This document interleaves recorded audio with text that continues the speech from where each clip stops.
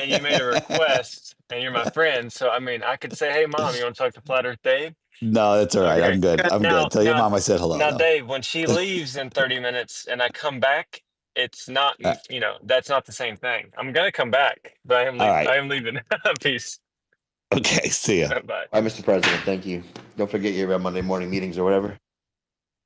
Dave? No, that's all right. Okay. I'm Dave good. over there trying to bait him and stuff. I love him. Have you He's ever the seen best. JT angry or like aggressive or anything? No. The most I saw was he was confronted with the worst Glober on Discord, and he immediately decided to pray over him in public, and I thought that was sweet. He didn't know what else to do. I was like, what a good guy. He should be our leader. Amazing. What are you doing that? I'm gonna pray. Dude, it was Like, effective. It took what are you him back. It set him back. It changed the tone. It was so impressive. Well, that's what these guys want to do is fight. When you don't fight back with them, they're like taken back. It seems like the concavers really want to fight, man. I don't get it, man. You know, express your case, man. Their best argument was the boats being over each other. I did in 2 seconds on my floor. I showed that not to be true. Like I can, if I did it with my P1000 at the Home Depot, I can go all the way down, and there'd be a huge difference. Nice. It's like, and then they'll never concede. They still won't concede. They're like Globers. They'll never concede when their main points are completely destroyed. Well, we can take. And what's sad is that they told us, oh, I thought you guys were truthers. Well, how can you sit there and just keep on denying what we're saying? You should be all like, I can see how you guys are saying that. They should not be. They're dismissing us, just like they're saying we dismiss them. Why are you calling us? We're not looking for, or saying that we're not looking for the truth when you just completely dismiss everything. I mean, they got rid of that. The atmosphere becoming opaque over distance. They denied that. I mean, that's not even a debate. It's not even a theory. It's just it's the truth. They deny perspective. Yeah. And what's their other big one? Oh, the airplane route. So I was like, these planes have to be flying at sub-flight speeds to take this time. What about those pilots that decide to fly on the deck and 5 feet off the deck and they're cruising at Mach 1 or something? You think they're curving their plane upwards? They better be. They're going to crash right into the earth. That's what I'm saying, man. There's just so much. I mean, I don't know. Maybe they do have some crazy skills where they're pulling up, but you'd feel your stick come. Well, that's why they're always angled up, so they're always kind of going up. If the Earth was a globe, concave or flat, and a plane is going, like the SR-72, 4,000 miles an hour, it has to change its vertical location by over a mile a minute, whether it's up or down. That would kill the person on the plane. A mile a second. I'm sorry, a mile per second. It's crazy, man. It's like I don't, man. I don't know. It's wild. How is that possible? I don't even know, bro. Because again, they're saying that third curves down. I even say, hey, bro, at that speeds, it's like you're on. We separated the waters from the waters, man. They're flying through water. A boat on that, their boats are going up as well. When you step on a boat, it automatically goes up, and you're doing that. Now, if you ever watch those high-speed boat races, man, these guys, if they misstep one thing, boom. If they turn the tiniest bit, like on a globe, the plane would have to fall faster than free fall, because free fall isn't a mile per second last time I checked, or even 800 feet per second, right, for the SR-71. But on theirs, they got to fall up against the push down. Well, just even changing in that medium right there would break apart that plane, man. You can't just willy-nilly just go at those speeds, just go think you're going to be maneuvering through a medium. When they're doing it on these speedboats and stuff, if they hit it, they just... Am I missing something? Because on a globe, you have to fall to follow the curve. So fall towards gravity. On a concave Earth, a plane would have to go against the downward force. And it's push. It's not a downward. So the push. So let's say there's a push on a globe. You have to go down with the push to follow the curve. But on a concave Earth, you have to fight the push in the opposite direction, not to crash into the ground. And that's why they say they got to have their nose up. That's so crazy. But they don't realize that. And this is why I say it, man. They're basically just going through water, just like a boat does. Yes, I agree. And if you change directions in a speedboat going that fast, as fast as a speedboat can, if you ever watch these, if they turn and they'll disintegrate, man, just poof, immediately. Yeah. That would happen to these planes. They could not just handle those quick maneuvers or turning up and you would blow your stuff up. Sacred, you say you don't believe in spells or wizardry like that or possession. What's the other excuse? Why can't these people see this? Well, I think I came up with a pretty compelling reason. I think they're cry bullies. I think they got bullied as F-ears. They were baby F-ears. That's why they don't know any of the arguments, and they say that they were F-ears. And then now they want to be the bully. Ooh, I think they're just what about Matt? You make a strong argument, Galatrax. What about Matthew? Well, why do Americans still think we can vote our way out of what we're in right now? Like Another good point. Well, wait a minute. We can't. Trump's not going to save us. Damn it. Actually, let me Dude, amend my distrust statement. I will Israel. say that Matthew, other than like being really impulsive and interrupting people, I thought he held his position pretty well. I don't think he was as bad as the other three. What was his position? I thought he did pretty good. He got a little defensive there, but he's a smart guy. It's like, how can he not see through some of this? I mean, here you go. Well, are you afraid to lose followers? You're afraid of image? Are you having a different value set than the I don't know. I'm just saying. He said he championed flat Earth for 2 years, but now we don't. He changed in a week, and we don't see. We just heard that he did it. He didn't even present anything. We're just not. We're all stupid. And don't see things right. It's like, dude, you haven't even presented a case yet either, and you're just calling us stupid, and you're calling us in a cult, in a religion. Did he say that? I didn't hear. I guess I didn't hear it all. Lean on his followers. Like, who are you? You don't have as many followers as me. Therefore, what do you know? Yeah.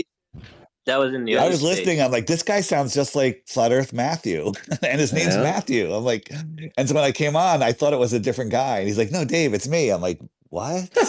I thought you were body snatched by an evil Glover clone or whatever. That was crazy. Can't rule it out. Can't rule it out. I could not believe what I was hearing. I was like, did I, why are you attacking me like this and calling every flat earther in a religion and you guys are in a religion? It's like, you guys are, I would never go back to something so obviously stupid and ridiculous. Dude, you just went back. You just changed your mind a week ago. What do you mean? He said, I'll never go back to the flat earth. Yes. What's that? Dude, that's what I'm saying. I don't get it, man. It's like, it wasn't, hey, bros, I know I've been doing this for 2 years, but check this out. It's like, you guys are in a cult, you're in a religion, and you're stupid, and I can't believe you guys even think this. What do you guys, it's like, what do you mean, you guys? It reminds me of, what's the guy, the flat earther that was just doing all the Bible verses, and all of a sudden he flipped? Dan. Anyone remember a while ago, and then he disappeared? I can't remember him. It'll come to me. Are you talking about Dan the Waterman? No, thank God, no. God, no. He was doing the top 25 Bible verses that prove flat earth, and they were awesome videos, awesome. And then he even said on an interview with Patricia Steer, he said, if you ever hear me saying the earth isn't flat, know I've been captured and tortured. He said that as a joke, like a couple of years earlier. And he disappeared for a while, and he came back like as a horrible, nasty, anti-flat earth glober. And but we never saw his face. We only heard his voice after that. And he made a bunch of videos, said he was going to make some more, and then he never showed up again. It was weird. It's okay to change your position, man, but just because everybody else doesn't say, hey, here's Matt with his 25,000 followers, we all got to change our positions too. And, you know, that really, you can't present a better case than saying we're just stupid in a religion. That I thought that was a pretty weak move, man. Yeah. It took me, I ain't gonna lie, man. I was like, damn, dude, we've been in spaces together and laughed and had fun and stuff. What the hell is going on? So, like, let me just clarify, because I don't think you heard Brian. From what I was trying to get to the bottom of it, but it seemed like some people were getting a little bit impatient, so I couldn't really get to the bottom, like what the actual issue was. But he did say that he felt like he was being personally attacked because he said that he has sent you some evidence. I couldn't really get to the point whether it was exactly what you were asking for in your tweet. So he thought that you was being condescending because he said he had sent you some stuff already. So you when you went to go tweet, he felt like you were being disrespectful to the time he. This is what I think anyway. Like I said, I couldn't really get down to it. But that was the first point. But then he did also say he apologized for talking about you and your moms. So I don't know if you heard that, but he did apologize for that. I appreciate that. But like I said, the first time I ever found out that he was even looking into this was that when he retweeted my one that I was asking for concavers, and then he went in there and he did post some videos, one about a globe talking about how you can see the star here. And I said, you know, it is possible to look at that same thing and just have everybody turn their head towards the same way. And then there was a video about rising up for perspective. And I said, hey, this is what happens as you look towards the distance there. You get what's called a focal point or tunnel vision. It compresses in from the side and it compresses from top to bottom. So, you know, that's why it looks like it's raising up in the distance as your perspective goes down further. I explain. It isn't like I just blew anything off. I watched his stuff. The guy's name was Tiger Dan 925. If I did a video on it, if anyone that has my app, just use the video search and type in Tiger Dan, one word, and you'll see a picture of him. It's wild what happened to that guy. Yo, has anyone ever seen a concave debate? I have. What happened? It was horrible. It was like what I experienced last night while I was trying to sleep all night and it didn't work. Yeah, I actually I don't remember who it was. Maybe it was Lord Stephen Christ and somebody else against, I don't remember who. It was a long time ago. I saw all right, well, McToon against Heretic. That was a good one. There you go. I think I was going to recommend that one just because I moderated it and I was listening and like, it's the only time I've ever rooted for McToon because the dude had like no arguments and he was Wild Heretic has his like website. If you search for concave Earth, he'll be like one of the top 3 or whatever. He's like an okay dude, but like he just argued upward refraction the whole time and then just stammered about upward refraction when challenged, in my opinion. So. But no, I didn't just dismiss him or give him. He didn't give me any proofs before I just made that post. He made that, and like I said, the first thing was "Don't make me humiliate you," and then he puts that other stuff in there with a couple videos in there. I watched it. I actually gave a reasonable explanation as to why these could also work on a flat Earth and due to perspective and stuff. And these guys could just turn their heads. Apparently, everything I was saying was just going on. I didn't see your tweets or something. I don't know, but. No, I didn't. I even said, bro, I don't know why this thing is you flat earthers in quotations and not, hey, the globe is the lie and let's go after that. You know, we all think the globe is a lie. There's our enemy, not each other.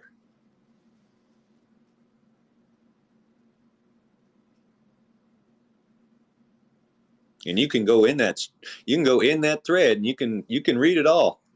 I mean, you could probably see me progressively getting angrier with the disrespect that I'm getting here. But at no point in time did I attack Matt in any way, shape, or form. But he didn't send you any evidence, like anything to look at prior to that post? No, I did. Like I said, when I got that when he retweeted my DM into the chat group and it said, "Don't make me humiliate you," I was looking at it thinking, did I make a post about Matt? I was shocked and befuddled because I had no idea he had even looked at concave, or was considering concave or anything. I had no idea. I never got any DMs and stuff. And he even said at one point in time, "You could have made this in a DM. Why'd you make it public?" I'm like, bro, you put this in a freaking chat room, you bruh. What do you mean make it? Maybe he thought he put that in my private DM, but he did not. And then he's like I said, I am totally taken back by this. But like I said, man, you probably heard me. I was pretty pissed off the other night about it, but since then, I get it, man. People have bad days. It's the internet. I ain't got no hate for nobody, but that was pretty fucked up. And I appreciate the apology about me and my mother's, but I mean, to go, I never attacked anyone personally like that. I have no hate for anybody. Nobody. I mean, I don't even these. Well, P-dubs probably, but that's about it. You know, I don't really have hate for anybody. You know, If you have different position, all I asked for some explanations because no one would even tell me their concept, man. I literally thought we were living in a bowl or something. I was like, well, that can be explained by the elevation of the ice walls, man. So they couldn't even give me a reason to even look at this. If they would have said, hey, there's a big giant freaking glass ball above us and there's 24-hour sun, I would have said, well, hey, well, this is something to now look at because now I need to understand what's going on. But nothing like that. There was no concept whatsoever of anything, why I should even consider looking at this. Nothing. And I'm a bad guy, whatever. I don't have enough followers. On my fourth account, though. Did I hear the guy say that water doesn't lie flat, which proves concave Earth because of the meniscus? I asked him what would falsify concave Earth, and he said water lying flat, to which I brought up that, for a lot of people that would, water being flat is what falsifies the globe. And he just didn't have our. But then he said the meniscus. The meniscus on the side of an ocean is the same as the meniscus on the side of a cup. So it doesn't scale. It doesn't scale.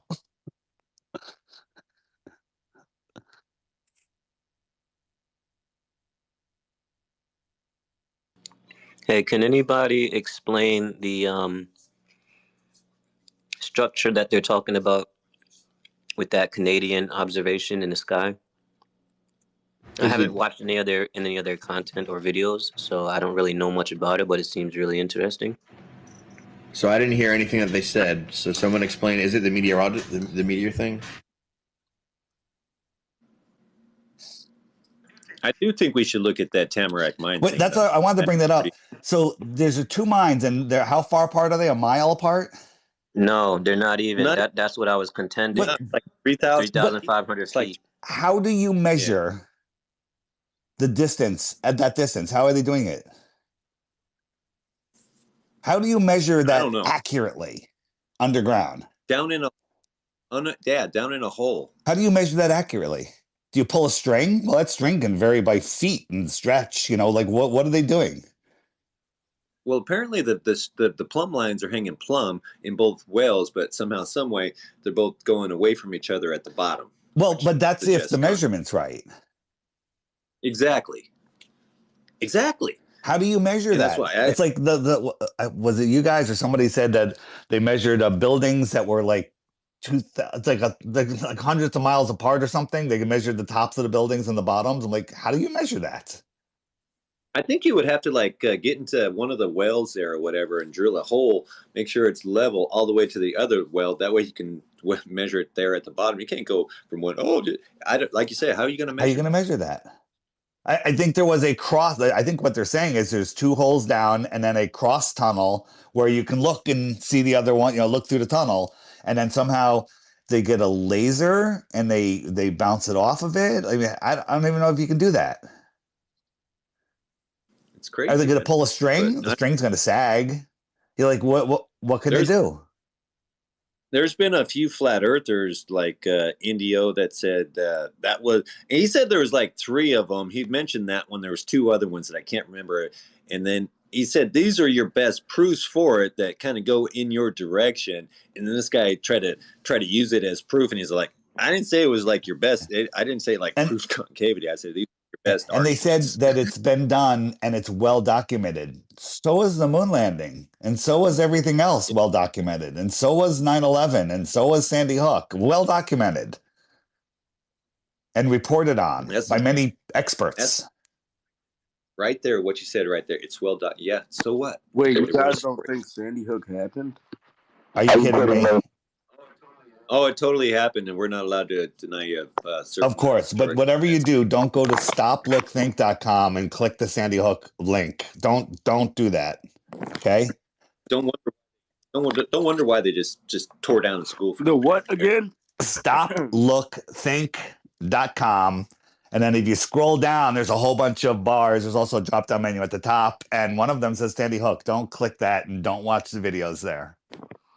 Because it's real. Yeah, everything the government said happened totally 100%. And you know that always means they're right when you can't question history or you'll go to jail or something. Yeah. So anyway, yeah. But if you happen to go there, there's a whole bunch of videos. I recommend starting with the one that's called "Unraveling Sandy Schnook in 2, 3, 4, and 5 Dimensions." Watch that one; it'll blow your mind. And again, if you don't happen to look, I wouldn't recommend looking at a Dear Wolfgang. Oh yes, that's another one. That's on there. That's on there. To not look at. That's on. Do not watch Dear Wolfgang. Yes. And for legal reasons, everything we say is a joke. History is true and not been altered. Absolutely, this is a satire account. This is a total satire account. Government is your friend. Trust them. It does not mean mind control at all. And vaccines are safe and effective. And they are. Don't worry about all these people dropping. Also, one last thing. Don't look at how the building had air conditioners in it in December. Don't look at that or how the school was closed down. Yeah, and don't look at some of the families have won the lottery 50 times following that event. And don't ever look at pictures of David Hogg and certain kids. Don't do that. And don't ever examine Adam Lanza's shooting record, which is better than any sharpshooter in any special ops anywhere on Earth. And don't ever look at Nancy's record on the stock market. There. It's pretty and whatever you do, if you look at the photos of his house, you know, Adam was a gamer and he had these horrible, violent games, but the games he had were the wrong games for the video console that he had. So he had Xbox games next to a PlayStation console or whatever it was. They just it was weird. It was weird. There's an adapter where you can do that. Okay, cool. Yeah. Cool. Then, it's cool. You know, they got the CrossFit, man. They got that. Want to keep playing this game? I can keep going forever. Dude, so can Brian. That's why I was like, I challenge you to keep outdo Brian. Go ahead. Don't if you're driving through Connecticut, don't ever notice that Sandy Hook is between exits 9 and 11. Oh my goodness, that's awesome, dude. You got me, bro. There is no way I'm topping that one. I believe the game of Scrabble was invented in Sandy Hook, and is it between 9 and 11? Yeah, 9/11. I'm not kidding you. Holy shit, dude. And ignore the sign that says everyone must check in on the day of the shooting. Ignore that sign at the fire station. Right? Oh, didn't they have drills before a few days before that? Same day drill. Yeah. Man, don't look into that either. And and the thing with that what's his name laughing at the press conference, what's his name?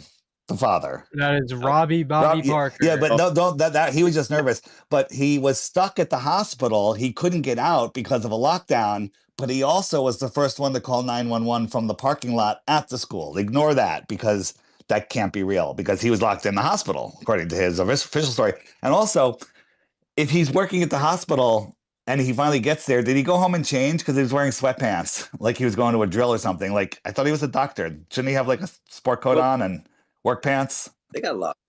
They got lockers. They did. Oh, he got changed. He got changed while he was waiting. Nice. He's like, oh, I got this terrible tragedy going on. I got to go in there and take a shower, comb my hair, and put on my new clothes and stuff so I can get in front of the camera. Because that's important. Absolutely. And ignore the fact that no one pronounced the kids dead because they were so dead because of Adam's great shooting that no one needed to pronounce them dead. And therefore, no paramedics ever went into the school to check to see if they could be saved because they were dead. And don't look at the Super Bowl, which conveniently had every single kid's twin from the Sandy older Hook. twin, right? Twin, correct. And whatever you do, don't try to find out who those kids who at the Super Bowl were because they're all missing. Every single one of them has not been seen since they sang with Jennifer Hudson at the Super Bowl. Man, there's doppelgangers out there, so everybody's got a doppelganger, so you can't dismiss it. They all could have went through the same thing at the same time. Just, you're just going with craziness there, Dave. Possible. We got to go with the odds here. Ignore the internet records of the school being shut down for like 3 years prior to that. There was no internet at the school for the 3 years, and it turned on just like a couple months before that happened. Ignore that. Don't pay attention to that because they probably didn't need internet, right?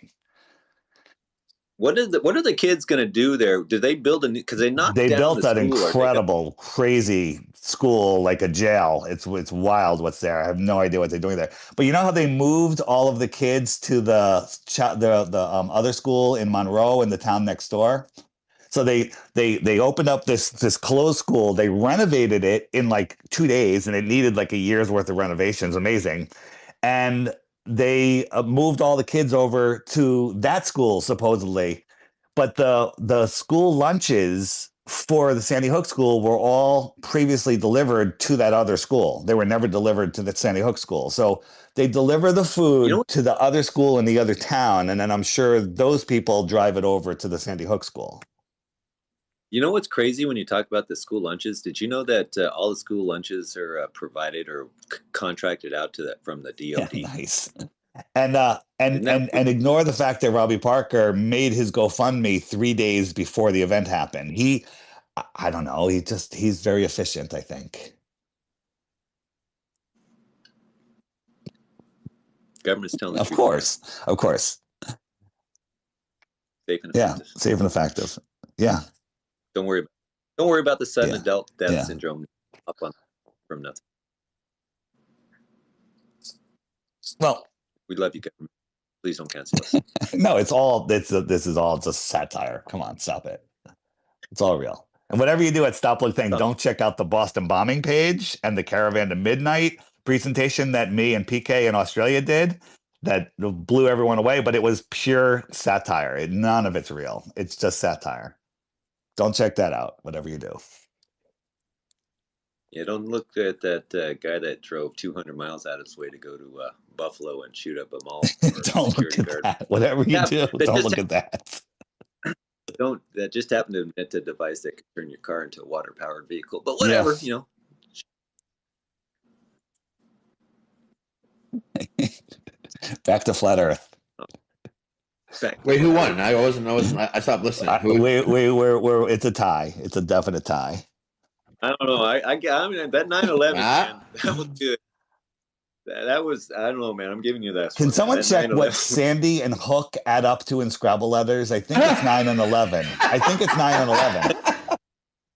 Dude, one night I tried to go back and forth with Brian thinking I was like doing well, and he went for like an hour and a half with me in one of his spaces just on a topic. And I was like, at the end, I was like, hats off, bro. Like, you are dedicated, resourceful, and resilient. Like, you win, bro. I've forgotten more about that event than most people will ever know. It's crazy, man. There's such a crazy world out there. People are just like, oh, it's like, how are you walking around not paying attention to anything? Yeah. Mini Spaceballs for life. Dude, you're so good at like constant one-liners. You should have a show, Brian. It'll get canceled. It's already canceled before he has it. Yeah, we'll just call it uncancelable, and we'll keep like restoring it every time they kick you off, and we'll make people chase you around. It'll develop a whole lore. Come on, man. Sometimes I say stuff, it makes me laugh too, man. It's like, there you go. I think that's healthy. I think the people who can laugh at themselves are also the people who healthily question, "Am I the retarded one?" enough so that you end up being, cautious and logical. Oh yeah, I ain't even lying, man. One day I was like going, man, that guy's an asshole. That guy's an asshole. And I go, that guy's an asshole. That guy's an asshole. And I was like, man, odds are getting lower and lower that it's not me that's the asshole. I was gonna say the first thing is, dude, when I encounter those, I'm like, wait, am I the asshole? And I think. Wait a minute, I want to start over. I want to go add more. So don't ever look at the average age of parents that have kids in first grade, because it's like 22 to 32, depending on how many kids they have. And the average age of the parents that lost their kids was like 47. Don't pay attention to that, because it can't be true, because nowhere in the world is there that average anywhere in any country ever for first graders. Well, we're over here in America and we do things different. Well, not even in America. It has to be wrong. I mean, it has to be wrong, right? Well, we do stuff like build 92,000 dams with nobody knowing about it. So, and that all but one or two of the families were packed to move already before the event happened. They were all moving the next day, and all of the families had moved there within less than a year of the event happening. All of the families, yeah. Well, They're all brand new to the town. What a lucky move, huh? well, they just didn't move quick enough because they knew it was a bad neighborhood and something bad was going to happen. So they were, trying to get out of there, but it was a But day you know what's late. amazing? So, They all got their houses paid off on Christmas Eve. well, that's just God and Santa Claus and Isn't stuff. that nice? That's some shit right there, bro. Yeah. Oh goodness. And We're nobody crazy. looked into Adam's mother, whose residence was Sam's Bar and Grill, where Caitlin Roy works, and they don't have any apartments there. Don't ever look into that.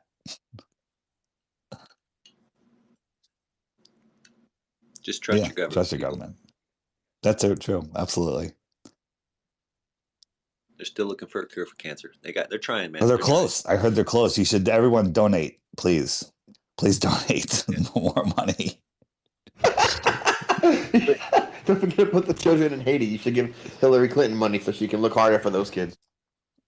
Yeah, because all these billionaires couldn't just dig in their own pockets and pay for it. Hey, you guys, you little people, though, donate. How much you donate? None. Did someone say concave or flat or something? I forget. I think we beat that into the ground. That was a rough night. Dude, I think ain't I lying, timed that man. I went perfectly. outside. You did, dude. You I did. went outside. Dude, I went outside, tried to just staring up at the imagine that that's a glass ball above me spinning, and there is no part of me that could see that. It's the celestial sphere. Don't call it a glass ball. That's demeaning. That's not what that means, though, like at all in any aspect of the thing. Which is, wait, hold on. Did they say that the glass reflective dome that makes it possible for everyone to see whatever simultaneous observation that happens? Is that what they call the celestial sphere? Made of glass? Yes. Oh, Yeah. that's 100% Refraction. retarded, guys. That's like, it's a model, it's conceptual, it isn't real, it's based on the stars, it's got a radius of near infinite value or in non-determined value, which actually geometrically translates to flat. So it's just a cop-out mathematically for you to take angles to stars on a flat plane, and they dress it up and call it the celestial sphere so you don't know that it's still flat. So that's retarded.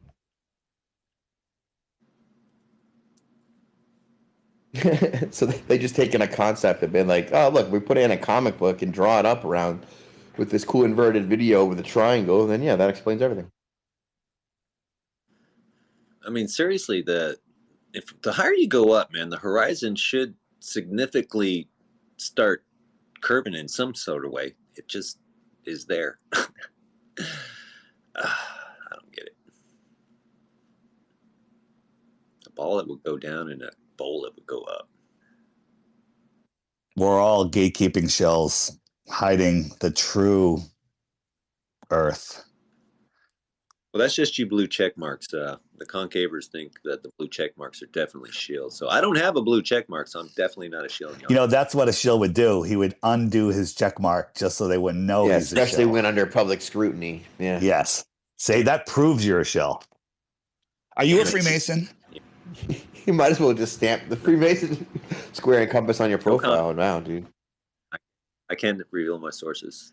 Otherwise, something bad might happen to everyone I know. Did you see Will Duffy interviewed a guy who used to be a flat earther, and he had gotten a Gleason's map tattooed on his leg, which proves he was really a flat earther. That proves it. Like, nobody could ever do that. Well, every flat earther does that, right? That's how they know. That's how you know you're in the club. How do you think they became friends? You guys haven't done that yet? I considered it. Man. I got it. Put it right on my back, man. It's my whole back, man. Dude, when you meet someone online, you got to be like, send me a picture of your tat so I know you're in the club. Otherwise, we can't talk flat earth. What have you guys been using to confirm each other? So far, it's just been. Operate on gut instincts and determining who's a fuckwit of your own volition? That's crazy. Yeah. See? Yeah. Just take it on a case-by-case basis, dude. Some concavers are worse than others, but every public famous concaver ends up being crazy or leading a cult. So, fact. Dude, this guy just alone, when I heard his name was Lord Stephen Christ. Yeah, dude, that's the I was kind of like, person. So like that fits with the psychological like analysis when you have like the person who doesn't quite fit in with one, object counterculture to society, and then wants to be still in the different crowd, but maybe didn't get the more peripheral arguments down. So instead of saying I don't understand how this works, they were like, well, there's no possible explanation in this universe, therefore I'll adopt this still different model enough so I could be like different and important in counterculture still, but I don't have to come up with any arguments because anything that isn't the stars or the map I could just take from the globe, right? So it's kind of, I think it's a psychological jump to be like, oh, I feel safe now.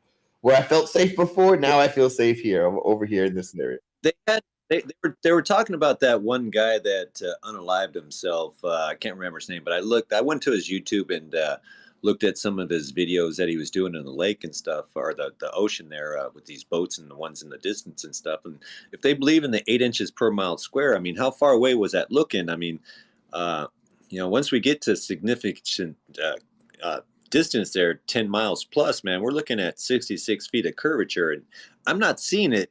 I mean, it is up, but that's due to perspective. But, at, 10 miles, 20 miles, we're looking at significant curvature that be going up, and that's just looking like perspective. I want to see that curvature, 8 inches per mile square. I mean, if you guys had different numbers or something like that, but you guys are going with 8 inches per mile squared, that's a significant curvature rate, and you should be able to see that, measure that, going up or down.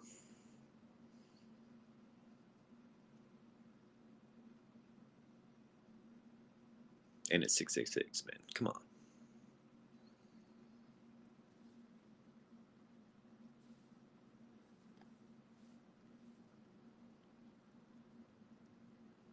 Everyone go silent.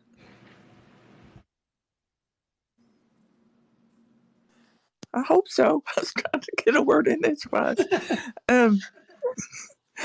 Has anybody seen that? I requested earlier, not long before Matt left, I requested him to post something that he said that he had not sent Brian in his DMs, but that he had replied to Brian with, I don't know, sometime shortly before the blow up happened. And I requested that he post it in the Purple Pill specifically. And I've gone through that twice, and either I'm missing it or it's just I don't see. I see one or two replies he made to other people, but I can't find what he said he posted there.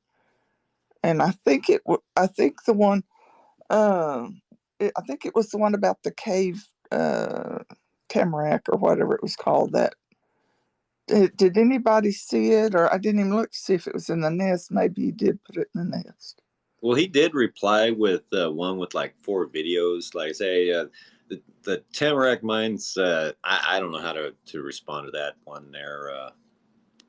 The other one, I can't remember what it was, but one was talking about how everyone, 3 people are seeing the 3 or the Southern Cross and stuff, and how that's just being refracted for everybody. And I said, well, I even responded, said, well, all these guys that are still looking in their opposite, they're on their normal directions. I said they could all just kind of turn their heads a little bit, and they could look in that direction and see that star. And then he had another one there with going up in elevation and saying that that would not happen and stuff. It doesn't rise up to. I said, well, look, man, it's not curving upwards. It's not curving downwards, and this is due to the perspective that the top and bottom come together. So the horizon meets the sky there, and it also compresses in from side to side, because basically your peripheral start, you only can see really in focus straight ahead of you. Everything about that from that is basically your peripheral. I mean, it's all kind of blurry and stuff. You only got really a focal point. So I mean, that's not your eye. We're looking through round eyes, at a round sphere or a dome sphere. So we just don't know how to use our eyes. I agree with them that you don't understand how light bends and stuff. I think we just don't know how to use our eyes. Yeah. Well, I've gone through the nest also. Here, I'm going through it for the second time. I see he did put 1 or 2 things up in the nest, but that's not what I asked for. And I specifically said I'd like to have it in the purple pill, so if I don't get around to getting it, before the space closes, it'll be there permanently, and I can go back and get it later. But I can't find it if he did post it. Oh well.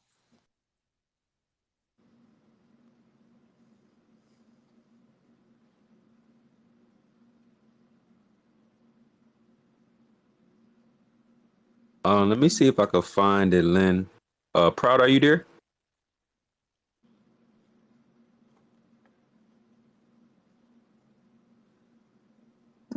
Proud flirt. No, don't wake her up for that.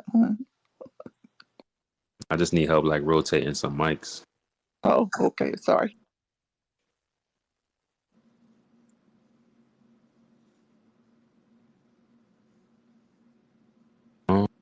She might be tapped into the ether. Oh man, dude, I got to debate FTFE. Why?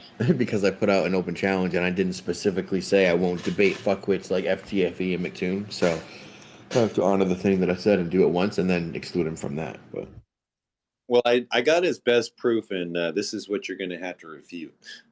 That simply won't work on a flat earth. He got me. That's what he said to me the first time I spoke to him 2.5 years ago. And simply won't work on a flat earth. And that simply won't work. Well, on he a flat agreed earth. to debate me on how maps prove the globe. So I'm super excited to see how that's going to work. Finally, I want to definitely watch this. As much as everyone hates him, I think that'll be the case.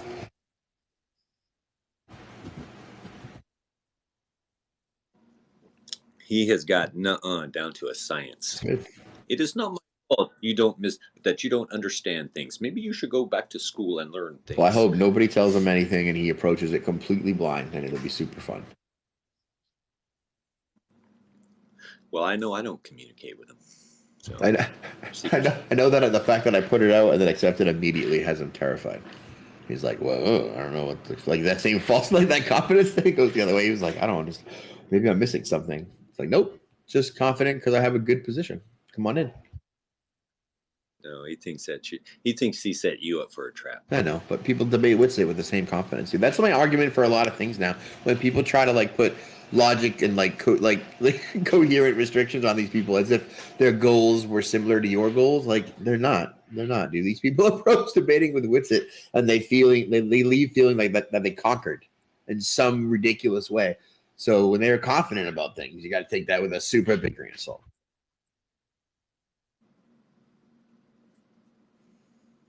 It's crazy, man. He said a lot of words I don't understand, so it must be word salad.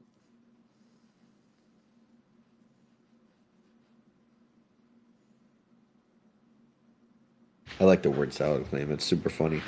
I like how the dude that I debated specifically didn't say that until I said something really logically coherent about perspective, and then he said, no offense, but that's word salad. So it's like, oh, I'm going to have to insult you, good sir, because what you just said made me feel uncomfortable or whatever. It was the weirdest touche with a word salad that I've ever seen. I don't mean to offend you, but that is word salad. It was exactly like that. I was like, that's a weird way to do it. I don't mean to offend you, kind sir, but everything you said is stupid. Because usually it's thrown with such vehemence and like hostility that to hear it as like a polite discourse was very off-putting. Like, oh, you tried to word salad me, good sir. Touche. What? Hey.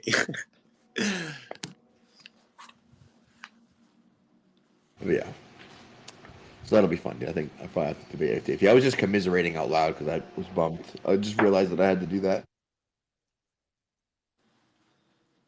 Yeah, I ain't even lying, dude. You're gonna have to defend that one position. Well, it's simply work on a flat Earth. To be fair, I wanted anyone to take the maps position, and he's the only one who even came close. So. Well, and it's weird too because that's their biggest thing is you don't have a map. You don't have a map. You'd think they would all have jumped on that to say, hey, finally we can shut these guys down because now we're going to prove they don't have a map. Yeah. So I'm going to take it to FTFE King whatever of flat Earth debating, if you call it that. And we'll see what he can put forward. There was a few out there that I thought might take it. I definitely thought that McToon would take it because that guy thinks he knows everything. I was shocked that he hasn't taken Dude, he hasn't challenged me That's about all. eclipses or really anything since I came back around on him. He's been like, oh, fuck. He'll come in and make a tweet at me and like do his due diligence and be like, Shane's wrong, a liar or whatever. And then just, go about his day. He only comes in when he gets the call, and then make a post that does like, a certain amount of thing. They're like, oh no, they're gonna grumble. And he's like, okay, I'll come in, guys. It's okay. And he's just like, wrong. And then he leaves. And people are like, whew, all right. McToon came by. Like, it's okay, guys. We can go on. Yeah, he always wants to take on people that, with all of his mathematical equations, that don't understand them all that well. Like that's proven his case. Oh, you don't understand this? Oh, dude, you know what I noticed is like when he debated other people, like that chick, I forget her name, something Razzie 300. What's her name? Whatever. He debated her, and he threw like the basic math stuff at her super hard. And I've never seen him go so hard with math that he did with her. And then I realized it's directly proportional to the scale with which he thinks you're competent with math. And if he thinks you're competent with math, he will use zero math. And if he thinks you're not competent with math, he'll use all math. Now, what kind of a tactic is that? And it's always, and then they always say stuff like basic trigonometry and basic. I guess if you're into that, if you've already gone through everything, that's intro to trigonometry, I guess. But I mean, seriously, how many people actually went to advanced math classes and stuff, and or even got out of high school and stuff? It's like don't act like because you understand this particular equation that you got me on something. If that's your argument, then you shouldn't even. If that's the only thing you can argue, then you shouldn't even debate people But I've never heard them when they actually understand the equation. What I get is they'll throw out the equation, sneer at you, call you retarded, and then that'll be the end of it. And if you say we're to examine said equation and look at what each variable represents and then trace it back to what they're talking about in reality. In other words, if you translate the math speak to what the equation is doing and comparing and saying in the real world and then spit it back to them, they're like, what? Huh? They have no idea because they've never done that, right? They've just looked at it, said, oh, this is approved by peer, my allowed dogma has been approved. I'm allowed. Hey, stupid flurf, and they give it to you. And they don't get the concept of all these people. Yeah, they all got indoctrinated to believe it, and they've never been there, and they're just doing mathematical equations, man. It's not that tricky to hard to figure out that this could be a scam, that you're all just learning some bullshit. Yeah, they gave you a mathematical equation, then they gave you a way to figure out that math equation, and it turns out their little trick works every time you do it. Oh well, we put up a trick there, and every time you do it, it works. That's all they did. Came up with a math trick. Hey Shane, I feel partly responsible for potentially kicking off this last bout with Craig, because I think I've posted quite a bit. He did some great work on what is gravity, and I think he kind of lost his shit about that one. Well, yeah, the truth is I don't really give a shit about Craig, and I don't want to debate him about anything. And if I want to have a gravity debate, which I do, I think Mortawan would be a much better opponent, both for me and for the audience. So that's why I don't want to debate Craig against gravity. Well, I wanted to ask, with Craig, do you think, like looking at the last two that I watched with him, which was Whitsett on debatism, and then before that, a while back I saw him with Craig. Oh no, sorry, Caleb. And it was, man, he just got beat down so hard, and the guy just keeps going. He's like the little engine that could, and I really feel for the guy, because I think there psychologically might be some major issues there. Like, and I say that with complete genuinity and compassion for the guy.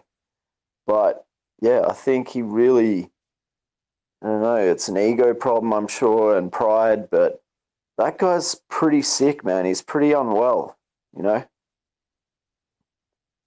So at this stage, it'd probably be for only entertainment purposes, if you were to debate him, right? Well, it's because I'm super desperate for someone to debate me on maps. That's truthfully what it is. And because I didn't say specifically in my challenge to the internet like a douche that I exclude, people like FTFE. I thought it would be implied because I've debated him 7 or 8 times on his channel, various channels. I've hosted events where he's come into servers and just tried to debate everyone like 24 weeks in a row. I'm very familiar with Craig and all of his arguments and all of his tactics. I've talked to him more than any flat earther should in any given situation. So when people are like, "Oh, you're afraid to debate Craig," I'm just like, shut the fuck up. That's stupid. No one's afraid to debate. Nobody's afraid to debate Craig, dude. He pulls the bottom of the barrel and tries to debate the newest flat earthers all the time for that reason. He's insufferable. He cuts you off. He just says it simply won't work on a flat Earth. You misunderstand things. You need to go back and read. It's like his whole argument is saying you're stupid. That's it. That's his whole argument. Well, he'll have to bring something for maps. I mean, so dude, at first I was gonna do the super structured thing that Alan did with Mortal One, but I'm gonna go the other way with it. I'm just gonna leave it wide open, and if he interrupts the whole time, I'm just gonna let him do it, and I'm gonna get my argument out anyway, and then it'll come across that way. But I'm gonna shorten it to like 15 minutes for each side, and hope it lasts 45 and be in and out. That's my approach. I'm gonna let him open interrupt. Jaren's gonna have to do whatever control, which will probably be none, and we'll let it roll. What do you think? What do you think of that approach, Brian? I don't know, man. Good luck is all I can say. It'll be an excruciating but informative 45 minutes, I feel. Well, as long as you timed these, did you specifically say it's only going to be 45? No, I'm going to dictate it after because fuck them. Yeah, that'll just be the way.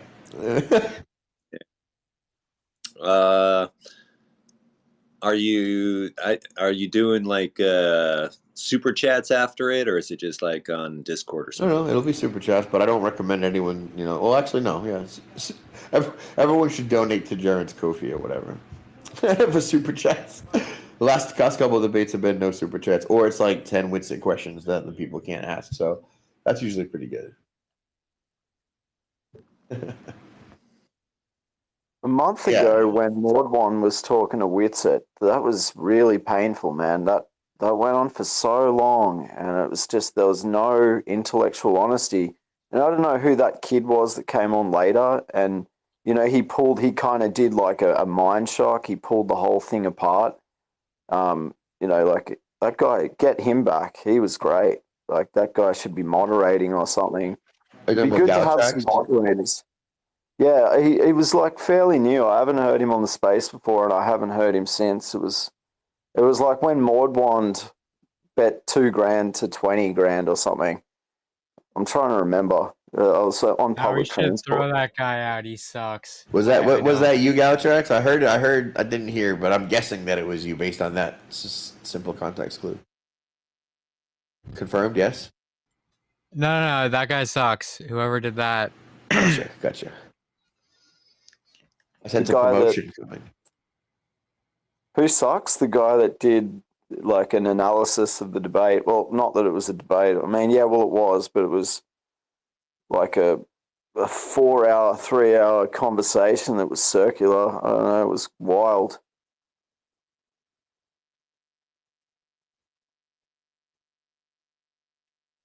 Now that I think about it, with the new concave theories there, these concavers, they got to look at those mind shocks and say, all these flat earthers, they need more fallacies. Everything they said was a fallacy. Dude, I heard Galatrax is a beast at logical deductions and logical arguments and identifying in real time tactical avoidance and tactical observance. Just I'm gonna say I heard a rumor. Oh, thank you, man. Yeah, I found my notes on that Mordwan thing. Called him out a bunch of stuff. So that was you, Galatrax. Yeah. So he confused the guy by speaking of yourself in third person like a ghost insurgent, bro. So he did a bunch of weird things. He did a definist fallacy, which was new for me, which is like A has definition X is harmful to my argument, therefore A has definition Y, which is when he was doing the so he was saying geocentric means topographical plane and fundamental plane means topographical plane. So therefore, when you say geocentric, you mean globe and you mean topographical plane. And it was so weird. It was the weirdest. And he was accusing Austin of double speaking during that time. That was one of the weirdest things that I've ever looked at. Is that gaslighting though? That's just gaslighting, right? Like In linguistical gaslighting. in I don't debate, know. it's called equivocation. It's when you use an ambiguous term in more than one sense to make a misleading argument. So like you'll see Mordwan specifically do this with mass, where he'll say that mass is matter, but also it doesn't necessarily have volume. It's super weird. And he'll also say that mass can have volume, but it isn't necessarily matter. And it's like this really weird way of like never committing to what a word means. Whereas like if you can't agree that words have empirical definitions, if cat means something different to you than it does to me, we can't argue the nature of cat, like a cat, right? You can't. Sounds like politicians. Isn't that what politicians do? That's what I said.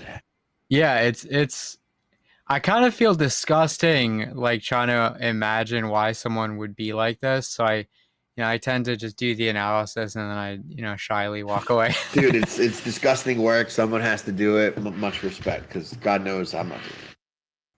Right, that's why I got, the custodial service representative of the year this year. Ooh, an award. That's interesting. I see what you did there. Promotion and a reward. All right. I noticed, I think Liliana started giving herself new titles as well. Oh, yeah. Alan wants me to do a presentation on fallacies. It's just getting like good examples for all of them. No, there's no excuse. You can knock it out in a weekend. All you need is time. Just stop. Now that you've said that, I'm going to put you on the calendar, and what's going to happen is I'm going to give you a time constraint and a deadline, and then that pressure itself will become overwhelming until, based on, your public image and everything you've contributed to the community thus far would be a question, you will definitely have a presentation or something ready and be on time. What do you think, bud? I'm preparing for it, so I'm very slow to finish projects. So like I would want to get like a bunch of ones that haven't really been covered but are also like super used often. But then I also would want to get examples for each, which I know I can just go to JT and say like, hey, do you know any time someone has done this in a debate? And he's like, yeah, that's Schooling Globers, episode 22. It's 1 hour 57 minutes in or something like that. Nice. Dude, I'm so excited for your first presentation. It's going to be great. By the way, by way of making you feel better, I'll show you Alan's first presentation and how terrible it was. I'm just kidding. Well, I'm not worried about that. I just want to make sure that I do a good job for you guys, but also I don't necessarily want to make the Globe Friends better debaters. So by pointing out like their shitty debate No. You'll never improve them by pointing out their mistakes. First of all, it's assuming that they learn from mistakes and they're retroactively introspective and they're trying to, discover why and how they do things. And that's way over their heads. And second of all, isn't that good faith though? Isn't that what good faith is? Yeah, but they're not that. But then so going over the logic will only help us because we're gonna pursue the logic and try to better ourselves and adhere to it, and they'll, I guess, run from it hard or whatever they're gonna do. I can't see a situation where you going over the logic will hurt us. It will only hurt them. Well, I'd say the most simple thing is that anyone should think about is modus ponens and modus tollens. It's like if you understand those two things, I'll post them in chat for you guys. If you understand those two things, like you're not really being fallacious. And Galatrax, I was thinking, I know when you did some commentary after that discussion, you made one comment that it was retarded or something. And fair enough. It was crazy. It was lunacy. I felt crazy after listening to that, on and off for hours. But I think for you to stay neutral and stay impartial and keep emotion out of it and just be as direct as possible, like you'll catch more flies with honey, you'll progress this like even quicker in terms of changing people's minds. And, the debates are getting so good now where, there is less emotion and people are responding and not reacting. Whereas the Globers seem to, because they're, it's a psychological battle that they're facing, right? At the very least, and dealing with their pride and ego and not being able to be intellectually honest. So if you can do that and leave out all the negativity, and as much as it's frustrating and you want to just call a spade, right? In this case, Yeah. retard. But yeah, for you to take that position. If I said retarded, I probably meant it in like the classical sense, because my big point there was that he was doing something called stultifying, which is when you like cause someone to lose enthusiasm or initiative, like if you're being really tedious, because that whole debate was 3 hours of trying to get Mordwan to acknowledge the kinematic equivalence, which was absurd. All right, but so I called that retarded. That is retarded, but Galatrax, have you considered that if you look closely enough at the water in Newton's bucket, it may not indeed be parabolic? Have you considered that if you just get down in there, eventually it won't be the shape that you used to be? Yeah, let's unpack that and see if there's a context or concept that makes me right. Big tactic. That's such a good reduction. That's his new thing, though. He just wants to like unpack something and then say, okay, well, contextually, I'm still right. Do you guys like how he unpacked that algebraic refutation to his argument about Compton scattering and how he had no fucking idea what any of it meant? And how when you were like, oh, he broke it down to like, well, when you simplify it algebraically, what you have is just the original momentum of the photon with the angle of incidence and with a cosine. So you're not even using a simplified version to argue that Compton scattering is in fact both a particle and a wave. It was the best and most elegant refutation, and all he did was unpack it to nothing to show that he had no idea what it meant. Yeah, he wants to unpack it all the way down to quirks. Quarks? What are they called? His basic refutation was dualities are neat, and I prefer dualities. It was like, well, okay. Do you guys feel that the direction with having conversations rather than debates, but then having neutral moderation, and of course, like, that's hard to do, right? I understand that, and it's hard to find people that are neutral. But I feel like it's much more productive, and also people don't seem to get as emotional. But then again, like, all of the anti-flat earthers want to get emotional and they want to debate because they're trying to prove that they're right, their position is correct. But do you guys feel that, is that sort of the direction you want to go, Shane, with having conversations rather than debates, so to speak? Well, I'm not trying to prove that I'm correct. I'm specifically not even talking to the person I'm debating in most cases. I'm trying to use a filter or a lens or a stooge, really, if you will, to put up on a stage so I can address the audience and hopefully try to sway the neutral 10%, which isn't already thus decided. That's my goal for debates. Yeah, sweet. Yeah, I don't know how you get like neutral moderation in such a divided subject. It's super hard, super rare. Dude, that's why I really like Jaren's thing, because you get like 3 to 4 minutes or however you want to take along to say a thing, and then you like it's well, the people I've been with has been super respectful, but like when you do that and then you let them speak and you're just confident, I think you really get both sides across, and I think that's all I ever want, because then the audience gets to hear an uninterrupted, cohesive string of things that I put forth and see how if that works well together with other things I put forth, and do the same for the opponent and make your own decision. Right? It's perfect. I think MDD needs to do that because they suck at it. Every debate I see on there is just a shit show. They don't moderate anything.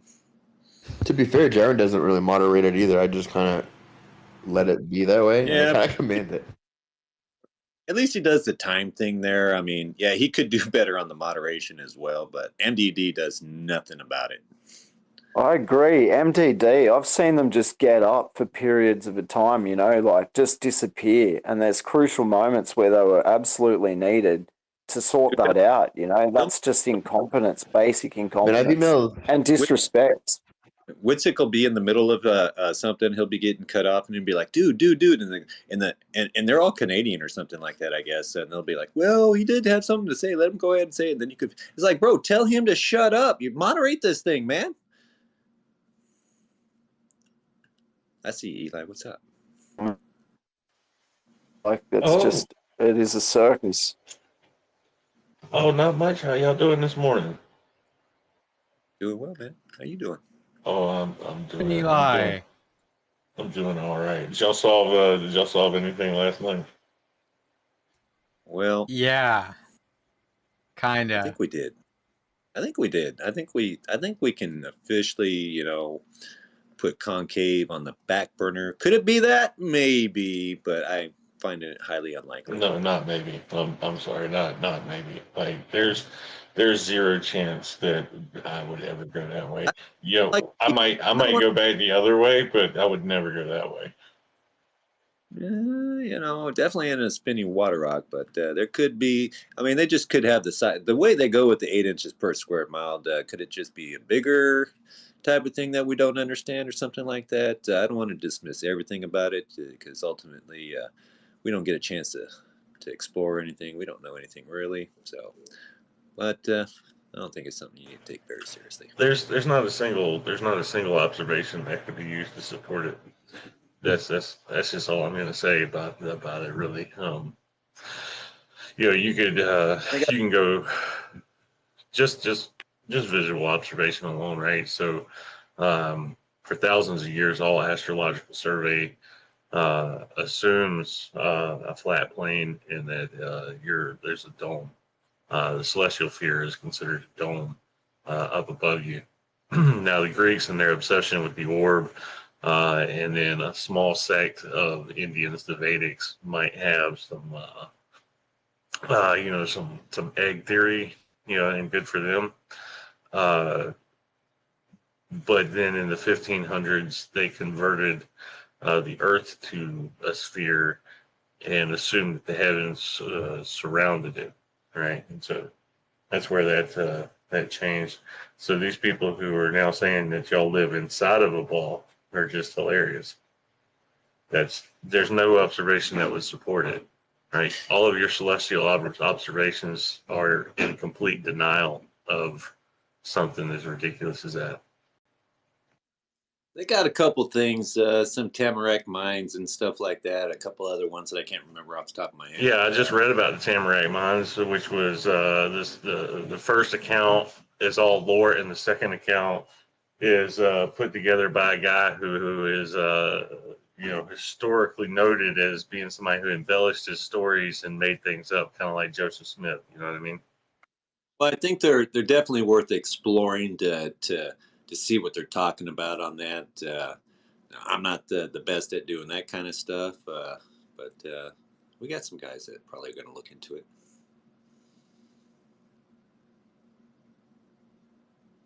Snuff it out.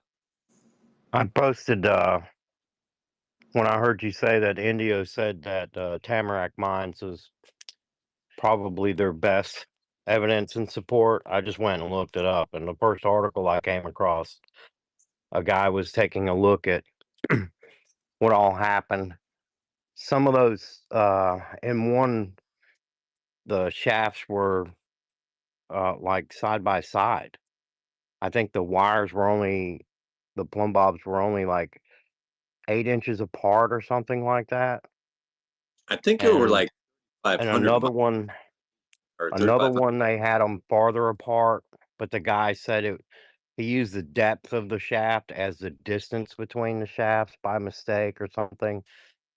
But he wound up saying in the beginning, and I put it up top in the nest, it's the second from the left, but he basically said with such incomplete documentation that one is tempted to call it an urban legend. And they explained, they thought it might have been magnetic because they were using piano wire. And so they switched to something else that was non-magnetic. And some guy came in to, basically redo the experiment.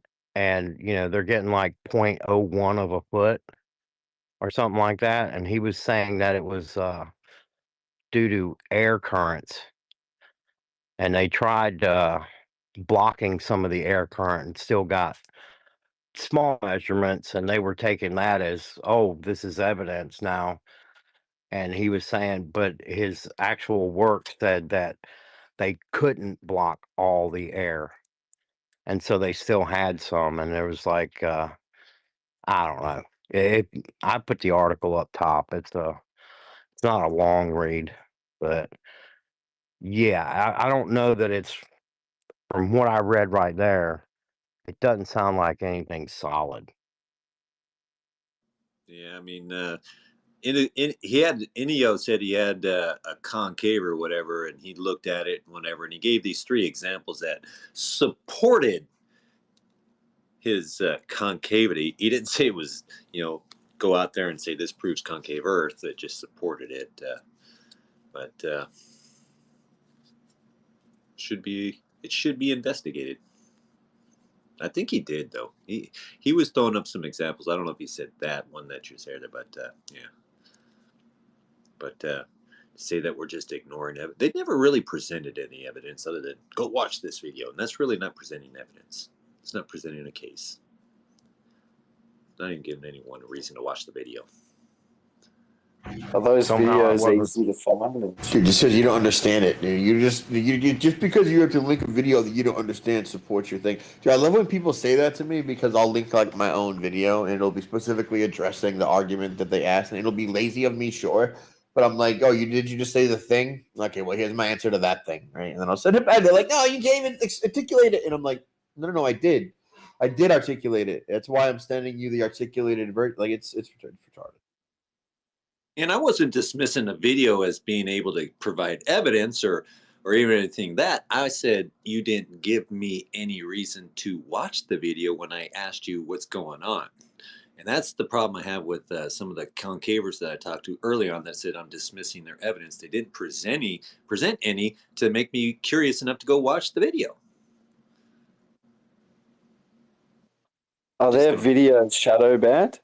The concave Earth? Well, like, do they get the same shadow banning that flat Earth gets? I don't know that, but here's what I do know. In Hollywood, right, you see movies about the Holocaust and how real like that was, and how many movies, there's like 67 different plot lines all through the years. And also, there's movies about concave Earth and the center of Earth and Agartha and Vril and the lizard race and going to the center of the Earth during the center of the Earth. So there's publications, media, movies, all cool about concave and how cool that is. But how many about flat Earth are there?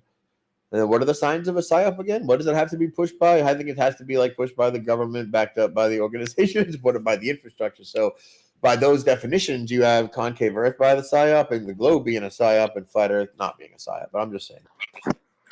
And I don't see any of these NASA documents or these military documents or these airplane documents saying treat it as a concave Earth. It's always flat, stationary, and non-rotating. And didn't they try and discredit Admiral Byrd, saying that he was talking about a concave Earth? Well, they also published a journal that he may or may not have written, said he did a battle with aliens and went to the center of whatever, too. So, yeah. I would say they definitely tried to discredit something there.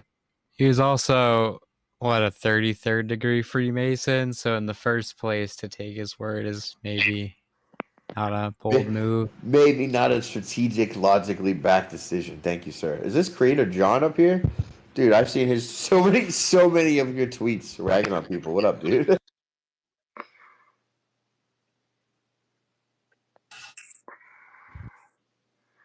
What's up? Yo, welcome, man. Hey, what's going on? Container doesn't go away for anybody. Liquids and gases require a container. You're inside of an ice container. The sun shines above and below with triangles.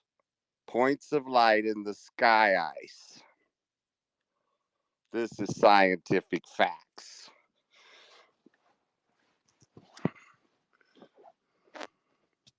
There is no discussion past container. It's just the facts.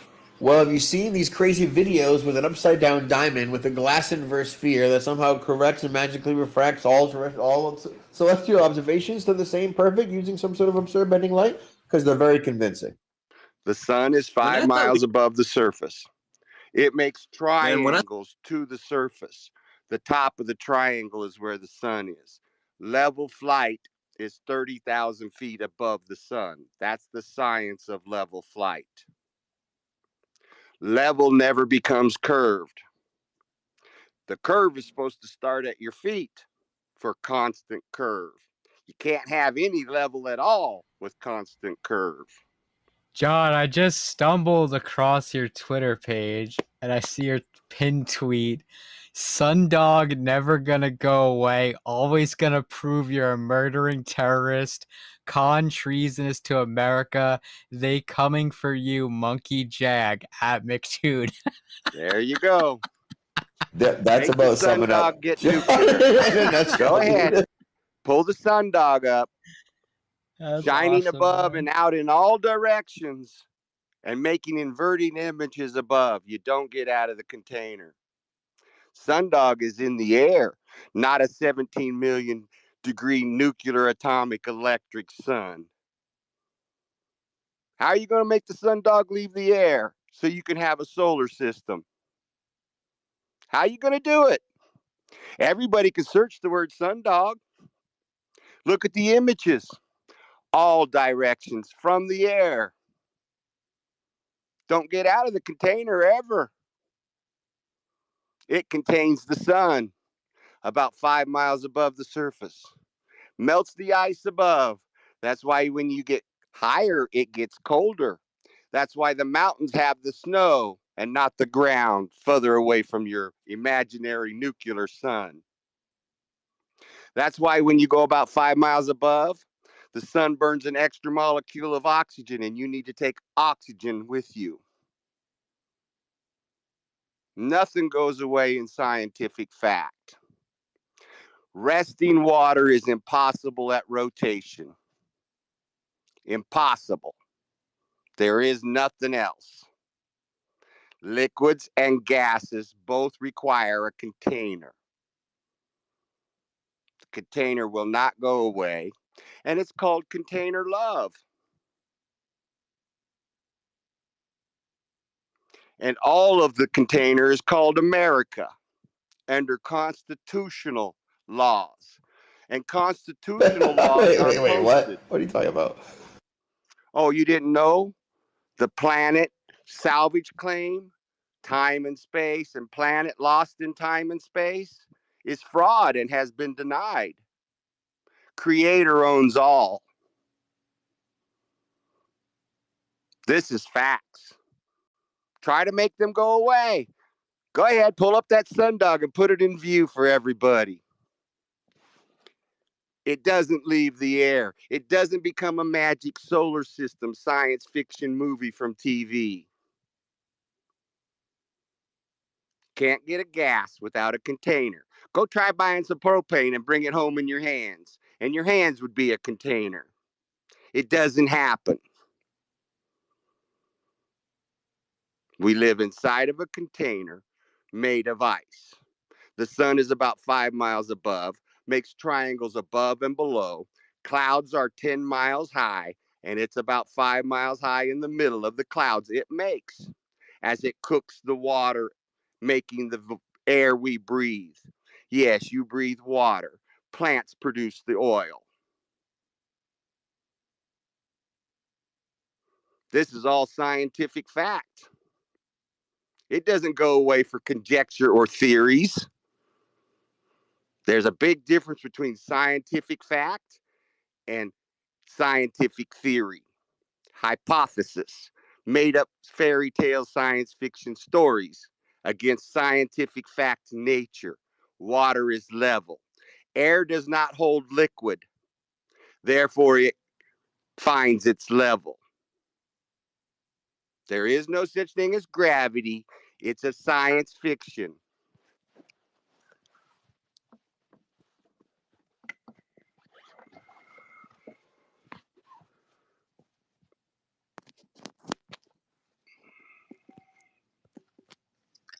Gravity is weight. Well, I was cut off. Sorry.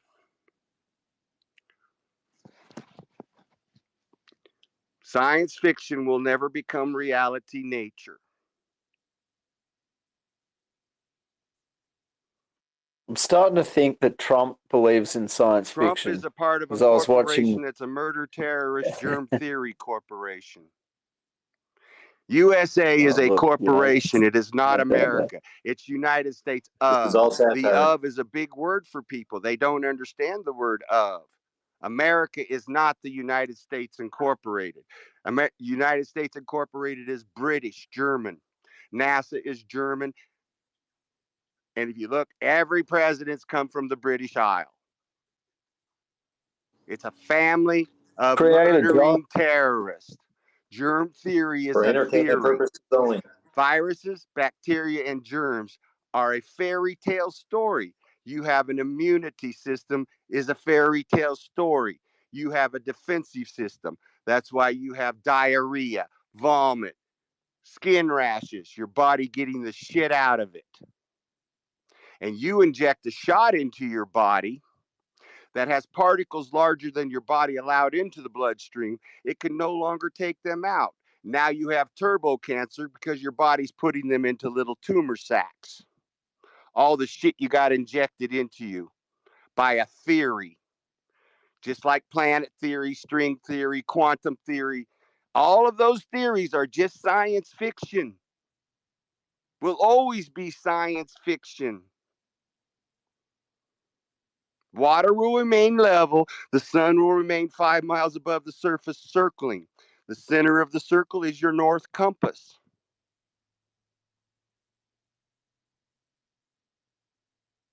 Nothing's going to change in reality, scientific fact. That's just the way it works. What else would you like me to handle for you? You got no nuclear, you got no planet, you got no satellite, you got no quantum, you got no string theory. You got no satellites. The sun is 5 miles above the surface, unless you want to get crayons and try to draw them under pictures of the sun shining downwards from 5 miles above the surface. It doesn't change, it's reality. The sun has always made triangles from the clouds it produces, from its heat. Just like you put it on the water pan on the stove and make heat, it becomes steam. That vapor is what we breathe. Did anybody ask the concavers how a compass works on a concave Earth? You're in a concave Earth. It's a container. What part of container did you so not the get? north, I guess, The would be lower the level is level. center. The upper level is level. It's a container. Yeah, I get that. That's but concave in Earth, this, if you want to call it that. Otherwise, it's just called container. With a I lower get level that. that's level and an upper level that's level. Hey, brother. Go ahead. I think they believe something similar to Mount Meru, where the center is like the north mountain or the north, that they have that ball in the center, the reflecto ball. The north is the center of the sun's circular motion. We watch the I sun get move every day. it's working on a flat When Earth. you watch the I sun get move that. and you claim, I'm going around it, you're insane. You watch the sun move every day. The light that produces the stars, the light and the power that produces everything is the center of the sun. That's where north is. When that sun rotates in its 24-hour circle around us, the center of that is your north. And it's an elliptical orbit, so north moves with the compass. Go ahead, check out the scientific facts. The sun's energy is the north. The circle it makes, the inner circle is the north. Everything Hey, Mr. is south from the D369, center could you circle. move me back up if I reconnect? I think my Firefox window is kind of being shitty. What's that? I was asking the co-host if they could move me back up. No problem. All right, thanks, brother. Sundog doesn't go away for anybody, and the triangles the sun makes don't go away for anybody. And the fact, scientific fact, physics, water is level. So level, it's been called sea level, and that's 7/10 of the surface. That doesn't leave anything for curve that starts at your feet. It doesn't leave anything for concave, because we would be looking upwards to see the outside edges. You're inside a container. Lower level is level. So level that 30,000 feet is flying above the sun. Level flight. I will post a picture of 28,000 feet at the top of the sun. And you can do your research.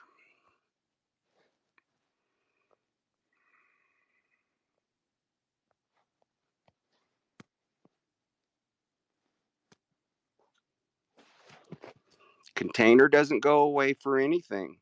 No con can make it go away. No amount of psychological insanity can make it go away.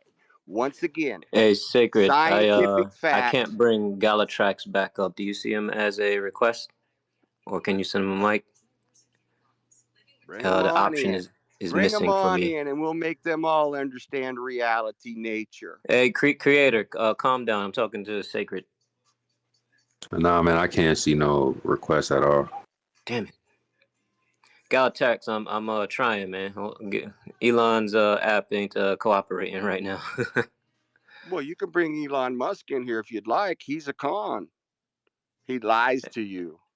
Hey, Methuselah, I If see there's your no hand up. Are planet, you if there's no planet and he's claiming he's sending rockets to space, Yeah, they're no satellites because we're Sacred's level. trying to talk there, guy. The only Yeah, hey, true Creator, satellite we is got the it, brother. We sun. appreciate you. But let somebody Creator. else chime in, all right? We're going to go on to Methuselah. Go ahead, brother. Yeah, I was just you guys are leaving out Crater Earth, where a crater on the moon, I forget what it's named, is supposed to be our pond, and each one of the craters is a different So wait, that's your belief? No. I just know there's it seems like we're not, picking on Crater Earth either. I would like to see somebody address the failures of Crater Earth. Well, why would we Nah, address that's okay. science fiction? I mean, if you wanna break down Crater Earth, you can go ahead and just say your piece. But I don't think anybody else really wants to break down Crater Earth. Okay, science fiction is science fiction. There is nothing to break down. We go by sea level here. It's the scientific fact, geodetic datum, sea level. Yo, At Creator, no are you point drunk, does level bro? say curve. Creator, are At you no drunk? point does the definition of level equal curve or concave. Creator John, Creator. Can you hear the co-host D369 talking?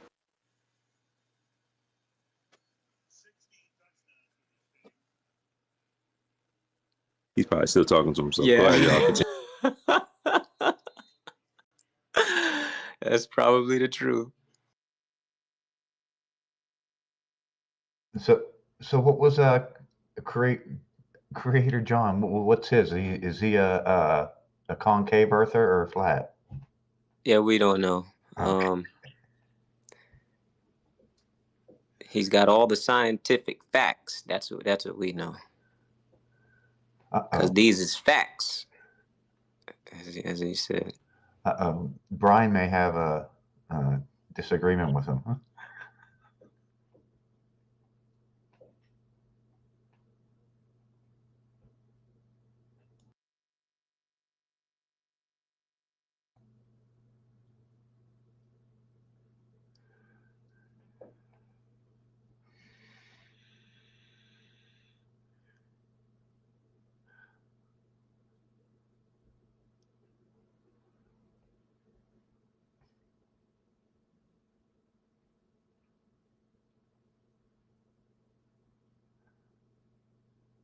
Okay, I'd land my plane there. I was just trying to get a little. I felt that Crater Earth wasn't getting enough airtime. It hasn't gotten any, so I'll land my plane there. Well, Crater Earth is a fantasy fairy tale science fiction theory, whereas sea level is a scientific fact. Big difference. Wait, what kind of fact was it? Scientific fact. Not a scientific theory. A pseudoscientific fact or a Do you know the scientific difference? fact? Go ahead. Do you know the difference between scientific theory and scientific fact? Do you know the difference? Nah, man, you got to break that down for me. Okay. Scientific fact uses the scientific method. Scientific theory means a hypothesis. Somebody made up a science fiction or a fairy tale story, and they're going to try to prove it. That's like the planet Earth, 8,000 miles across. You know who likes to debate about that? 3,959 Flat radius. Earth Dave You have to be loves to pretty talk dumb about to that. believe that. Flat Earth Dave, you got something to say on this one? Container doesn't go away. They all know it's a fact. What about Ken? Ken, you want to chime in on this one? What you got, bro? He said he got some scientific facts. That's what he's got. Do you want to try to get rid of the scientific fact that water finds its level? Do you want to try to get rid of the scientific fact that rest and rotation cannot happen on an object at the same moment? And then you claim you've got resting water on a constant curving, spinning planet? It doesn't happen. That's scientific theory. Scientific fact is we have sea level, no rotation except for the movement of the sun. Hey, otherwise for you need to throw away the earthquake equipment. Listening, hold on a sec, creator. For everybody listening, myself and the host are trying to bring up mics that we see some requests, but X is just not cooperating. It's not giving us the option, or we don't see you. But I know there's a couple people down there requesting, Galatrax being one of them. D3, I'm gonna try to. You gonna reboot? You know how to. I'm gonna try to remove you. Wait, hold on. Okay. What did you want me to comment? Hold on. D3. You can get rid of a sundog. Hold on. Oh my God, bro. I'm trying to keep this space open, but y'all are pressing me to just end this shit. D3, I'm gonna drop you down, and then I'm gonna send you the request to bring it back up. I got to do it quick though, because in case I don't see it, I won't be able to bring you in here. So cool. Let me just. Okay. My bad, y'all. I'm trying to make sure that y'all have somebody to talk to. Y'all just not talking to yourself. Just give me a minute.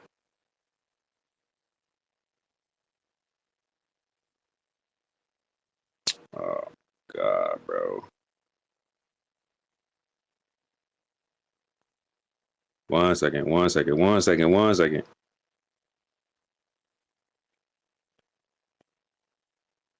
Super glitchy.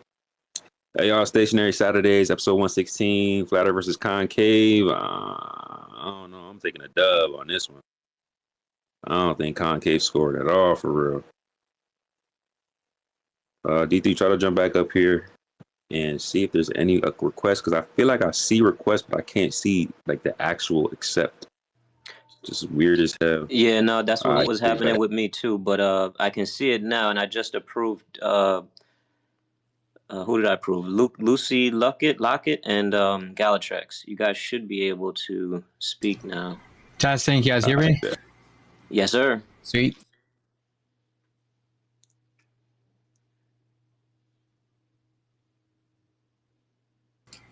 I have an update from our friend Concave Cellular Earth. He said, "Stop your damn gaslighting. You don't have shit. That's why you're doing it.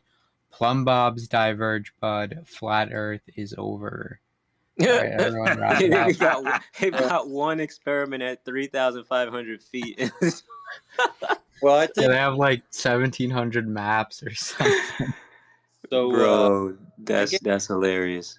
I looked at their stuff. I still man their argument to say that I'm unaware of their position or don't understand their position. To say flat Earth is dead is just that's just coping. Well, I mean, is it to say we're dead? But is your theory even alive? Like that's because look, I'm open to their theory. Like seriously, but what I've looked at so far is just not convincing at all. I might be into it a little bit more if it didn't have globe numbers on it and 666 crap. You know what I'm saying? If it was bigger, because as they want to say this stuff, the water is curving up there, and you're saying this is going at 8 inches per mile square. I ain't seen that curvature, but if you say it's just going further out, and maybe if you had it like I don't know, bigger plane, so this curvature isn't so drastic. I don't know, man. I just these numbers ain't working for me at being a globe. Yeah, they can't even claim the 8 inches per mile squared because they're not even measuring it at per mile squared. They're measuring it at like half a mile or a little more. So surely there's going to be some intellectual giants in the concave Earth community, though. I'm not memeing or anything. I think there's going to be some like very smart people who, advocate for it. So we just didn't encounter them tonight. And here's the thing: if you want to believe that, just because you believe it and we don't believe it, doesn't mean you got to come in here and call us all stupid. I mean, you can present an argument and stuff, and Yeah, but nobody did that. I mean, no one really did it. All their arguments were, "Hey, you're just not looking at understanding light. You don't understand light bends." Is their biggest argument in the Tamarack mines. It's kind of the same as the globies. It's gravity and refraction. So, but that The most well-spoken guy was Edgar, or was his name Eager? Emil.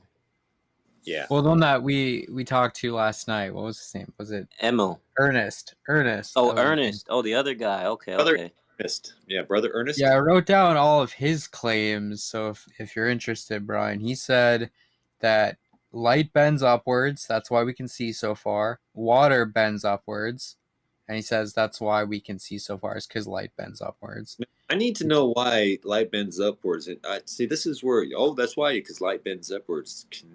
Other than a conceptual model that they keep bringing up, I don't see it. Because every time they like pan around and with there was one 3-minute short that said, "Here you go," and it was basically like a music video, just like scrolling around. It's like, I don't know what you were showing me, man. What were you looking at? It seemed like I was just looking at a flat plane. Yeah, he didn't substantiate that one, but he was the most well-spoken guy of the night. The like light bending, radio waves bend upwards, radar bends upwards, water bends upwards. Yeah, but the thing is like how much, how far, and then how does that change as you elevate, right? So what we see off in the distance, we can continually look at basically the same objects in the distance. Like if we're looking at a mountain with a drone at 6 feet and then raise that drone, for example, to really high, 10,000, 20,000, 30,000 feet, and we look out into the distance, it just doesn't add up what he's saying, because there's not enough refraction up at that distance of height to see that far. Well, if the globe not really how it works. X is the amount that stuff bends, concavity claims negative X. So it's just it's just the opposite of that. The other thing was like meteorites. He said that 600 pounds of ice allegedly fell, and the flat Earth can't explain that. Yeah. Here's the funniest shit though, right? So one is claiming the Earth goes down, one is claiming the Earth goes up, but they're both claiming that the Earth is refracting up. And one is claiming we see it at the horizon, the other one is claiming we don't really see it stops at the horizon and we don't see it carve up farther than that. Well, they say that the concavers say we can't explain that ice thing. I'm like, well, if we have a dome up there and it's kind of got ice up there, it gets colder up there. I mean, just the fact that as you go up higher, it gets colder. Water can condense. I mean, it doesn't even have to be concave. Just the fact that water vapors freeze. It could have just done that just on some, but it could have fall out of a dome too, man. But the coolest part was that that Libyan glass is definitely intriguing. How it's yellow. That is definitely, that makes me wonder what that really. What about their beach, the wooden beach experiment? I saw it, but I didn't really look into it. Did anybody look into that yet? I have not. Is that where they put the camera in the water? I saw that. I saw that one, and again, that's perspective. That's why I like, dude, at 8 inches per mile squared. At that, if you want to, that thing should be. If that's like 10 miles away, that thing should be curving up like 66 feet. And it's not. It is slightly arisen, but because that is due to your perspective, that kind of curvature at those distances is going to be significantly seen, not just a slight, which could be due to perspective. That's why I say, man, if they were going with different numbers, you could maybe sell me a little bit better on this, but those globe numbers, I don't like it. Yeah, so they have, I'm in both camps where I just disagree with using optics, right? Whether it's globe or concave.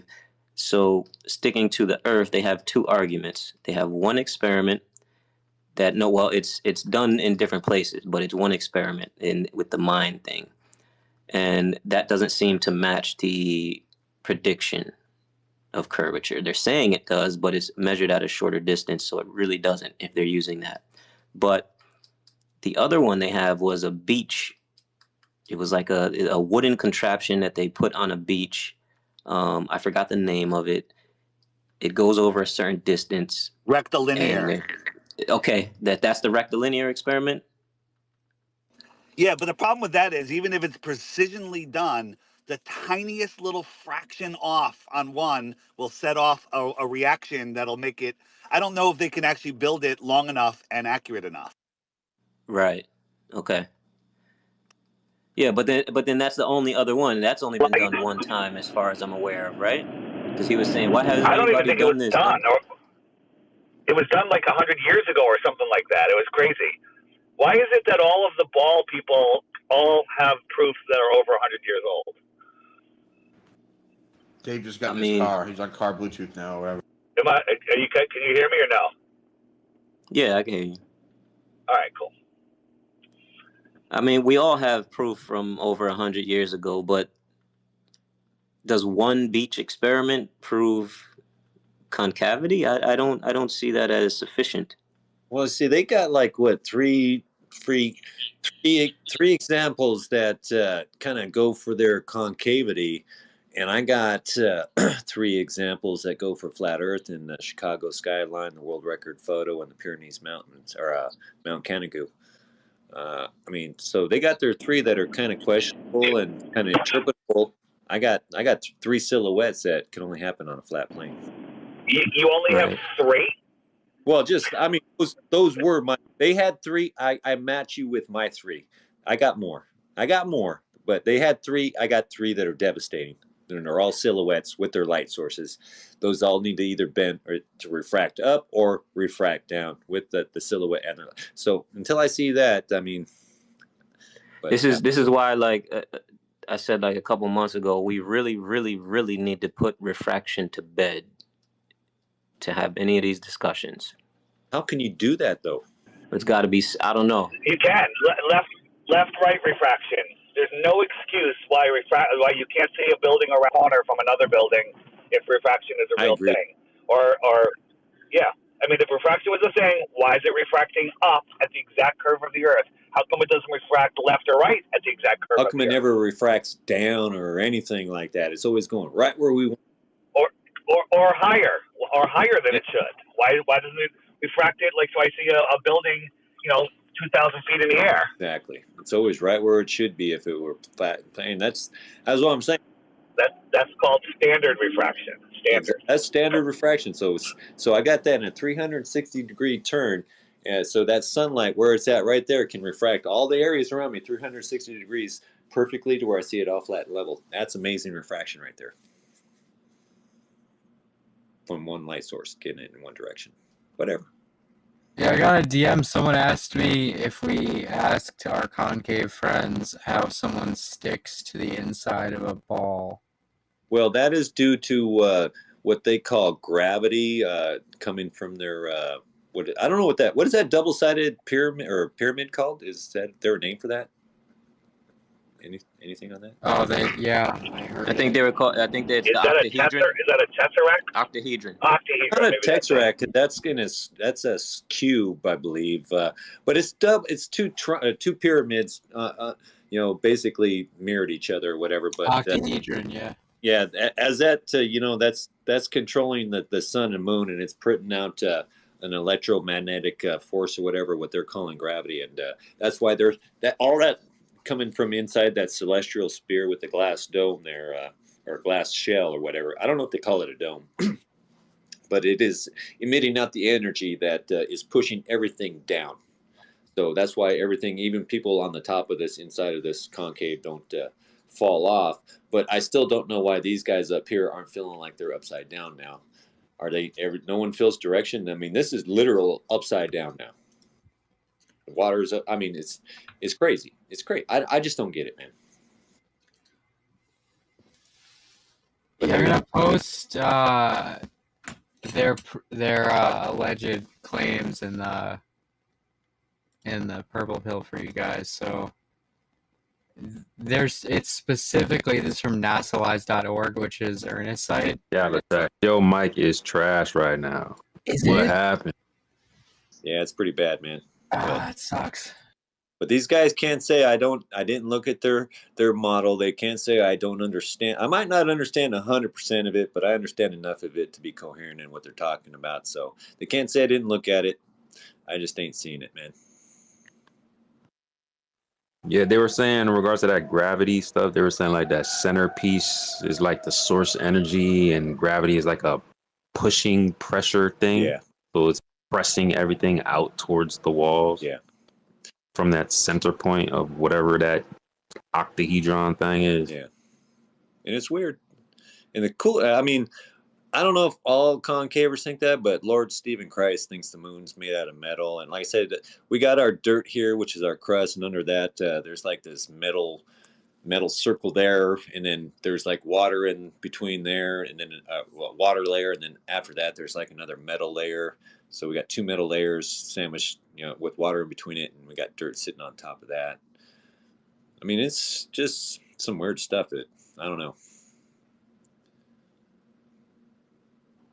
It's crazy. I put it in the nest, but if you like search a GIF in messaging here on X, you get, if you look up flat Earth, all you get is straw men. But if you look up concave, I'm pretty sure that's like a direct representation of their model. So that's like concave privilege right there. All we get is straw men. Did I fix it or did I make it worse? Yeah, that fixed it. Dave, Okay. if you're still there, bro, I'm pretty sure we all agree that there's a 24-hour sun in Antarctica. You know what? I don't know if I agree with that. No. but I I'm wouldn't sorry. be surprised. I mean the North Pole. I'm sorry, like Alaska area. No, absolutely. Everyone Yeah, agrees that's what that. that's what I meant to say. So couldn't we get a 360 camera, and I guess like enough battery to last it as long as we can, and put that thing on a balloon and watch that 24-hour sun as long as we can, and just watch it fade off into the distance? Wouldn't we all have different? You can't just send a balloon up. You can't just send a balloon up anywhere. You have to have a place to recover it. Like, you can't do it in California because it'll go into the ocean or whatever. So, I don't know how you would launch a balloon in deep into the north and be able to recover it in the mountainous areas or whatever is there. So that's not that easily done. And then as far as a 24-hour sun in the south, I believe that on circles. I mean, the Bible says it, our observations say it, we have a circling sun, but the optics in the sky are far beyond anything that we can even comprehend. I don't claim to know what the sun is, how it works, how it moves. We can observe some of its movement. So is there some sort of optical thing in the south?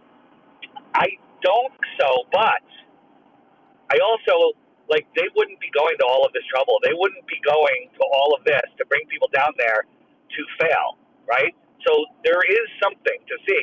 And I heard last year they were going to bring some Brazilian flat earthers to Antarctica. They said, hey, we're going to bring you to Antarctica. We're going to pay for your trip. Same deal in 2024. And down there they said, no, let's do it this year, 2023. And they canceled the trip. The whole offer got pulled off the table. So it makes me wonder, maybe they have something that they've been building and working on and planning that wasn't going to be ready until this year. So am I saying they're going to use a sun simulator? I'm not saying anything. I'm saying they're not going to let us see the sun set if there's a setting sun. And they're going to do some sort of shenanigans. And, but as all you guys know, the phenomena in the sky just tells us how well we understand the sky. I feel like the solar analemma really maps out what the sun is doing over the earth. Like, if you look at a lunar analemma, it's very similar. Like, in the sky, they're observably doing the same thing, yet everybody agrees that the moon is going around the earth, but somehow we think that we're going around the sun, even though they're observably doing the same thing. Is the lunar analemma that looks pretty much the same as the solar analemma? I've seen different. I'd love to do it myself to verify it. I've seen some that look like an 8, and then some that kind of look like an analemma, just spaced out a little different. Right, we'll do a lunar and whatever I can say the word right now. You do it in 1 month. You don't have to do it over the course of a year. You just do it 28 days in a row, right? Yeah, good point. It's easier done. So it's also harder to spot the moon with any inclement weather. But again, the whole premise of the TFE, which is the flat Earth, is a false premise. It's a false dichotomy. That's why I wanted nothing to do with that demon. But as long as that guy's going, I honestly think that Jaron and Austin are the two best guys to go down there. I don't agree with some of the shit that Jaron has said, but I also think he's one of the best guys to send down there. Would the globe model have a different prediction of, like, even from the ground level in the north, a 24-hour sun, as we watch it complete its circuit and go farther and farther away, what we would see, I feel like we would have a specific prediction from the flat Earth side, and then would the globe side have a different prediction? The globe model, my understanding, is in the north, it's exactly the same as the flat Earth model. Now, in the south, the optics of the sky south, personally, I think that the stars that we see in the south are some sort of reflection of the stars in the north. I don't know. It's just a theory. Again, I can't make any claims about the sky. But, the northern circling sun, that's done. You can go on vacation. They'll book you. Yeah, you'll be able to see it. You'll be able to see it. In the south, they don't tell you that you can see it. No one's seen it. There's just fake videos, except for that Anthony Powell guy who works for the Arctic Expeditions place, and I think that anybody that works there probably is in the know about Antarctica on somewhat. So it's a tough call to see what's going to happen. I know that Jaron and Austin think that the trip's going to be canceled. I don't know if they still think that. It's kind of looking like, I guess we won't know until after the election. If they start pulling some nonsense that cancels the whole trip, could happen. Don't know. But one thing I know is they're not going to go to all of this trouble, expense, promotion, and everything to fail. They're not. They might fail, but they're not going to do it like, oh crap, they go down there, there's McToon and Dave McKeegan, and they're like, oh man, the sunset. Because if the sun sets in Antarctica, there is no excuse for the globe. Unfortunately for the globe people, if the sun sets, doesn't set, does a fucking figure eight, dances in the sky, spins around, there's questions that we have. It doesn't prove anything. It just tells us how well we understand the sky. But the globe, the globe is we're a ball, and the sun, helium and hydrogen that decided to collapse upon itself and then burn for billions of years and hold on to Pluto with its magical gravity in a space vacuum. If it sets, it has to set. So we got something that lives in Narnia, that its motion in the sky is going to determine the shape of the Earth. It's frigging ridiculous, and I use the F and the R word just to be polite. It's the other F and R word I use. You're edgy. Hey guys, I gotta mute up for a little bit. I gotta jump in the farmer's market and get a little food. I'll be back. Yeah, you're good. It's very clear to me that the sun doesn't go any farther south than the southern tropic, so I don't really understand what's going on with all that either. Well, hold on. In Shane's model, we do see the sun set south of west and rise south of east. But that's just the way the optics, how we see the sky in our personal atmospheric dome. So when you look at it, it does that. The question is, if you go way out south, does it do it even more? Does it go even farther? I don't know. But are you pretty confident that the sun's going to stay north of their southern position? Well, I know that there will be a sun that is over in Australia while those guys are in Antarctica. The question is, why that sun is in Australia giving light and heat, what will they see in the sky in Antarctica? I couldn't tell you. Am I saying that there's two suns? Well, if I hold a light in the air and I have 5 domes on the floor, I look down, there's 5 suns in those 5 domes. So is the optics of the sky something like that? I don't know, right? But anything we observe in the sky does nothing to the measurements we've done here on the Earth. Does nothing other than tell us how well we understand the sky. No one, none of us here, no scientist anywhere, globe, flat, concave, can tell us exactly what the sun is, how far it is. There's so many different explanations of what the sun is, what stars are. I mean, next time you're flying out in the middle of the ocean in the middle of the night, look out the window. There's no stars. it should be like the most incredible stargazing fiasco every time, but there's not. And if you see the moon, why is it so tiny? Why is it so tiny? Right? It's the optics of the sky, you know. And somebody was mentioning before, why is the sun so big or the moon so big at when it's just rising? There's two reasons. There's a little bit sometimes of magnification. Also, sometimes it's a little closer. Those are two small things, but it's an optical friggin' illusion. The next time you see a giant sun, hold your thumb out, your finger out, and say, okay, my fingernail covers it at arm's length, and then wait a few hours until it's up in the sky. It looks tiny. Hold your arm out. It's the same size. It's an optical illusion, right? Or if you see it on the horizon and it's gigantic, turn around, bend over, look at the moon upside down through your legs, and it'll be tiny. Have you ever done that? You know, you said that before, to look at the moon between your legs, and I still have yet to do that, man. And no one does it. It's amazing, you know. And it's crazy. But here's the thing: like you'll do it, and then it's weird, like how your mind interprets it.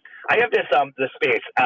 We have a nice park down on the water at the beach, and there's a long road that goes through the woods, straight road. So it's kind of like a little tunneled in with the trees, and straight through there, about 5 miles away maybe, is Stanford Hospital, giant building. And you look at it. It's gigantic. It's really big. And then as you drive towards it, through this quarter mile maybe, it gets smaller and smaller and smaller. And when you get to the end of the road, which is closer, not a lot closer, but a little bit closer, you can barely see the hospital. It's tiny, right? That's with your eyes. That's not with a camera. That's not with a fisheye lens. That's with your eyes. And it's like it's the way we perceive things when they're close to the horizon versus up in the sky. I don't know if we're ever meant to or will be able to understand the sky, but we are all certainly trying to figure out. We're figuring out the motions of the sun, but we don't know. We don't know very much. Oh, you flat earthers, you don't know what this is. You know, that's okay. You know, you don't know why when you get punched in the chest you don't die, right? Why don't you die? That should break all your blood vessels and something should break. But we're so resilient. Our bodies heal. They do all sorts of stuff. How does that work? Does anyone know? They have theories. I don't know, but I think one of the things that guy even said, that brother or whoever it was again, I forget. He said that Bob Nodell proved that it's concave with his gyroscope. Was he a? Say what now? How? No, Bob did not. So they measured rotation of something, right? And also I heard that the calculations that they used, the way they did it, their readings were probably even off. But you don't need a ring laser gyro. Look at my sun fade out video. Oh, you didn't use a solar filter. Oh, it's out of focus. Don't care. The sun was going down, down, down, down, down, and then it stopped, and it stayed at the horizon for 10 minutes. That is impossible on a spinning ball. Impossible, right? It just stayed there, and then it fades out, right? So it's the fade out is amazing, but the real power of that video is it stopped going down. So we have our 15 degrees per hour as it moves through the sky, but when it gets to the horizon, the horizontal eye zone, normally it's our view because it's beyond that horizon, which is well above our eye level, and you don't see it. But on that rare opportunities, clear day, drone, high resolution camera, you can see it, and it sits there. It just sits there, and it moves farther away, and then it just fades into the nothing. And I like the. So again. I like the way you do that horizontal eye zone. That just ties in so perfectly with tunnel vision and focal point. You know, there's people that say it's not what it means. Fuck you! It's not what it means. I'm sorry, swearing. Right? It's your horizontal eye zone. That's what it is. Your horizon. Right? It could be wrong. I think it. I think it's perfect, dude. Yeah. Yeah. So, yeah, brother. You know, that's it. And, you know, and I just slightly off topic. A lot of people got really mad at me because I mentioned old world, you know, and people call old world Tartaria. It's like, I just look into the old world. I'm not making any claims. I don't know what. I just know there was an advanced civilization here. And I tell people to look into it. People have a problem with that. I don't understand that. Because they don't want to believe the mountains were actually titans and all these plateaus were giant trees and that they're living in God. Well, maybe some of them were, maybe all of them were. I don't know. I'm just saying, well, look into it. Look into the buildings that are here. Look into, the architecture. It's fascinating. Look at all these caves that just have all these chiseled out caverns and stuff. Like, you can imagine just a bunch of dudes in there going ting ting ting ting ting ting and just knocking it out. Yeah, with no lights, with with fire. A fire. But Dave, light. you don't know. Get out of here. Yeah, I'm so stupid. So stupid. All right, guys, I'll be listening. I gotta pause. Well, hey man, the best argument I heard from Concave, and I hate to say it, but they do have one argument, and that's Concave Dave does have a ring to it. I just want to let you know. Concave. I like that. I'm in. You know what? If I switch, that'll be awesome. You don't have the same ring? Not Concave Dave. They can just call themselves King Concavers. Hey, sweet. When you do go to do this thing that Dave wants you to do, you're gonna wait until nighttime. You're gonna go out there. So be all quiet. You're gonna bend your ass over and look at the moon. Well, see, or he's gonna do it in the evening and look at the sun. To do. I usually preface it by saying this might sound a little gay, but it's just a thing. It's not gay. Yeah, he's gonna stand up and he's gonna look over, and that's gonna be the one time his neighbor's just like peeking out through the curtain. I want you to do is go outside, stare at the moon, bend over backwards, and kiss your own arse. Oh, but yeah, it gets late, Dave. I get tired at night, man. I forget to go outside and look at the moon. But I've heard you say it 1,000 times. I forget to do it. And every time you say it, it's like, damn it, I got to do that. I keep forgetting. I tried to look into that rectilineator experiment you guys are talking about. The only thing I can find is from the Branch Davidians. Like, you guys know the Branch Davidians, the Koresh people? Oh, yeah, those crazy guys that like to have guns and free rights and not be bugged by the government. Yeah, it's called the Koreshian And then they get all burned alive by the experiment. government. David Koresh, man, yeah. The government burned them alive, all the women and children. Yeah, ATF, baby. Freedom of speech and guns and stuff. Yeah, so I think that might be it, but I could also be wrong. But this is saying that the Koreshian rectilineator experiment is what proves the Earth is curving upwards. And Koresh is the guy who started the Branch Davidians. He changed his name. I don't think so, man. That guy was kind of a homesteader. I don't think he was into the sciences or anything like that. I don't think he was a famous scientist. Well, Taylor mentioned him earlier, right? Cyrus Teed. He changed his name to Koresh. I am not aware of that. Did he? Yeah, the guy's name was originally Cellular Cosmogony, which is Teed's unique form of hollow Earth theory. And this guy, Cyrus Reed Teed, his name, he changed his name to Koresh. So is that why they got him? They didn't think he was a cult leader. They just thought he believed in a different shape of the Earth, and they had to get rid of him. And they took out everybody and burned women and children alive. Seems a bit extreme. This is so strange.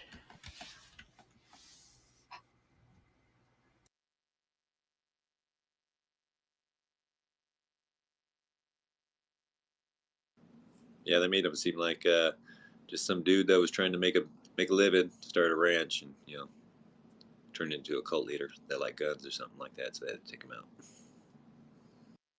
But I don't want to straw man them, and I don't want to tie them to something that they're not tied to. I think Matt specifically said that he's not down with all of Dr. Cyrus Reed Teed, or aka the Koresh starter. He said he's not down with everything that guy puts out. But the rectilineator experiment was part of the Koreshian Branch Davidian grouping. Also, I posted in the purple pill for you guys the claims that cell Earth, does that flat Earth apparently can't do. So like southern celestial clockwise rotation, flat Earth, X, cell Earth, check. Sun and moon touch and go beneath the horizon, working map of Earth, working orbit of the planets, southern hemisphere plane trip times, which Dave already dealt with. Sides of moon. I don't know what that means. Lunar eclipses, mega cryometer origin, and illumination of underside of clouds. So this is from nasalize.org. That's Ernest's site. And these are all the things that Cell Earth claims it can do that Flat Earth cannot do. Yeah, but that's a straw man because we have explanations for a lot of that stuff. And the stuff like the star trails, like that stuff works a certain way, man. It doesn't mean that all of a sudden curvature exists.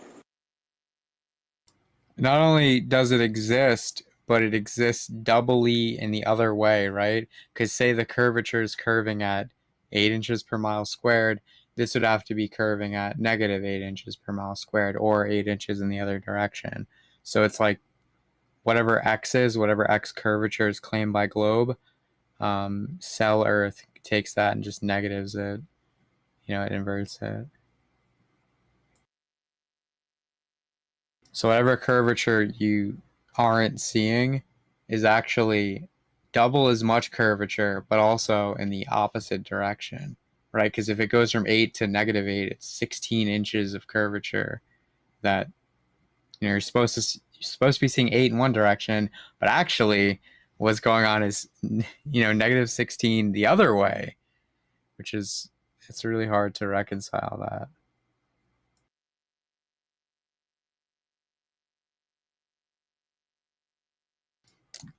Morning, guys. Good morning, Water of Life. Anyway, I wanted to say that I'm in Albany today, which is the state capital of New York, and has like 5 or 6 really fucking obviously fake buildings that do not, are obviously not from this time period. And it's like they stick out like a goddamn sore thumb, which is so fucking wild. And I'm going to visit a few today, and I'll take some pictures as usual. But yeah, some of these, it's so obvious when you look at some of these buildings how they just don't even fit the modern skyline in some of these cities. So it's wild. Yeah, I've been to Albany. I'm from Long Island. It's kind of silly. There's also that major train station that the name is escaping me in Manhattan, which is just it makes no sense. Grand Central Terminal. But not only that, there's many buildings in New York that don't make sense either. Yeah, it makes no sense at all.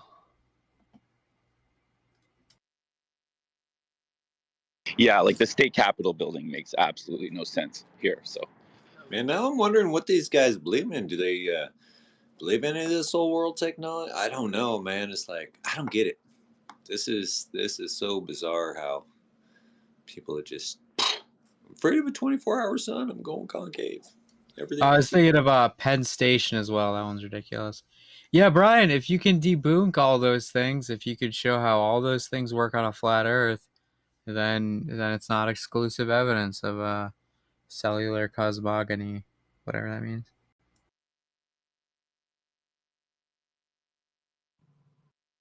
but yeah, anyway, I heard Dave talking about that, and I was like, man, I'm in a hot city of it. It's like the lies are just sitting in front of your face here, and like no one gives a shit. They're just like, go on with my day. I mean, the very first one there is easily explained with the 6'9", man. It's like this is not exclusive to whatever the hell they're trying to do. Their stuff is literally, it's more complicated than the globe. It's crazy.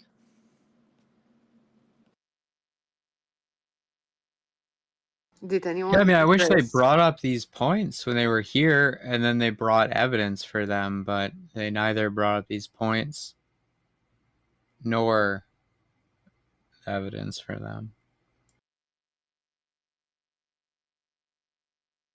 Did anyone explain the geometry of that concave shit? No, they Because I didn't. can break it down. Yeah, they didn't really get into that much. They didn't want Well, to. let's get into it so that we understand geometry, and all together, when they discuss these things, we will have the language to explain to them why they are wrong. Because all the map projections of the world, right, of the ball Earth, right, because those are the ones we have, right, are used by measuring things flat and projecting the sky dome onto something. That's why they created it as a sphere. You understand? Okay. So if you take the same ball and flip it inside out to create such a twisted view on reality, the cosmos, the, literally the dome, the sky, everything you see in the sky becomes a small ball. If you calculate the ratio of it so that things like a balloon flying up, what was it, 120,000 feet? Can someone correct me? Because I don't use feet, I use meters. So for me, it's kind of hard to understand it. If I'm wrong, please correct me. So a balloon went up that high, right?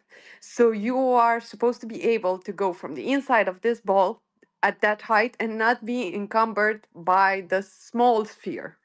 But if you look at their model, the small sphere is the smallest small sphere that can enter into a big sphere. That's the geometric problem that we architects use. So it's a specific ball. So that wouldn't let you go higher. So I actually don't think in their model that I'm going to do this in AutoCAD this week because I can see it with my eyes, but maybe I need to explain it in geometry. Okay, you couldn't go with the balloon. You would hit that other small ball. So the balloon couldn't get that wonderful picture we see all the time on our flat Earth posts with the flat horizon, the independent balloon that went as high as it could get. Remember? Well, that would have hit their sphere. And if their sphere is just a projection, then that's another problem too.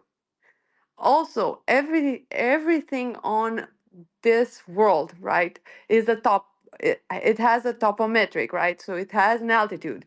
It's either down or up, right? Compared to the flat level plane of the water. That's how we measure stuff. That's how it works. Okay. On a ball, the concession is that the ball is too big and you don't spot the difference. If it's the other way around, then that poses a problem because then every peak of every building that's tall, every mountain that's tall would look at you. You would see their tip. They would be tilting forward. And we don't observe that in reality, not even as as an optical effect. We observe quite the opposite, right? Things disappear beyond the horizon from the bottom up, not from the top. You understand? So they would be tilting towards you, so they would be disappearing. But when you would get close to them, you would first see the tip of it, and then you would see the whole thing.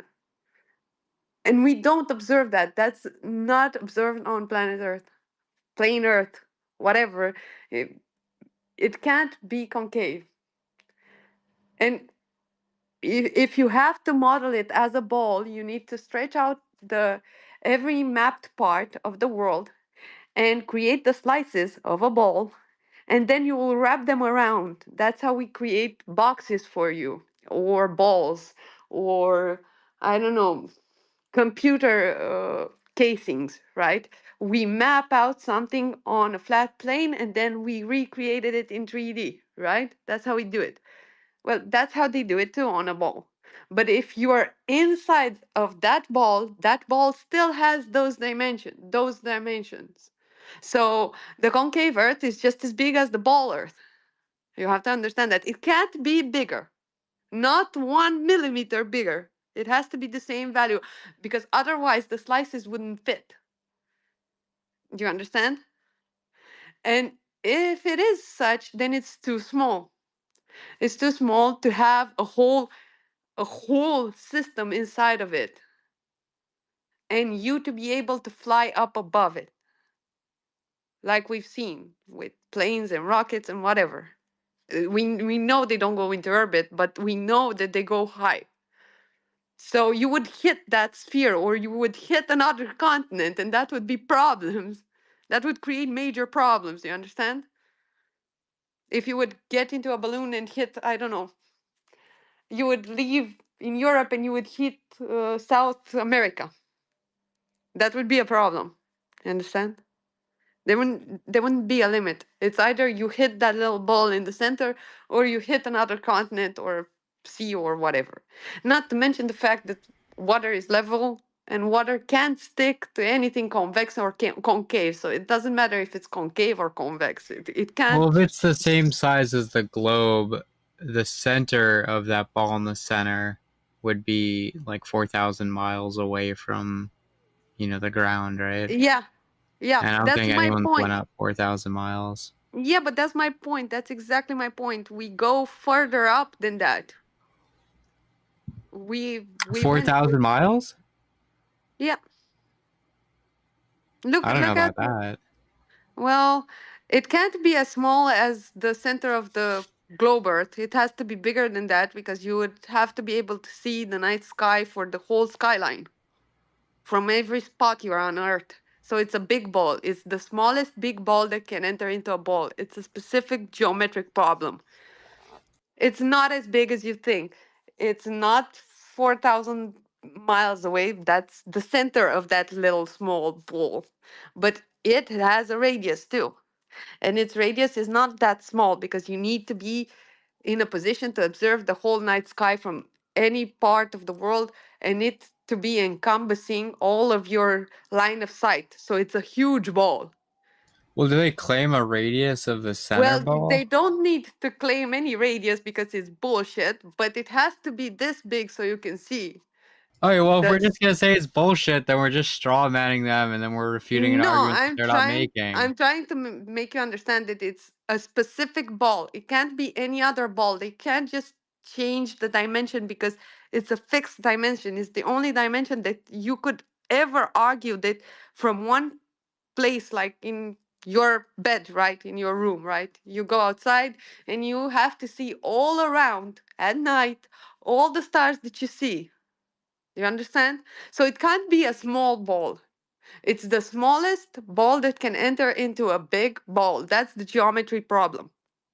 So it's not small. It's not as small as they created that 3D model. It has to be bigger because in that 3D model, you would have at the horizon, at any time in the night, you would have a haze. You would have a line of sight where you wouldn't see stars. And we see stars at night everywhere. Well, how far do they claim is the edge of They the actually small? don't claim anything. I watched the whole shit. They don't claim anything. Really. They make no claims. But They make a ton of claims, but well, I but don't know if not they make a any claim about that. specific claim. They don't claim any measurements, but I'm telling you the only way to map out the world that we measured as a ball is the ball that we all know and love with quote unquote. Okay? So it cannot have any other shape on a ball but that shape. So it's that dimension. It's that precise dimension. That's it. And to have a ball inside of it that is visible from ground level and you not having this haze of something, you having stars, it has to be a big dimension. And I'm telling you, I'm sure not even planes would be able to fly because they would hit that ball. Not to mention anything else. Well, if they say that that ball is 60 miles up, that's not the case. I don't I don't think know it's how. 60 miles up. Let's calculate how big is the Earth, the globe Earth. I'm saying if they claim it's 60 I miles don't. up, planes You aren't going to can't. hit it. You can't claim because you have finite land. The land is finite, right? Look, you're It's just fine. saying stuff. You said planes would hit the ball, right? If they claim the ball is 60 miles But up, it planes can't don't. be 60 miles up. The globe doesn't have a diameter that can fit a ball like that. Do you understand, or is my English bad? Can someone else explain it to him? Because I'm sure he's not getting it.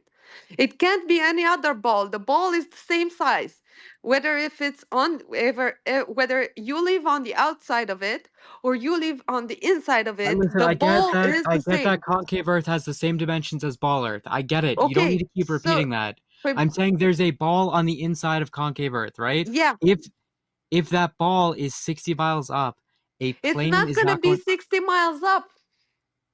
It's not gonna be 60 How miles would up. you feel if you didn't eat breakfast this morning? But I did eat breakfast this morning. It can't be 60 miles up.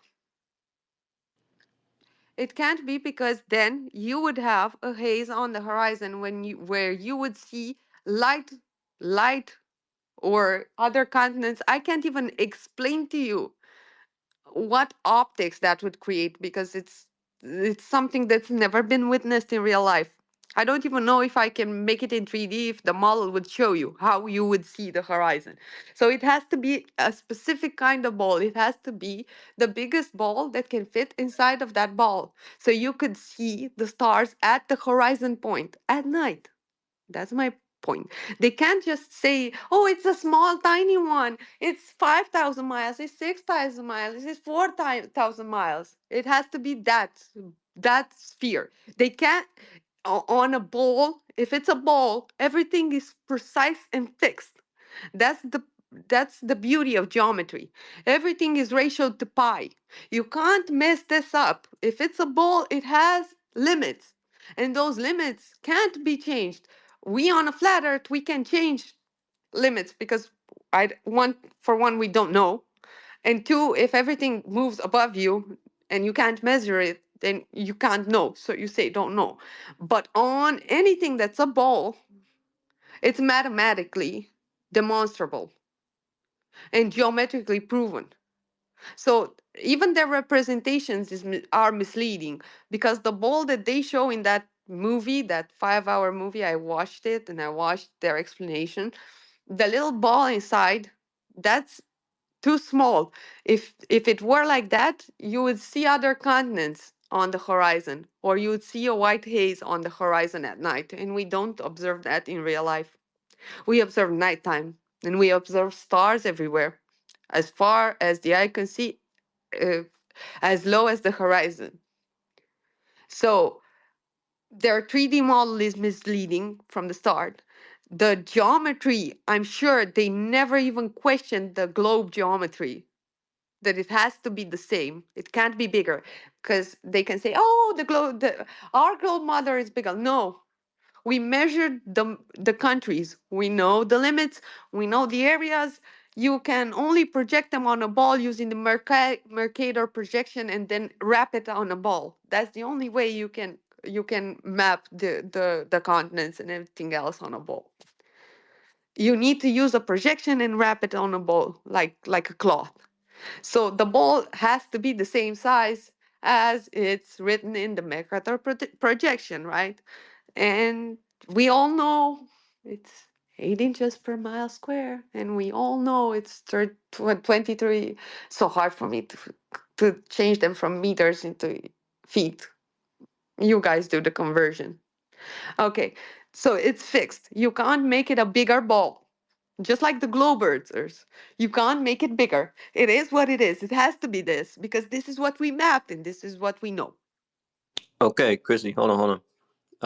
Galatrax, do you understand her point, and you guys on the same page now, or is there still a contention? Oh yeah, I get it. Okay, cool.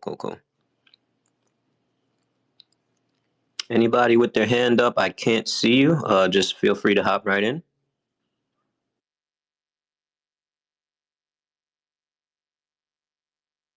Yeah, here's a challenge for all of the globers and all of the concave earthers, because I'm just a dumb flat earther according to globe earthers. But here's a really fun challenge.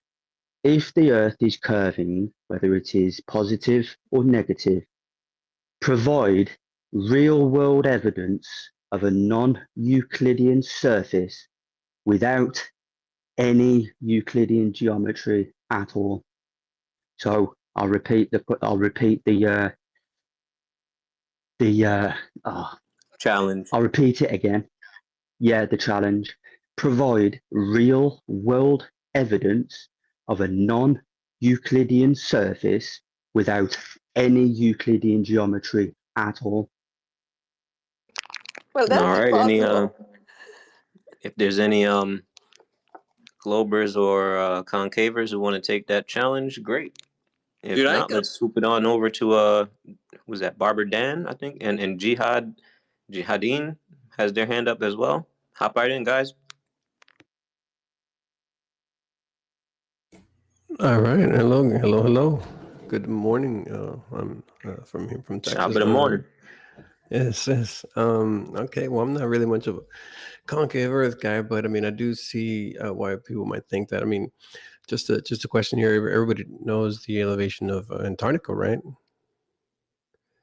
Well, that's not necessarily what they're saying about concavity on there. Oh, okay. I was under that impression as well, that the ice shelf being at 8,400 or 8,200 elevate kind of gives it concavity, but I say that's pressed under a seal and needs container. Yeah. They're actually saying we're inside of the ball of a globe is actually still a ball. We're just Oh. not on the outside of it. We're on Yeah, the inside. not on. Yeah, not. Yeah, no, I'm not really a big subscriber on that. I'm more of a flat plane, infinite plane type of guy. I can do a pretty good job on the steel man though. I mean, to understand that you gotta, like I said, I don't know why I can steel man. I don't know why none of these guys could do it to do quick steel man to get anybody interested in watching this video. It's just, oh, you guys are wrong. It's hard to explain. Go watch it, but Yeah. they don't think we live inside of a bowl as much as inside of the inside wall of a ball. Yeah, and my beliefs are more into we live in a gradient system. That I don't know if you guys. I posted. I think I posted it on one of the on the I think on the space here on one of the replies here. It's I don't know if you guys are aware of the little oil experiments where different oils don't mix with themselves in water and whatnot. So that's what I believe we live in. I mean, not believe, but I know that we live in a gradient system, and that's kind of what that kind of explains gravity as well. Basically everything, you guys, I don't know if you guys are probably familiar with this. Gravity is really just density and buoyancy that kind of govern the way it works. It's not an actual force.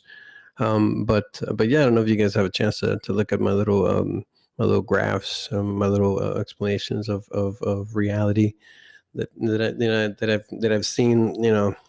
I've seen myself through dreams, and I guess you can call it visions. But yeah, I've seen a different layer of our reality.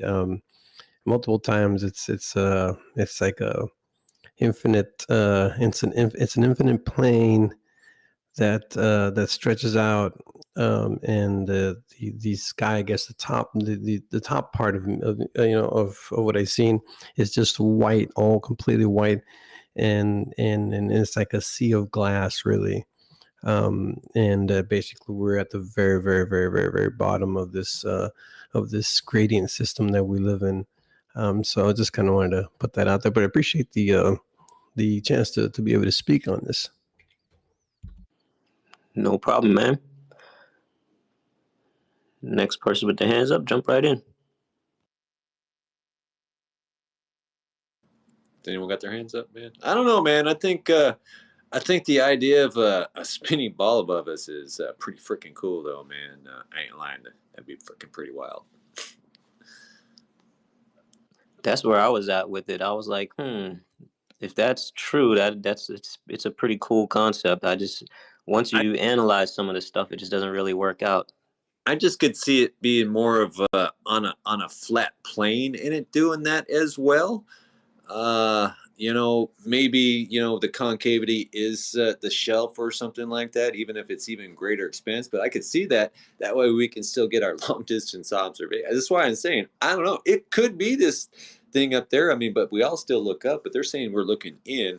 But then we still got people upside down at the bottom. We got the water, up there as well. Water. I mean, I think there could. That is a cool idea. And it could be going like that. But I just don't think we're inside of a ball looking at another ball. I think it's possible to be on a flat plane looking up at a ball because, again, optics and shit, whatever. Hey, Shane, have you ever mapped or tried to model the because I know you deal with modeling like the motion of the stars and stuff a lot.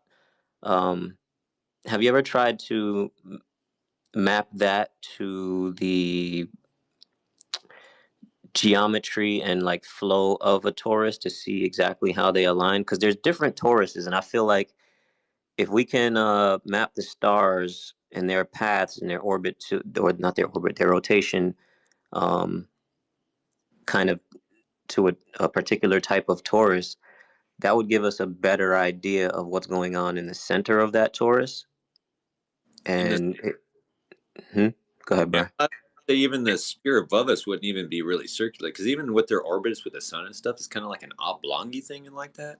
I don't know, man, but yeah, it'd be kind of weird to have a spinning ball above us.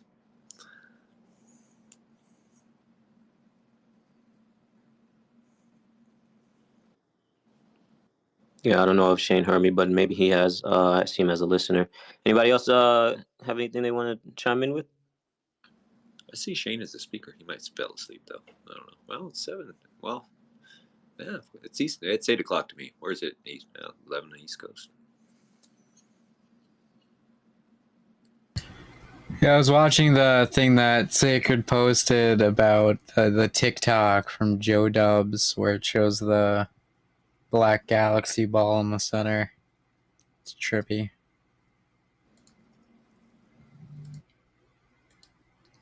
The thing in the center, it does intrigue me, because they're saying it comes from, like, they're detecting it with some type of observation being made at a Canadian observatory or something like that. I forgot exactly what they said, but someone's been tracking this for apparently years. And I think that's something that we should all take a look at. And then what about these videos that I wish I still had it, but it was on another account. But it was showing wind patterns at the north where this Mount Meru is, and it's like blocking the wind patterns. The wind has to go around it. This thing is huge. Wait, what's huge? The thing in the middle there? Yeah, like it. I had this like, I don't know what you call it, to show wind patterns, radar for wind. I don't know what it's called, but it was showing at the North Pole, and instead of just seeing, because nothing's tall enough to stop wind, but except for this, black rock, Mount Nauru or whatever you want to call it, in our center North Pole is just so huge that the wind, when it actually goes around it, so you can actually see a break in the wind. This thing is huge. It sounds to me like it's an electromagnetic phenomenon that the wind goes around. It could be, or a solid mountain. Yeah. But I've definitely seen. I wish I still had it, but it was on a 2 lifetimes or something like that. I'll tell you what, if there is something that looks like a octahedron somewhere in the sky that, like, we haven't really looked at before, that would be, depending on where it's positioned, I guess, that would be super interesting, because we have the North Star in the spin, the South Star, southern spin. So where is this thing located amidst the spin that we see with the stars? That's kind of like what I want to check out. Well, one of the things on the stars was like the glass. It like, they kind of believe in the flood too, but they said it got all pitted up, and that's kind of where you're seeing the stars through that and stuff. And I'm over here thinking, well, it could be. Have you ever? And they even kind of use star in a jar too. And I'm like, well, there you go, man. I think we all kind of, they're saying a lot of stuff that flat earthers say too. Oh, you roboted, Brian. Of course I did. But not for me. He was coming in clear. Oh, then it must have been on my side. Yeah, I found that thing, by the way, Mr. D369. The thing you're talking about, the thing that they measure with meteor radar. Meteor radar, okay. I'll share it to the space for you guys. Oh, dope. Thanks.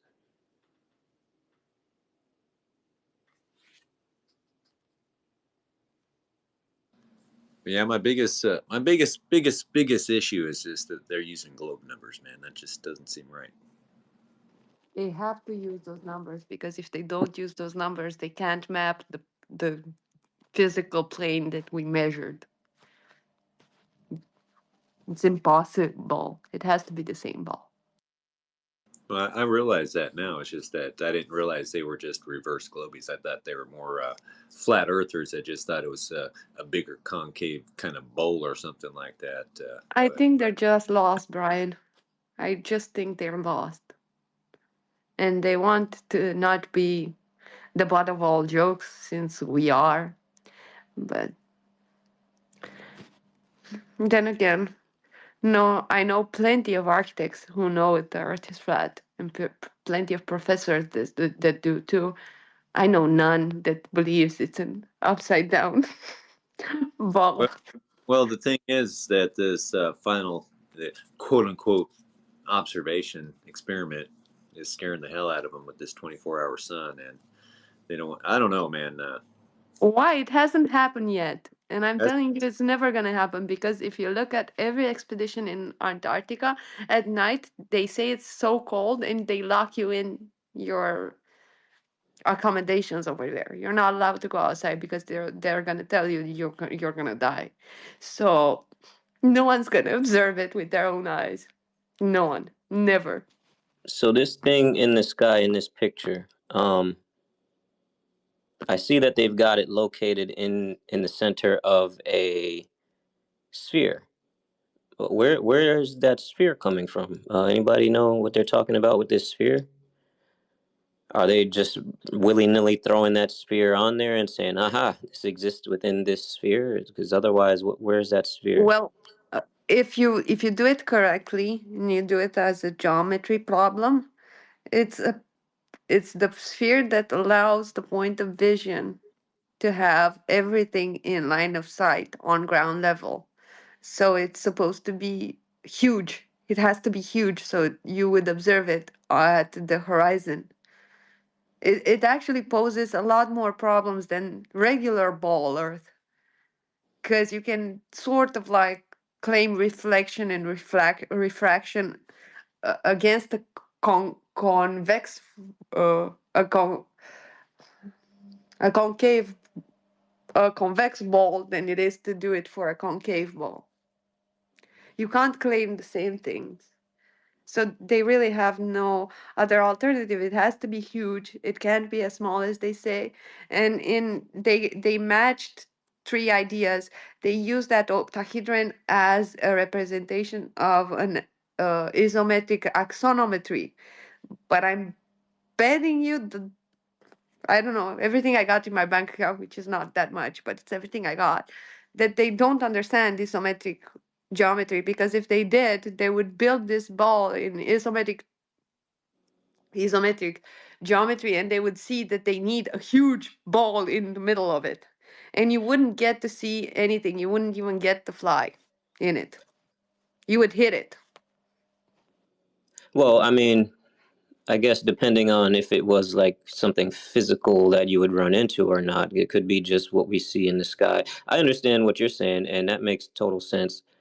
You know, what's interesting is this is obviously being put into the spherical shape. Like, I'm sure these observatories are probably not picking it up like this. So if you're wrapping it in a sphere, aren't you doing some type of transform where you're kind of like folding the data, folding it in, and then but that's interesting because if that's what they're doing to fold this to make it into a sphere, it is very interesting that it forms into a somewhat of a octahedron shape. That doesn't seem like a coincidence, No, to be I think honest. the octahedron shape, and if you look at Masonic information, it's one of the symbols of the architect. That's where No, they I'm get not. it. I'm not going into all of that. I'm Well, just I looking at the am. data. But Yeah, if nah. you look at it as an architect, you will understand it is nothing more than the representation of isometric geometry. That's exactly what it is.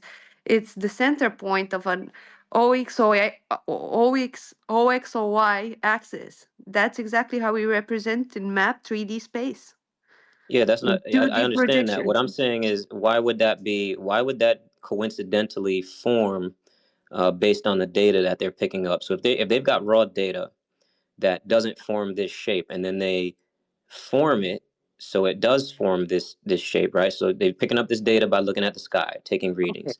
Then they shape that into a sphere. It is quite intriguing that it forms into an octahedron in the center. I need to research this more because I don't believe that can happen. Although if it's a dome, if it's a simple dome and not a sphere, then you can map everything on that dome, on a sphere, on a octagon, on a dodecahedron, on an icosahedron, on anything you can want. That's what geometry allows you to do. You know what You you should can do? Because you know how to do 3D modeling. You should ask one of these. You should ask Concave Cellular Earth, the guy who posted this picture. You should ask him for the data, that what that website is that you can pull data from, and then throw that in your rendering program and I don't see what need they're doing. I need the raw data to do the geometry, because That's you what I'm have to saying. understand 3D modeling programs work on real life Yeah, I know. physics. So they usually work on a infinite plane, horizontal plane, with lightings that are called dome lights. So the sky and the image and the sun and everything is in the dome light. They are domes. So I Yeah, I'm need not to sure. Then model. I'm not sure that app would be able to do this then, because what they're doing is they're creating the sphere. Exactly. So you need to make it as an object. So I need the raw data to Yeah. create the object.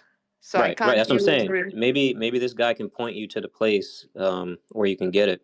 Sure, and I can do it even you don't even need 3D. If you understand 3D space, you do it in projections, because that's how you do the geometry. That's how you check that you did it right. You do it in 2D, not in 3D. And then you render it in 3D or in isometric axonometry. Right. If you look at what they're doing here, right, you can kind of see the symmetry across the horizontal plane, right, in the center. You kind of see both on the left and the right. You see symmetry between the two shapes on the left and the right. They're kind of like pointing an arrow left and an arrow right, but you can kind of see the line in between them. So that's symmetrical, and then it's also symmetrical vertically. So how would that look in the normal data? That's the interesting thing. How does that One look in the second. normal data They say without that it? this is what a meteor radar. Which meteor radar? There's something in Canada. So they're getting real data that they're taking. I don't know how this meteor radar picks up data and if it's reliable or not, but that's a whole nother subject. Well, But it kind of looks like an impossible thing, geometry speaking. Because if it's waves don't look like that. When you map them out, they look different. You get the readings in the form of a graph whenever you use radar technology. So it's either a graph or a flat representation, like on a um the traffic controllers have it on a flat display. So that's how radar gets bounced back. So you don't get a 3D representation like you see here. no, exactly, and that's what I'm saying. So So you here's what I'm can saying. Like if they're getting the normal data, right, that's not 3D yeah as we see here, but then they're rendering that as yeah, but 3D. you If can they're not render making any changes, anything let me as finish. If they're not making any changes, and it comes out like this to where you're seeing symmetry north and south, horizontal and vertical, that is intriguing. yeah, but I don't think that's what happens, because you need to input stuff even in an automated 3D rendering kit or whatever. You need to input something. The computer is not going to think by itself, and it's not going to be objective. It's garbage in, garbage out. But Do you what would you understand? need to? Wouldn't you just need to input the shape that this should be rendered I as? want the Excel table of Yeah, information. yeah, I get it. If you could get it, that would be dope. Because then If we could they have give like me a that Excel information, I can map it out in all aspects without working on it. You can even film my screen. I will not hide anything, but I'm sure it's not gonna look like that, So because I There we found where go. that There we go. Sounds like we purple can debunk this graphic if she came can do from. that. so if they are willing to give and if it's actually a reading of an actual scientific place, we will be able to find it. And Right. if we don't find that Excel spreadsheet, then that means the whole thing is bullshit. Yeah, exactly. Right. Exactly. So they must have it because they've done the renderings to begin with. So if like you said, if we can't find it or they can't provide it, then it's definitely bullshit. What's up, Galatrax? Yeah, I found where that purpley graphic came from. Apparently, it comes from a video called Amen, the Hidden One, the Black Sun. And then here's an article related to it. It's actually an unlisted video. So I'll put that in the purple pill for you guys. So apparently that thing in the center is the black sun. And everything comes from that. Like all the things we see in the sky come from that. Mm-hmm. And it's the source of power in the universe, and it's neither good nor evil. So, oh, that's interesting. So he's got the sun over on the left side there. Yeah. So if you go to, I posted both. So there's 2 links in that recent thing I added. Mm-hmm. So if you go to the BrettHouston.com thing, he goes into his theory about what it is. And a star-encrusted ball. Interesting. There's a bunch of like swastika images, so I guess this has to do with Hyperborea. Yeah, but if you look at it the right way, if you look at it the right way, it's nothing more than Masonic beliefs rendered in a different way. Here you go with Masonic stuff. Like, what? analyze I'm an the architect. data They keep first. circling over me like eagles. Everything geometric doesn't mean it's Masonic, all right? No, but the everything Masons that can adopt perfectly everything geometric. It doesn't mean the geometry itself is Masonic. Like, no, but if you say that the source of the whole energy of this whole universe doesn't have a good and a right, and it's ambivalent, then that's a Masonic belief. I'm sorry. I wonder if they have the correct in their model. I guess how do they do the correct ordering of the moon, the sun, the planets, and all of that?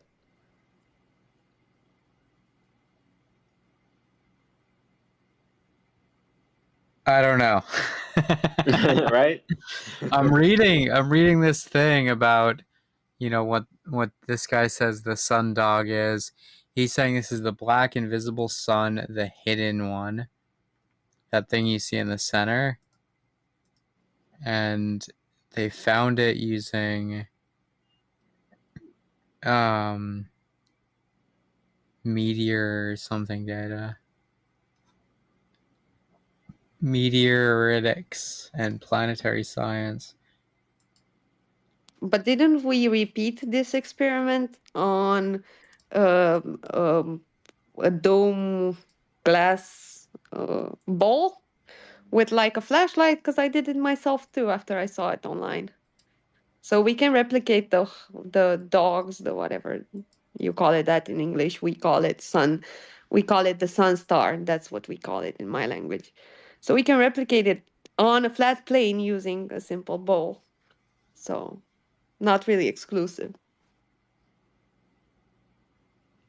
No, it definitely isn't, and it's a bit wacky. This seems like a new religion.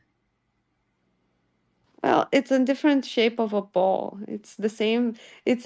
We call it here in Romania, same Mary, different headgear, different hat, Aceeași mărie, cu altă mălărie. It's the same thing, just with a different dress or something. Yeah, this ties in like Hyperborea. It's saying that Amen is the real God. There's no Amen Ra. That was just done to hide Amen. It shows like all the swastikas throughout history, the good luck sign. If you go to that BrettHouston.com thing, you can scroll down. Then it goes into how Freemasonry knows all about the what is it? Dodecahedron? Yeah. What is it called again? That's an You have the octahedron, the dodecahedron, I think is 12.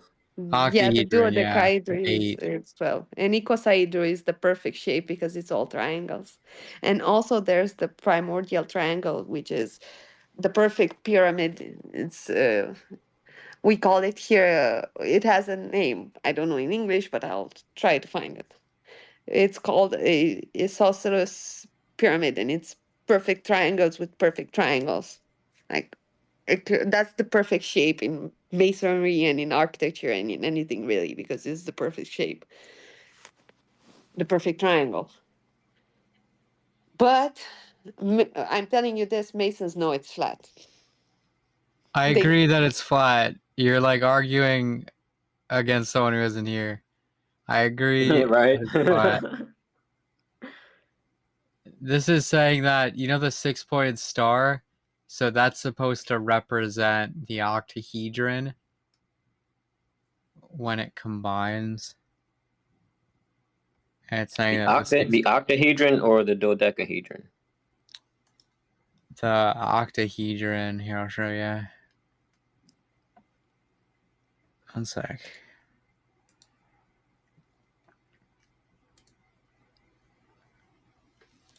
I'm just gonna DM it to you. I don't want to clutter the space with this, but if you see this this image, it's the 6-pointed star, and that's supposed to represent the octahedron, but you're only seeing one side of it. Right. Right? Even though, you know, each Yeah, but triangle what has if 4 it's sides. a perfect triangle pyramid, and then it's triangles with triangles, and then it's not gonna look the way it looks right there. Yeah, I was kind of shocked. I I don't mean, think someone that, told me that. can represent the octahedron, because even if you add the sides to that, that would have 6 sides. Exactly. This would have representing 6? something else. No, that's representing a perfect pyramid, more like it. A tetrahedron. And that's a whole different shape. Yeah. Whole different The properties. tetrahedron is different. So, no go. I don't know. I actually think it's BS, but I'm waiting on the spreadsheet. So if there's any concaver, please give me the spreadsheets and the official site of that and whatever radar. You're gonna have to reach out to that dude that was in a couple posts back. I'm sorry, He I might have wasn't it. on. Yeah. No. A couple posts back up in the top there, the one we were talking Okay. about before. Yeah, it's Well, they say that the pyramids have 4 something. sides, though, right? Isn't it just 2 pyramids like this? Yeah, the one that they use, it's like 2 pyramids with a square base. But the perfect shape would have a triangle base, and it would look different. It would be an icosahedron. Yeah, but their thing is the octahedron. They believe in the 8 sides. Yeah, but that's what I'm saying. I don't think this. So that the 6-point star, is not the same as this 8-sided pyramid. No, it's not. If you Yeah, look it's at just one face of it, though. If you like imagine it like 4 faces just touching each other. No, I'm telling you, No. the one up top, the Star of David looking one. Yeah. That's the what do you call it? The hexagon. Okay, that's a hexagonal shape. The 8-sided star is different. They're 2 different shapes. They're 2 different geometries. Yeah. And you know what's interesting is the 6-point is the guy that I talk about all the time, the scientist I talk about all the time. He actually used that as part of the basis for his theory, I think, when getting into like the subatomic structure. Anyway, we haven't heard from Sacred for a while. What up, dog? Chime in, bro. What's going on? He got us over here on this wild goose chase. No, he fell out. Hell no, I'm putting out fires still. Are you doing work in the background? Bro, this double moon energy, I don't know what the hell this shit has got going on in the community, but this shit is crazy. Got some Halloween vibes going on right now.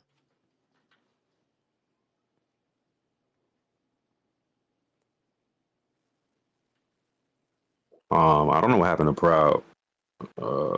She fell asleep. She Cyborg's fall asleep. She was active yesterday too. She Probably. I'm just guessing.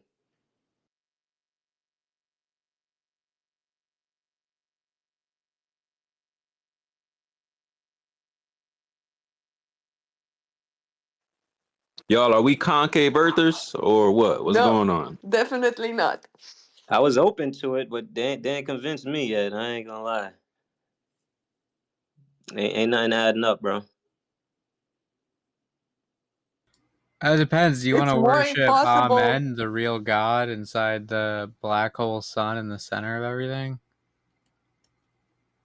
Yeah, he's like Baal and that other one all mixed together, man. He's both. Yeah, The if you go duality. to that Brett Houston site and just scroll down, it's saying that the Freemason logo is also one of the sides of the octahedron. You know, like the Told you. Freemasons, the two triangles. Told you. It's saying the Freemason logo itself is like indicating that.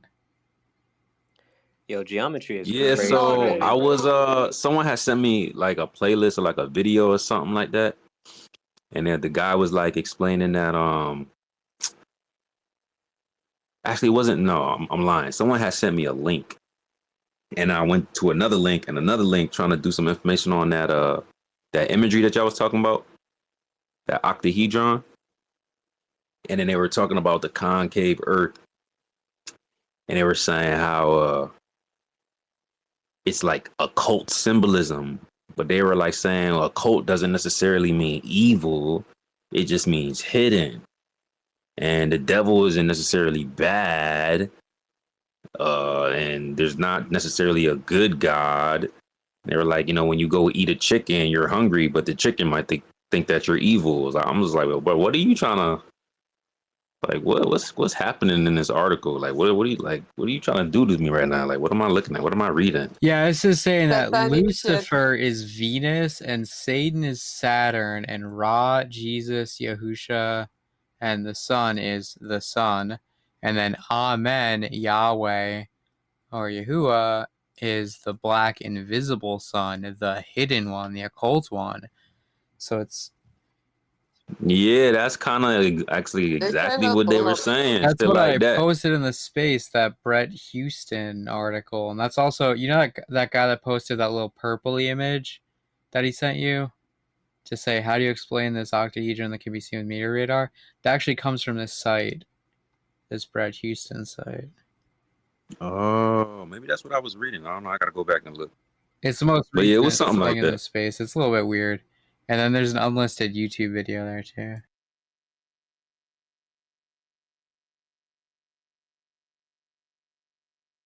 I don't know, I'm kind of excited. I mean, it's new territory to look at, but It's just another hurdle for us to break again. Now we have to break two bull models. And this one's even stupider because even if you look at mythology, they don't understand anything about Ra, Amun, or Horus, or anything. They don't know shit. I don't know. I think all of that stuff is open to interpretation, so I really think nobody really knows a lot of shit about it.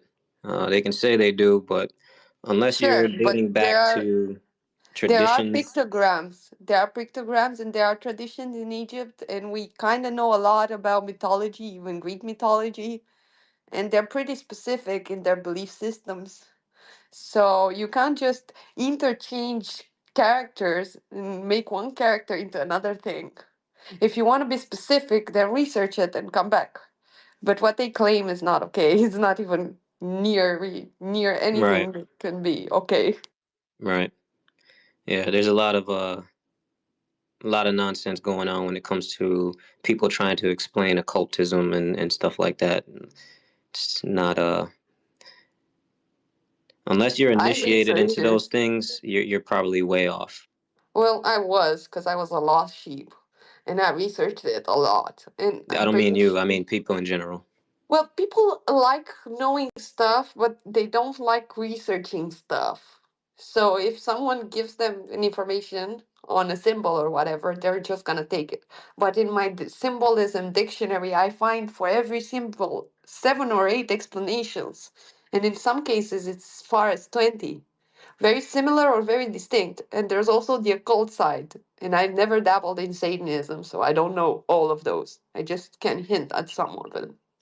Yeah, I'm gonna have to join the Masons to figure some of the symbols out. God damn it. Don't. They ask me all the time. Just don't. Tell them to go to hell. Well, they No, say actually, each they want to degree go is there. subverted by the higher degree. So, like, the people that are second degree, they know like secrets that the first degree doesn't know, and even if you're at the 32nd degree, you're not even close to the truth, because everything you know is subverted by the 33rd degree. It's this weird like subvert the guy lower than you system. Yep. Yeah, it's just what I don't like about it is that there's just, for me, too much obligation. You gotta go to your meetings. You gotta memorize a lot of shit. Oh, You you gotta have go to through the become a rituals. priest. If you want to get a 33 degree, you need to be a Catholic priest. Yeah, I don't know about all that, but So you need to do some satanic shit, because at 22, I think that's the hurdle. You need to do some satanic rituals to get further ahead. why does everybody call it everything that's a ritual satanic? Like, what is it No, with everybody? because it involves sacrifice of not a chicken. Let's just call it not a chicken. You know this because you've been involved in one of these? No, but I No, all read a right few then. So you're just things. speculating. No, I read a few things, You read a few and things. You're speculating. You don't I'm know. not You've never been in one. speculating. They're hinting on it. I don't want to witness such a thing. Who would want to? Well, what Freemasonry claims to set out to do is initiate everybody on like the lowest possible level. They aim to turn everybody into initiates. So, in other words, Freemasonry in and of itself intends to subvert everybody to the highest extent, because the lower you are on the table, the more subverted you are. Yep. Yeah, I Not don't know only what you the mean, bro. Masons. Are you a Freemason? Have you joined the Masons? If not, then none of us have any business talking about their inner workings, Well, because you don't know. People have come Freemason will out and never talked speak. about it. There's been whistleblowers. I mean, Manly P. Hall wrote stuff about Freemasonry, and they initiated him after. He wrote a ton of stuff about Freemasonry. And then afterwards, they Yep. made him a 33rd degree Freemason. Yeah, because he had too much knowledge. They don't Yeah, he want knew. their knowledge to come out. That's in every cult with initiation. But I agree with you. You make a good point. How do I know that that's not subversion, right? That's a good point. I don't. But that still There means you that go. it's subversion. That means that either they're subverting me or I'm being subverted that they're subverting me, right? So it's sort of Just like means that they're keeping their shit secret, as their code entails, right? yeah. And I mean, they could do it under the guise of something good, right? They could convince people that they're, like the NYPD isn't going to tell all the people they're interrogating how they interrogate them. People say that we keep this disclosed for national security, right? You can convince people to keep a secret for a so-called good reason. A lot of these What's up, Barbara Freemasons, Dan? a lot of these Freemasons, D3, are also playing around. Right, so remove the sacrifice out of the equation just for a second. I'm not going to deny it or exclude it, but just exclude it from the equation for a second. A lot of the higher ranking Freemasons are actually dabbling with psychedelic substances, which pretty much open us up to a different, not just perspective, but open us up to a different realm within And you the know this current. because you've engaged in these high-level rituals? No, because I've taken stupid amounts of psychedelic substances. so you know what the Masons are doing because you've taken substances. Like, come on, bro. A lot of it is to do with psychedelic substances. I'm not going to say no, but I'm just saying, like, you really don't know that. Well, if you took the amount of psychedelics that I did, you'd be pretty accurate. You'd be pretty accurate. I hear you. And I mean, when I mean stupid amount, I don't even want to brag about it. I'm just going to tell you the truth. Well, you've already bragged about it. Don't take it back now. Well, no, it's not. I'm not glorifying it. I'm not saying I'm proud of what I did, but I did do it. So for me to not acknowledge it is me denying that I did it. But I was on double strength every 3 days for 3 months straight. Sweet. That's how much I was on it. So That's a lengthy trip, bro. I've seen a lot of shit, D3. So I'm not. Well, I'm glad you made it back. But again, this is the hidden realm and the hidden world that we're not normally exposed to. We see on Yeah, psychedelic substances, which yeah, I is do believe in that a little pretty bit. much what I'm saying. You can see it even if you fast. And Oh, if you pray to God, He's gonna show you. He showed did me you all my guys life. see? Did you guys see that the Japanese have figured out a way to somewhat record dreams and play them back?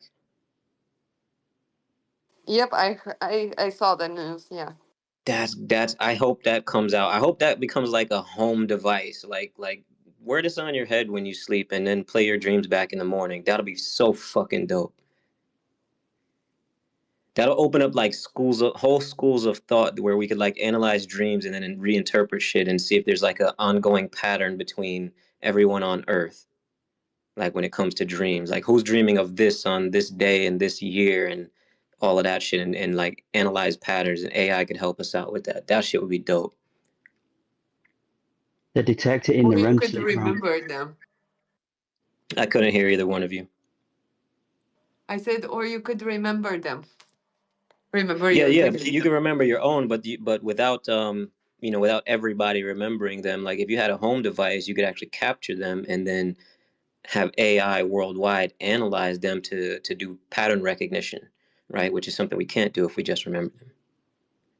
True, but that would be scary because that would give AI way too much insight into human knowledge. AI is stupid. AI is just a program that matches shit. It's dumb. Yeah, but if you look at the algorithms and you look at how they internalize and extrapolate data, it's getting smarter. And as I've told you, they're at least 100 years ahead of us in science, in It's real not getting time. smarter. It literally has no intelligence. Bro, I looked into this one. So I believe that I'm either 99.999% accurate or 99.998% accurate. So Well, hold when on. we, But are you 99.9999% accurate? That's what I'm trying to know. well, I'd rather be as close to 100% as possible, but no one's ever 100% I'm just fucking with you. Go accurate. ahead. But when we go to sleep, we have either 4 stages of sleep or 5 stages of sleep. But the one in the middle, called rapid eye movement sleep, is where we dream a nightmare. And the reason we dream a nightmare is because our bodies oxidize blood. And oxidized blood, when it goes through the pineal gland, releases a molecule called DMT. It's the same molecule that is fired off when we're having a near-death experience. And it fires off within the rapid eye movement stage when we're asleep, which is what causes the dreams and nightmares. So, in essence, we ourselves produce psychedelic substances naturally. Yeah, this I know. It's pretty cool, isn't it? Yeah, and this is the whole argument that I've got. You'll never be able to exclude psychedelic compounds or psychedelic molecules because we create it naturally.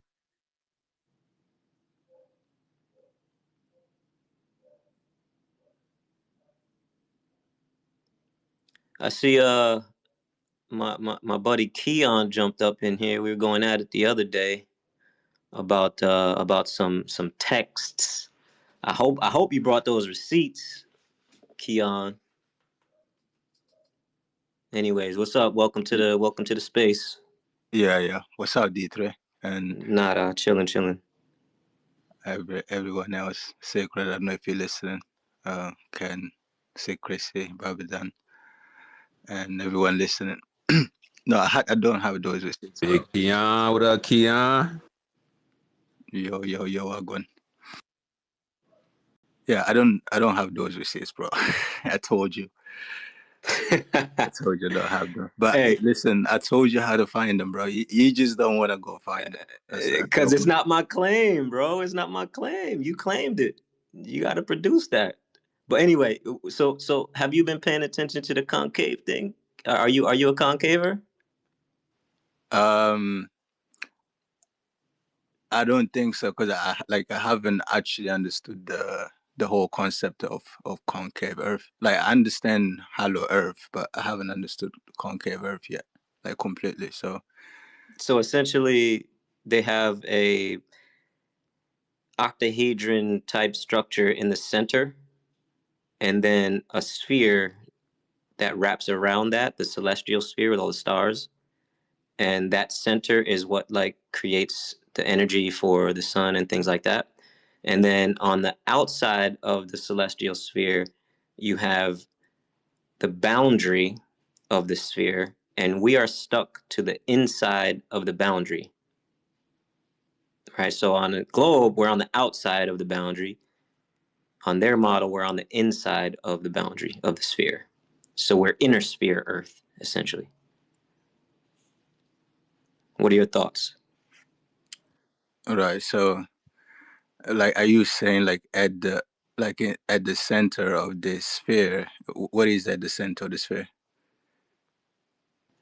They claim it's some type of black sun or energetic structure that is basically the source of everything, particularly the energy for fueling the sun and things like that. And that, you know, we're stuck to the inside of the ball, wrapping around it. Right. So like instead of like a core, it has like some sort of black sun, right? Is that correct? Correct. Okay, at the center, and then you have land around it, and then on the inside of this land is us, and is that correct as well? Yeah, on the inside of that, wrapped around it is us, right? Okay. Yeah, I mean, If it helps, I posted some images of what it's supposed to look like. So the inside, there's a, is it octahedron, which has a ball around it, and that projects the stars, right? That's how it works. And then we would be like on the say you're on a ball, right? But you're on the inside of it, and you're looking up towards another ball. And inside that ball is two pyramids that project, you know, the lights. And it claims that all the flat Earth cosmology maps, like the Yggdrasil tree, it's actually a concave Earth map, and flat Earthers are just, you know, misattributing it. So I posted 4 images to the space. That's what they think it looks like. right. So everything else is normal, right? Like you go space and stars and other planets out there. Is that correct? Yeah, only they're on the inside of the sphere. Right, so your limit to space would be roughly something like 8,000 miles, right? Because you're on the inside of the globe, right? That's your space. Yeah. Right. Right, but Dietrich, what do you mean the stars are inside the sphere? Exactly what he was just saying. So you have they keep the same model of the globe essentially, right? It's just inside out. So instead of the universe being on the outside of the sphere, the universe is on the inside of the sphere. So when you look up at the sky, you're actually looking towards the center of the universe, the center of Earth. So essentially the entire universe is Earth. Right. Yeah, I mean, I don't know about that, to be honest. I'm saying that brings you closer to your space buddies. Yeah. Now, I mean, I can hear the black sun at the center of the Earth. I can hear that, but I don't know about the rest. Like I don't know. I don't know, bro. Okay, fair enough. I think we're all kind of at the same point with that. Some of us are more writing it off, but some of us are still a little open to it. Barbara Dan, what's up? You got your hand up? Bro, is there a concave earther in the chat at the moment? That I don't know. So the reason I'm asking is because it's the same excuse for the globe earthers, and I haven't actually heard a valid reason for it. So this is to the listeners. I'm not going to call you out by name because I don't know you, but I'm looking for a valid opinion on the nuclear forces that are interacted on the concave Earth, an actual viable, proven, not doesn't necessarily need to be, well, yeah, proven, but in line with the mainstream scientific studies of the nuclear forces, because I've not heard or seen anything that even comes close to it. Yeah, let me say this. So the reason why I entertained the black sun at the center is because I heard an alternative theory that says that basically you see that Earth has like layers, right? Like it has the mantle, the crust, and then you got the core. Like basically below us there are other layers where people can live. Is what I'm trying to say. So like at the we are the top layer basically, and then obviously you got space up there, but below us there are other layers, and then at the center you still have a black sun. So I think that could make sense, but the universe being inside the black sun at the center, I don't know about that, to be honest. Keon, are you still a glober, or are you converting into flat yet? I think I had my moment as a globie, but I guess I'm still a globie. Okay, so quick question for you. Is mass attracts mass fundamental to your idea of gravity? Yeah. Okay, so what is the heaviest naturally occurring element on Earth to date, according to modern science? Remove all of there will be heavier elements, but those heavier elements are synthetic or have been man manipulated to become heavier.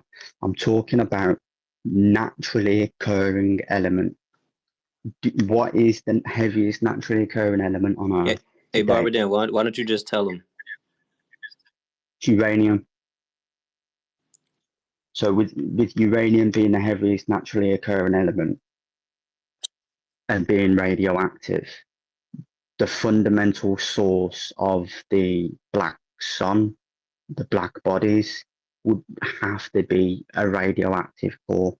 And if uranium is the heaviest naturally occurring, it would have to be uranium, because no other element comes before it. Okay.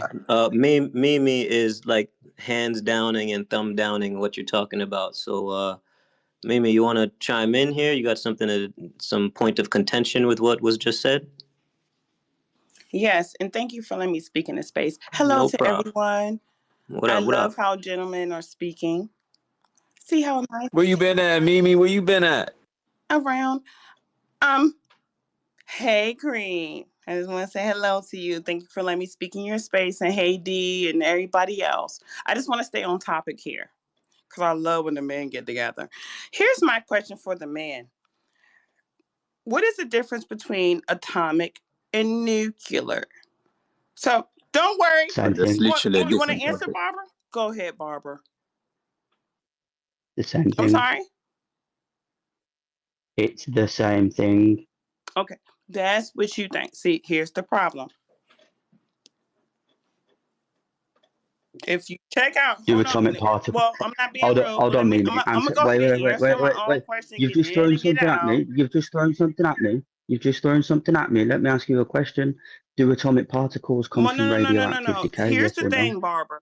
Not I answer the already know question. where you're from. You just threw the question out. You just You're threw the from question the out E. to answer. You're from the big E. You sound European. Wouldn't that be correct?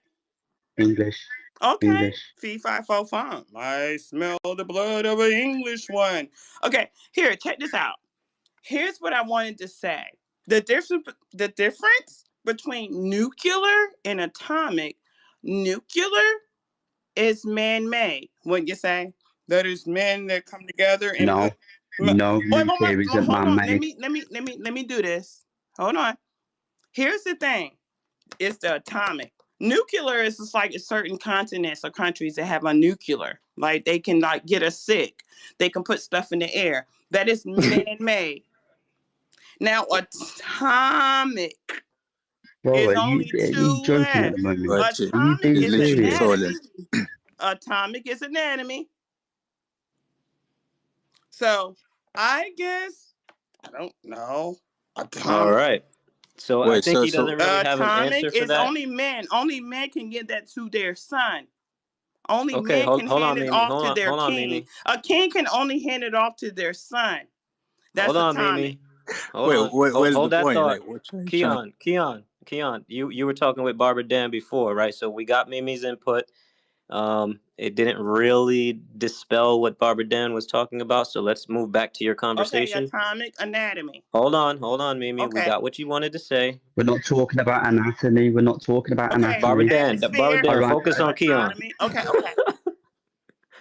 Barbara Dan, get back to Keon. I'm trying to get what she's trying to say, but hey, What about jawbreaker? Let's talk about See? candy. yeah, See what I'm that's saying? good. You guys, So just have your You conversation. notice when yeah, you eat a so jawbreaker, it changes colors Come as on, you bro. suck you on gotta it. Jeffrey, come on. drop Right? it, I'm bro. just It's fine. like So Mimi, can I Continue. speak or okay? Continue. So yeah, Barbara Dan, I don't know. First of all, I don't know whether there's like a black sun at the center of the earth. Like I heard of it. I heard a bunch of people said it before, but the black sun is the umbilical cord.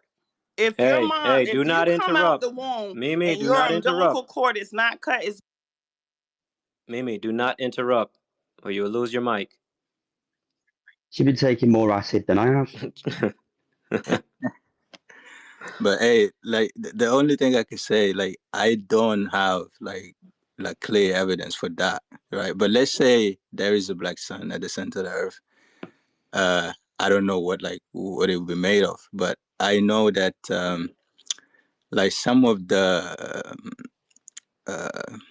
let's say national socialist like German national socialist secret societies, they talk of a black sun, for example, at the center of the earth. So that's like that's not too far fetched to consider. But yeah, I wouldn't know the details like what it's made of or anything like that.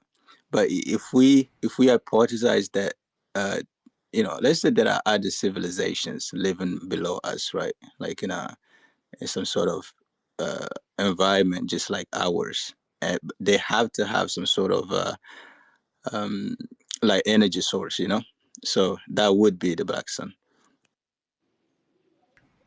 Okay, so obviously in the Bible we believe that Adam and Eve was the first two people on earth, yeah? Yeah. no. So Mimi, stop interrupting, please. You're not even involved in this conversation at the moment. Hey, Sacred, can you bring Proud up to co-host?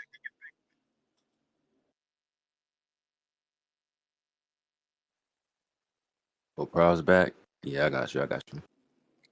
And Christy's got her hand up. Were you guys wrapping that up, or did you have something else to input there? Yeah, I was just about to finish, bro. I was just about to finish with it. So, Keon, we believed that Adam and Eve were the first two people on earth, right? So, is it fair to say that every single person alive today is a branch of the original two people? Yeah, Yes actually, or no? just to correct what I said, I'm not sure whether Adam What you think about Abraham, Barbara? this. Mimi, stop interrupting. You're not even involved in this conversation. So I don't think Adam and Eve are the first ones. I think Adam and Eve are a group of people right here on Earth, like one group of people. Okay, but whether it was a male that started the population or whether it was a female, everyone is a branch of the original male or female, yeah? No, that's what I'm saying. So I think it's kind of complicated, but I believe I don't know whether you believe in There's evolution. only two genders. Oh my days, man. Yeah. So Dietra, you gonna drop her or we can't talk?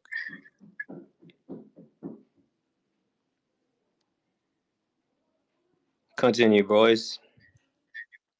No, but what I'm saying is that my great ancestors originally have to come from either the first man or woman. Yeah, but That is, that's like but that, hold on, but that's what I'm saying with the elements. Uranium is that first man or woman. That is the first element. It's also the heaviest naturally occurring element. So everything breaks down from the original element. Uranium is the singularity. right. I understand that. Yeah, I could be. Again, I don't know. Have no idea. I don't even know whether there's a black sun in there. But I wouldn't be surprised because a lot of people talked about it.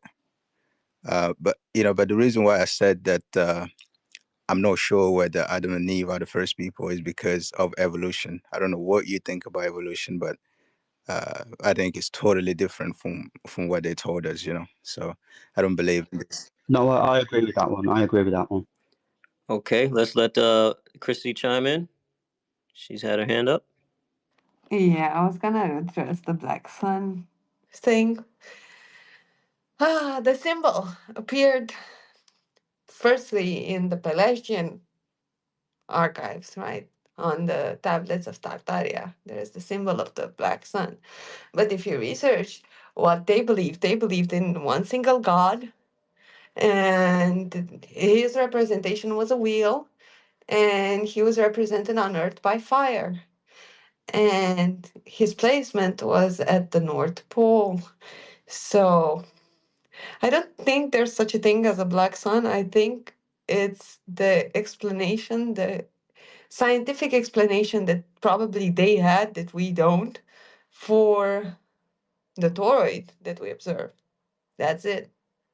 Because it looks like all the other symbols, but it's not. So I don't think there's a physical black sun. There isn't. I think it's more like a representation, like a symbol for something they knew and tried to express in a carved way, because they carved information on stone. That's what they did back then. That's it.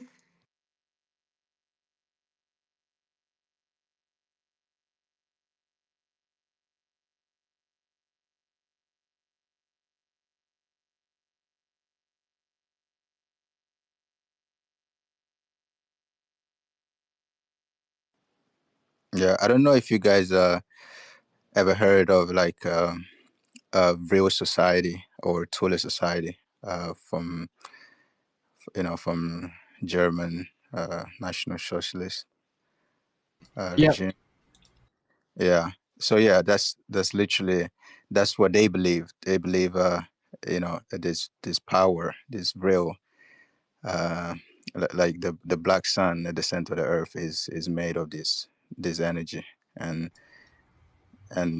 whoever is living down there is using it as an energy source, essentially as a sun. Yeah, they were weird occultists, but that actually ties directly into this concave Earth thing. Is the article I linked? He links all of that, the Hyperborea symbol, all of the swastikas throughout history, all the way back to Sumeria. Saying that it's actually the Big Dipper in the Four Seasons.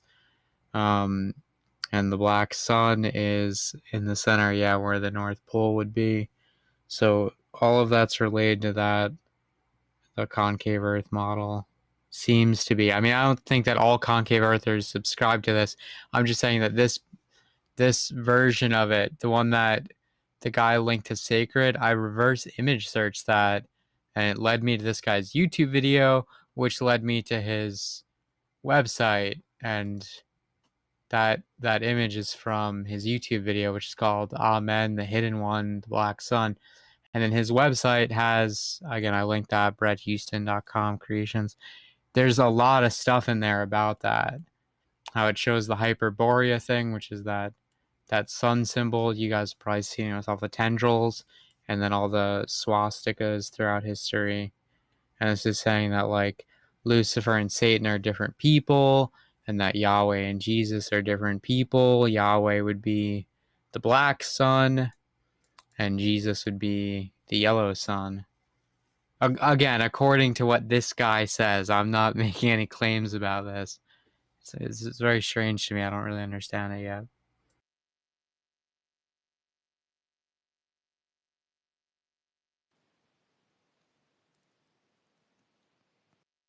Yeah, I see Chris's hand up. Go ahead. Yeah, I was gonna address the swastika.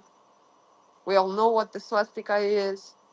It represents the rotation of the, how do you call it, the Ursa. I think that's what it's called in English. The Ursa Minor around.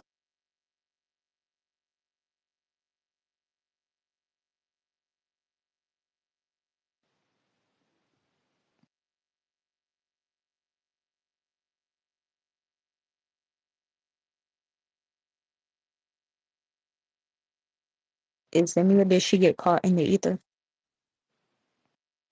Yeah, I was about to say that. Do we know any ferromagnet metals that can maintain their magnetism past its Curie point? Real quick, Chrissy, just disconnect from Elon satellites. We can't hear you when you come back. And Barbara Dan, you said ferrocell?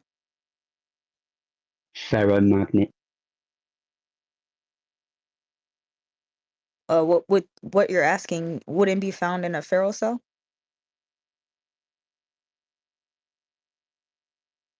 Not too sure. Let me have a look. But wait, are you speaking Barbara Dan? No. So let me ask you this. So far from what you've heard about the concave Earth, which one you think is more probable at this point? The flat one or the concave one? Flat, absolutely flat, but not flat like a table, but a topographical plane flat.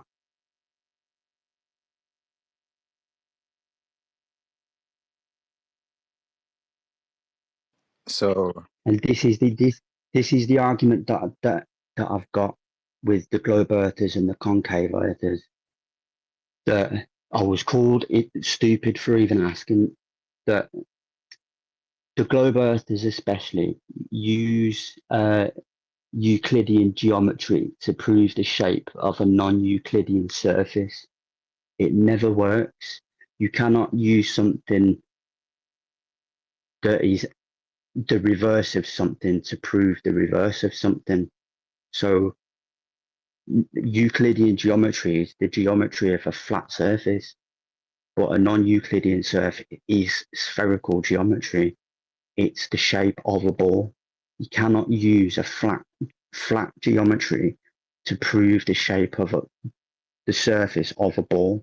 You have to use non-Euclidean geometry for the surface of a ball. And every single argument that I've ever seen from a globe earther, they are using Euclidean geometry to prove the shape of a non-Euclidean surface. Why? It's literally, this is how stupid it is, Keon, and I'm going to break it down quickly. It's literally like me saying to you, I can prove what a dog is, but every time I try to prove what a dog is, I use a cat. And you ask me, can the cat bark? Well, no, it's got 4 legs, but can it bark? No, it's got a tail, but can it bark? Well, it's got 2 ears and it's got 2 eyes and it eats food. But I still can't answer the question of, can the cat bark? That is the exact same thing. You're using a straight line to prove a curved line. It never works. And that is the whole argument that I've had with the globe earthers, and not a single one has been able to give me a valid answer. You cannot use a curved line to prove a straight line. So why are you doing it in the opposite? I get you. And in terms of the concave Earth, at the end of the day, it's still a globe, right? So I don't think it's something for the flat earthers to accept, because it's it would mean there's curvature. So yeah, I understand that completely. And that's really all we're asking for. So, proud and sacred, I hope you agree with me. I'm going to try and be as concise and accurate as I physically can with it. A lot of the flat earthers, the issues with the flat earthers is not the concept of the flat earth. The issues that are within the flat earthers are the mechanics of the flat earth. That is it. It's not the concept of the earth being flat. It's the mechanics of the earth being flat. But not a single globe earther, and now not a single concaver, is able to actually prove non-Euclidean surfaces at all. And so far, I haven't seen any exclusivity for any of the models. It's getting kind of absurd. I feel like every time we ask them, like, hey, is there any exclusive concave evidence? Is there any exclusive globe evidence? And it's just all this prevaricating. It's all this avoiding. Doesn't really... I don't know. I just haven't seen any. I'd like to. So the one that's been aggravating me the most over the last couple of days is the concave earth is using Snell's law. Now, Snell's law explains refraction going down through a surface of a medium, but you cannot use Snell's law. The reason you cannot use Snell's law is because everything has a refractive index, but at the exact same time, everything has a reflective index as well at the same point of contact. So when the light source from the sun hits the surface of water, or even land, or even sand, doesn't matter what it is, light is absorbed through the surface, but at the same point of contact that light is being absorbed, there is also a reflective index that is reflecting back up into the atmosphere. The Snell's law equation fundamentally excludes the three laws of reflection. You have to include it in the equation, otherwise the equation is only 50% complete. So you're going to condemn all flat earthers and call us stupid, but you're only going to bring 50% of the evidence. So include the three laws of reflection into the equation and then see what we're dealing with.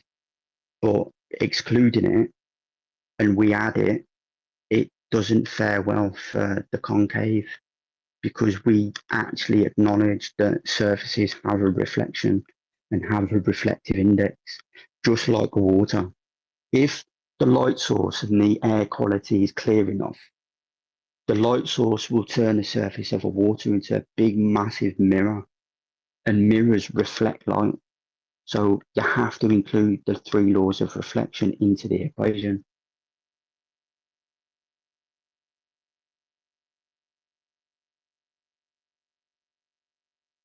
I actually wanted to say something. I never got to say this last night. I wasn't really allowed to speak.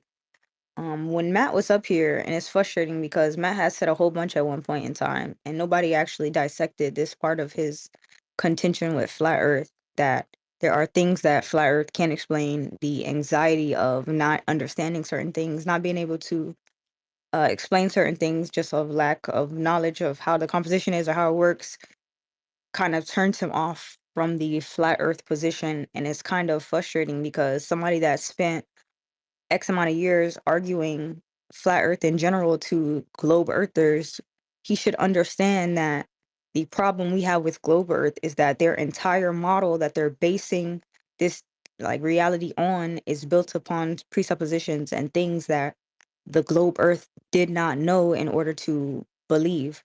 So it's just it's just telling how things can get to a person to make them feel as if they have to abandon ship, they have to deflect because this may not make sense, this may not make sense. There's no explanation for this that they can think of that's fair. But when it comes to the globe Earth, they're not held to that same standard. So it was just frustrating to see the panic of, hey, instead of finding a better way to articulate this for flat Earth, I still understand that globe Earth has no explanation for this. I'm just going to leave flat Earth altogether. And I just think that was very like it's just counterproductive in the grand scheme of why we do this. We're not supposed to do this to be right about flat Earth. This was to show and highlight that hey, globe Earth might not be the mainstream narrative. Well, proud. A couple of days ago got a really dirty DM from Matt, and I blocked him purely because I really can't be bothered with the arguments. But I got a really cussing me out for answering the questions that he posed. Now, a lot of this nuclear forces, the nuclear interaction, even the volcanic physics that are interacted with the nuclear forces, I've been trying to tell the flat Earth for community within the community that I'm in myself for a long time. I'm still trying to explain it to myself, let alone trying to explain it to flat earthers so they can understand it. But I still haven't deviated from the position that I stand. I believe that we're on a flat topographical plane. And with the tektites issue, tektites can be explained easily by rapidly cooled volcanic gas. Easy, straight off. Once you acknowledge the volcanic interaction of Earth and the actual fundamentals within it, tektites are rapidly cooled volcanic gas.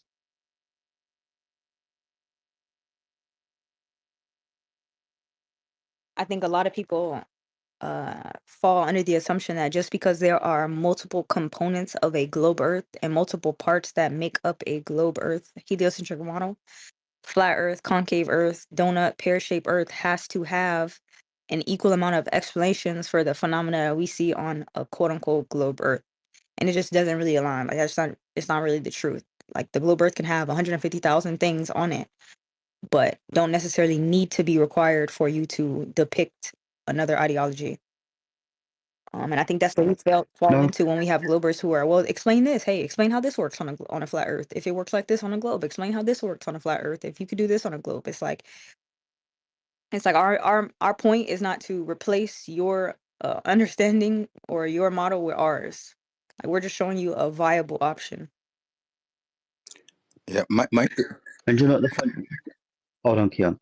Do you know what the funny thing is? The nuclear forces are fundamental to all three models. Fundamental forces aren't exclusive to any shape, but you have to include it in all of the models. so my thing is, like I said earlier, like I think the idea of a concave Earth is not far fetched because again, I heard of it multiple times before. My problem is the black sun and the universe being inside of it, as I understood it, right? I don't think that's what's going on because my question would be, where the heck did you get that from? Like, where is that information coming from? The universe is inside the Earth. Like, where did you get that from? You know, because when it comes to concave Earth and different layers of Earth, I've heard that from multiple researchers, but I never ever heard the universe being inside the Earth. Never. I definitely heard Hey, about the Keon, black just to, sun separate from concave Earth. There are even flat earthers who believe that there's a second sun in the north, like that basically makes flat Earth possible. Just solely into center, or something about basically it rises out of a mountain. I didn't really understand that too much, and I was also wondering if there's any ancient, I don't know, biblical texts or biblical conversations that talk about a black sun in reference to the moon. So if you have the sun and then you have the moon, they would just refer to the moon as the black sun because of the sun that comes out at nighttime. But I was just wondering if anybody's seen anything like that. Nah, I haven't. Keon, But the claim for Keon, what they claim is that it goes back. Their concept goes back to the cosmic egg concept.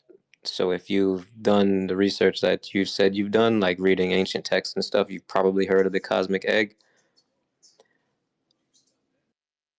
No, I actually haven't. I mean, if somebody can educate me on that, would be great. Man, you said you did all these readings in ancient texts and you ain't heard of the cosmic egg? Bruh, I learned about extraterrestrial life, not Sacred, what's up Earth. with your We're boys, still not huh? over Mars. The egg is your universe. The membrane is like the glass shield, and the inside of the egg wall is us. Wait, Brian, say that again, please. I couldn't hear you properly. The egg is the universe. The yolk is your ice or glass wall or whatever, and you're on the inside of that eggshell. Right. Yeah, Yeah. there was different models of it. I think some of them was like we're like the nucleus, like the egg yolk inside of an egg, and then others, what they're saying is we're on the inside of the shell itself. So maybe it's a different spin on it, but that's where they link it back to. So I think Benaya was next. Thanks. Good morning. So yeah, I had a real quick question. So like I just posted up at the top with the maps. So I've seen a lot of people really ape into the Gleason map, and I have a lot of reserve on it, like a lot. So I just posted the Mercator map that is of the North Pole, and those middle lands go from 90 degrees north to right around 80 degrees north. So those four lands that are in the middle, those lands take up a whole 10 degrees of latitude. Those lands are completely missing on the Gleason map. In addition to that, there's the large piece of land that I had mentioned on previous spaces that's due west of California, about 100, 150 miles due west of California. It's a massive piece of land, about 2 to 3 times the size of California. That's also missing on the Gleason map. And what's also missing on the Gleason map is all the other lands that are known on a whole bunch of other maps that are all consistent, many, many, many ones, of Antarctica. What people believe to be Antarctica is really 7 different continents, one of which is Australia, and the other 6 are unknown. People just don't know about it. But what I'm saying is, like, there's a whole bunch of land that's missing on the Gleason map. Not just a little bit, but a lot, like a whole lot. Now, on top of that, it's missing 6 latitude lines. So, like, what gives? Well, the map that you're showing, I mean, how accurate is that map? The thing about maps is like it's good to have a healthy caution when it comes to like all maps, because unless you know exactly how to find the verification for them, what are we looking at essentially? Well, I do know that the latitudes are missing 6 latitude lines. I mean, that's pretty. I mean, you can just count them and figure that part out. And then also, the ice wall can't be that close to the north. It's way further south, because New Zealand is 43 degrees south, and Tasmania is 43 degrees and 42 degrees south latitude, and that's nowhere near close to the ice wall. Like, that climate couldn't be close to the ice wall at all, like not even close. So if you look at the Urbana Montes map, that only goes to a modern day 43 degrees south latitude. There's another 47 degrees that's missing even off of that map before you get to the ice wall. So there's a lot of different reasons that, like, the Gleason map just doesn't hold water a lot. I mean, like, the lands are distorted, it's missing lands, it's missing latitude lines. It messes up people's theories about like distances of air travel, because nothing's going to match if you delete 6. It's like 1/3 of the map's latitude lines are like completely intentionally deleted off of the Gleason. Like, Yeah, that's the thing, right? We can't really trust any of these maps, and flat earthers actually claiming one. We can kind of loosely use one, but I don't think we should claim any of them. there's actually I what think is correct Chrissy. though is on the Urbana Montes map, it correctly shows how latitudes and longitudes work. So like within like the cross is the latitude lines, and the circle that's coming from the middle is the longitude, one of 360 degrees. So the coordinate system that's displayed on the Armada Montes map is 100% accurate. Now the lands that are shown within that coordinate system are pretty accurate, but it could be updated with modern day Latin long coordinates.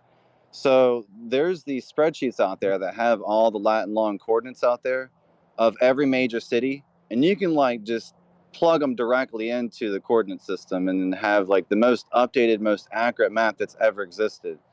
So I'm currently working on that. I'm working on it for quite a while. Hopefully I'll be able to Alrighty. accomplish it. Yeah, let us know. But it'll be huge. But I mean, I'm just saying like the coordinate system works, and the Gleason map is really a joke. It's like a complete joke.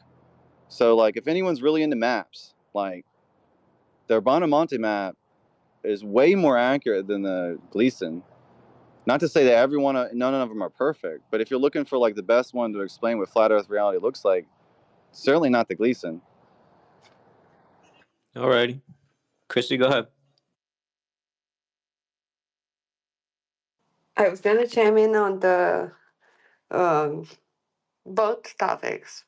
First of all, you have to understand that the egg of the world, that kind of cosmology, that's pretty weird. And if you read about what comes out of the egg, as opposed to what comes out of the egg in the Big Bang, it's the same thing. It's a serpent, it's a snake. So research it before you believe stuff like we're in a big egg, because that's not a good standpoint to start. And as for maps, maps take measurements that have been measured flat with lasers by topometrists and wrap them on an imaginary ball, then spread them on a flat plane again, because you need maps to geolocate yourself using the stars. And since the stars are on a curved surface, the easiest thing to do is to curve the surface you're walking on. That doesn't mean it's okay. None of the maps, none of them have the actual measurements. Although you said that the Gleason map has different measurements, well, it's pretty close to the real life square meters, uh, surfaces of the countries in Europe, Asia, Africa, even Australia. It's close as we can get. It does have problems. Everyone has problems because they all do the same thing because they need to do it, because the way you study and pinpoint location is by using the stars. So if the stars are on a curved surface, because that's how we observe them, you need to curve the surface you're on so you can understand where the point is. That's one way to do it. You can also use trigonometry, but it's more complicated. And right now there's a law in place that states that you have to use the coordinate system, the standard model coordinate system. So everyone's going to make a map using those. And that's limiting, because in the south, there should be more latitudinal lines and more longitudinal lines. That's why they call it a pear shape nowadays, because they even realize it is bigger in the south than it is in the north. Yeah. Hey, Christy, real quick, while you're speaking, could you please Yeah. share that map that you were mentioning that was in Greek or another language? You mentioned it on Flat Earth Friday last week, and I'm so eager to look at it because I'm trying to find Mount Schaefer. It's spelled Shapher or Shepher, depending upon the translation of the Bible that you're reading. But I And can't you're find it. talking in English, right? What's that? You're talking in English, right? That's the name in Yeah, English, that's the right? name in English. So if you, I mean, I've looked You for need to days find looking for just the one place. true name in Greek if you want to look at those maps. And I've sent them the first time we discussed it. I posted them back then, and I need to search for them again if you want me to, but it's gonna take time Yeah. because I don't have that laptop open anymore at that page. Okay. Yeah, I would really appreciate it. Whenever you get a moment, could you But please tag me? if you go at Orthodoxy, at their official website, at the Greek Orthodox website, you'll find the manuscripts, you will find everything on their site. Everything you can ever ask for. Yeah. Okay. And you Well. can see them in person because you're a man. And if you go to Mount Athos, you can see them yourself, which I cannot do because I'm a woman and I'm not allowed. So Okay. So like, I'm just if you looking. I'm really not want to looking for find everything. out, I'm just looking for one thing. Help me. Could you please help me find where Mount Schaefer's at? Because I've looked for weeks and I can't find it. I've lot of research. I've looked everywhere maybe you it's could think not of. called Schaefer. Maybe it's called something else. Because they do stuff when they translate the Bibles to our languages. In my language, they remove words. In English, I saw that they misrepresent words in English. Okay, it's in They changed numbers. the meaning. It's in Numbers 33. Tell me what Okay. the name used to be if it wasn't Mount Schaefer, and could you provide proof? Because I'm really, really eager to know whatever you might Numbers know. 33. Let me check the Bible. All right. While And you do I'll that, let's head on over to return. Barbara Dan. Thank you. So the funny thing about the heliocentric model, and I've spoken to globe earthers about this. I know I'm 100% correct on this one. So the globe Earth isn't completely spherical. The heliocentric model claims that there is actually a flat universe. So this is the thing that is getting me. So if believing that the Earth is flat is idiotic and foolish, but believing the Earth is a ball on a flat universe is some form of genius, then how do you explain it on a concave Earth? Because the 99.9% of all flat earthers that I've come into contact with believe that the Earth is flat on a flat universe. So a flat Earth is dumb, or is the globe Earth and the heliocentric model dumb because they use a flat universe? All right, Keon, what's up? Which of the Yeah, this is numbers? Because you asked me to look it up, and I don't see any mention Oh, of any mountain. it's in Numbers 33, Mount Schaefer. Schaefer. Yeah, but which number of the 33? Because there's a lot of numbers. There's a lot of verses. The verse specific. One moment, in the next 60 seconds, I'll let you know the exact one. I didn't memorize it, but I'll Thank look it you. up right now. One moment. Yeah, so yeah, this is for you, D3. So I know you wanted to talk about it earlier, but let's talk about it now. So you would agree with me if I say that like the ancient texts, especially the ones that I sent you, Rig Veda, Mahabharata, even the Bible, the Quran also. You would agree if I say that these texts mainly they talk about of beings coming from the heavens. Yes. Right. A lot of them talk about beings from the heavens or in the sky, things like that. Yeah. Okay, I agree too.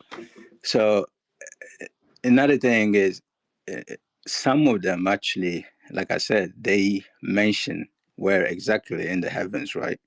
Some of them they mention Pleiades, some of them Orion, some of them Sirius, and so on. For example, I don't know if you ever heard of the Hadith, which is attached to the Quran. You heard of that, right? I think I've heard of it. I don't remember much about it. Go ahead, elaborate. Yeah. So in this book, basically, there's a line, it's a verse. I can't remember it. I could find it if you want me to. That says, literally, because we are from Orion, full stop. So, like, the main idea is that these beings, if we say they come from the heavens, like, where are the heavens if not space? These are the constellations that we see up in the sky, and that would mean that you could literally travel through space to get here, right?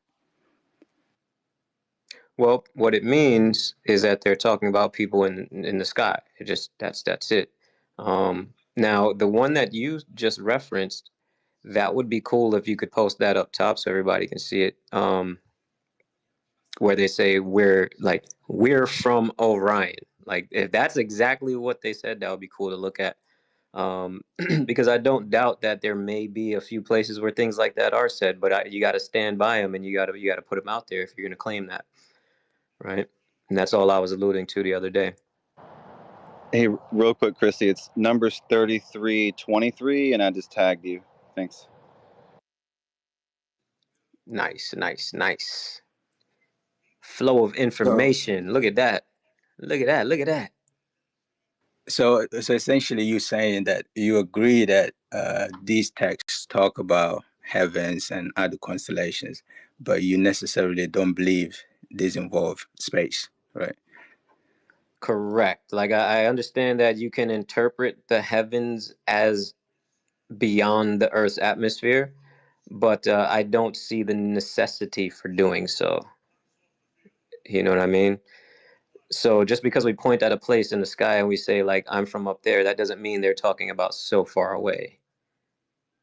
Right, but if it's not adequate, like I already said, they also mention constellations, right? Orion, Sirius, Pleiades. So That's what I'm saying.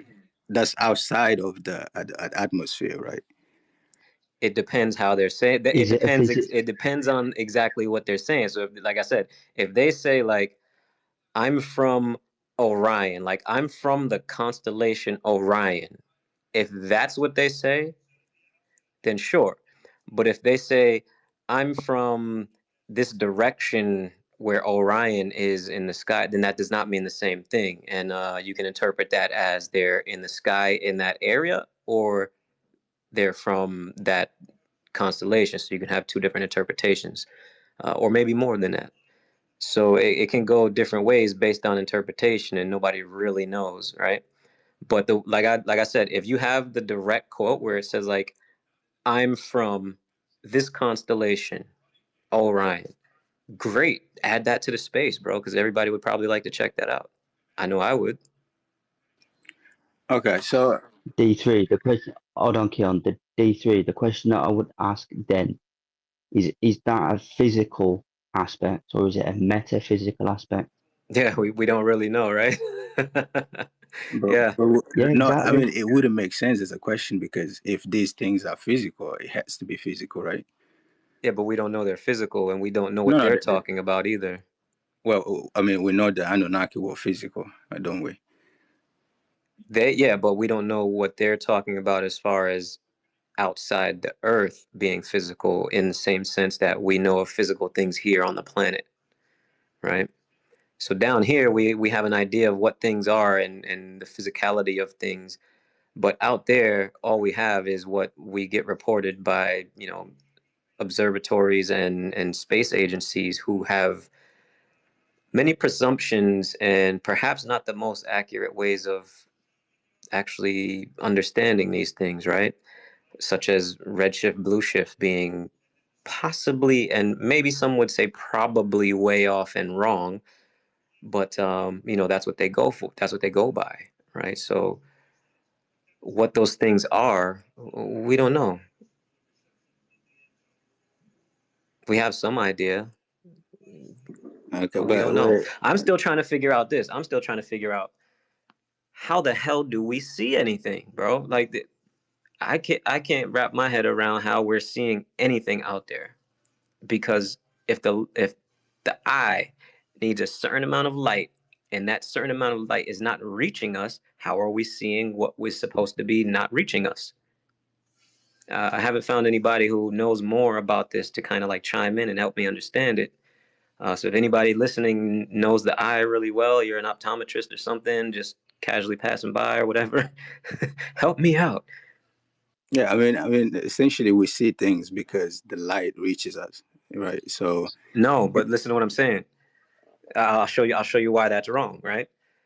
So I just added a little bit deeper research into this, and so what happens is at night your eyes switch from the cones in your eye that pick up a certain amount of light to the rods in your eye which pick up they're more sensitive to light, right? So that's what happens like when you turn the light off and you can't see at first, and then your eyes transition from what they're using internally to the thing that helps them see in the darkness. And then after a couple minutes or so, your eyes adjust and you can see something in the darkness, right? So in the sky at night, we're looking at the darkness.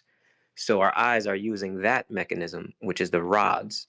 Now the rods need 0.0000001 lux of light in order to see things.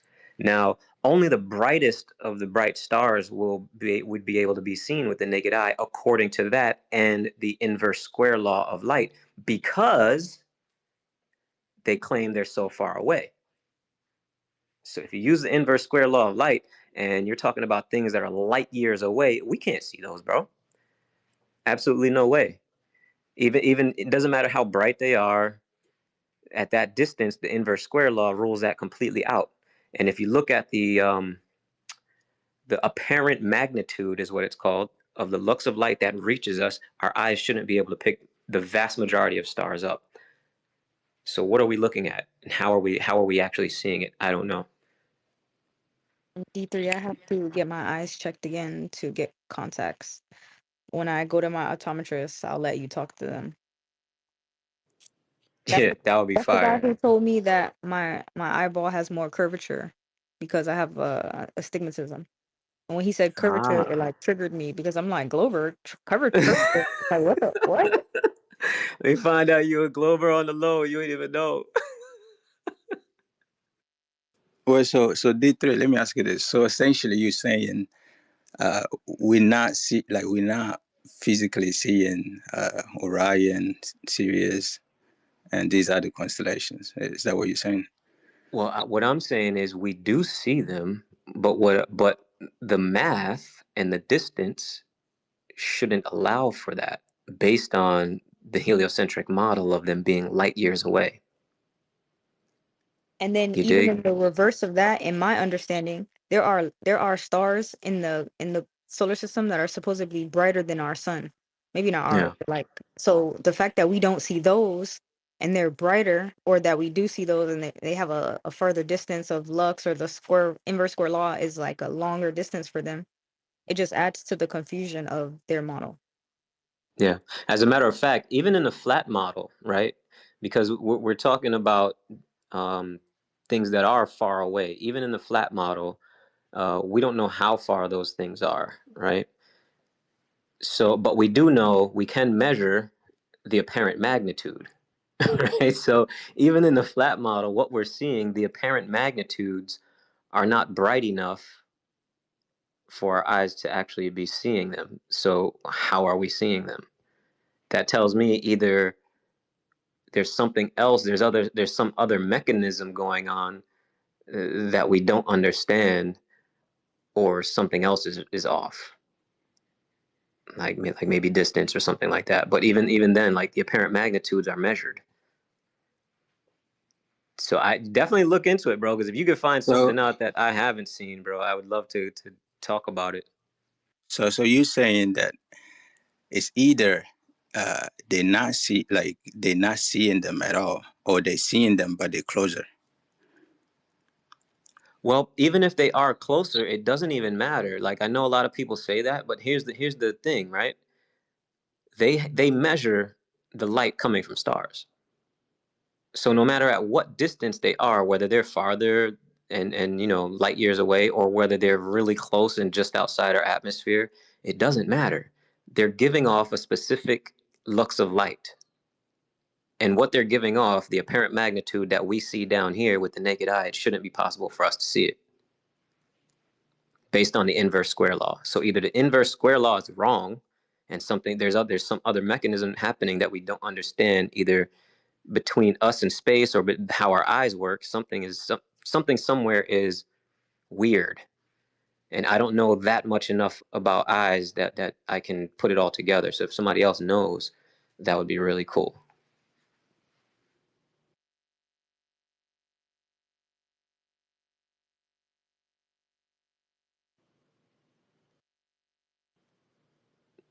Yeah.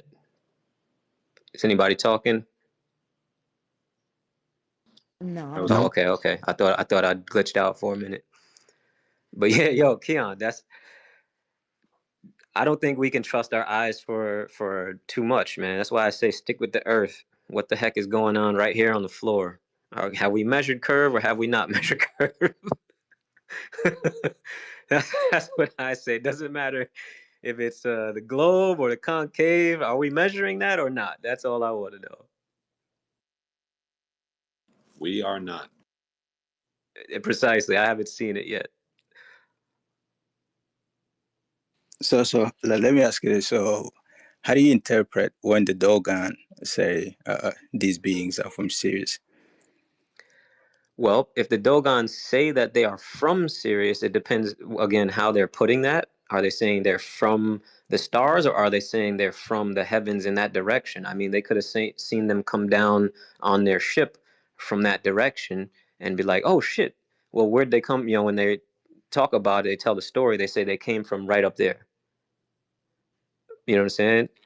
But No, I mean they may not have noticed the approach at first, so they don't know where that ship originated from. Angular resolution, it could have been high enough outside the atmosphere the way they couldn't see it. bro, they literally told them we from there, and they're physical. So what does that mean? So we gotta see what the original language on that is and how it actually translates without any, mistranslations.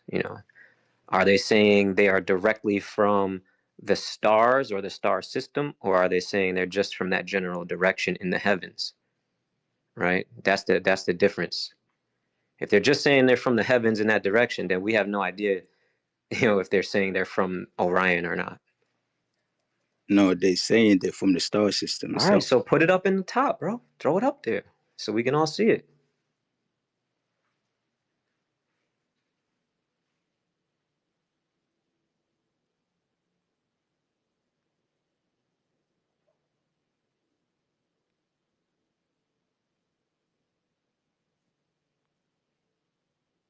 Welcome, Chris and Chrissy.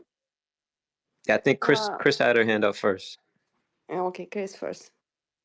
Good evening. About those eyes, just as an image, our eyes have a focal point and a focal length.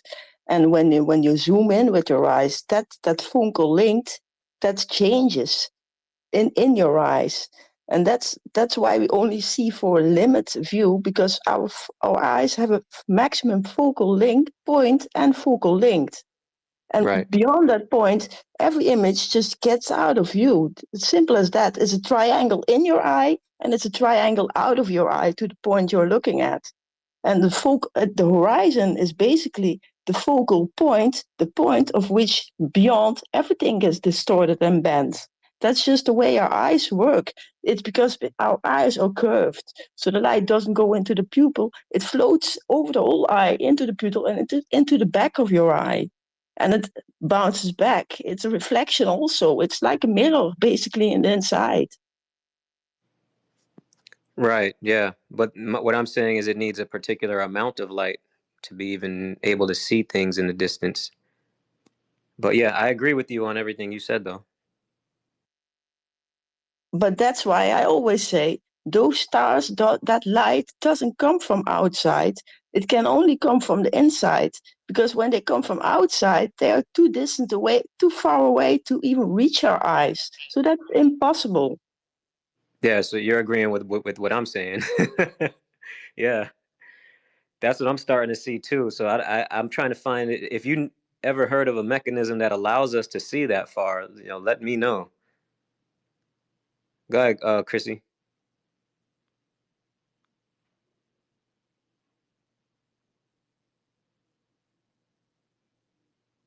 Yeah, I found information on the mountain.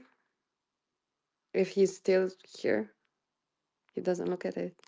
He's not here. Who is that? Benaya? Yeah, Benaya. I don't see him. I don't know where he's at. Oh, okay. I'm gonna tell you guys really short. I found information on it.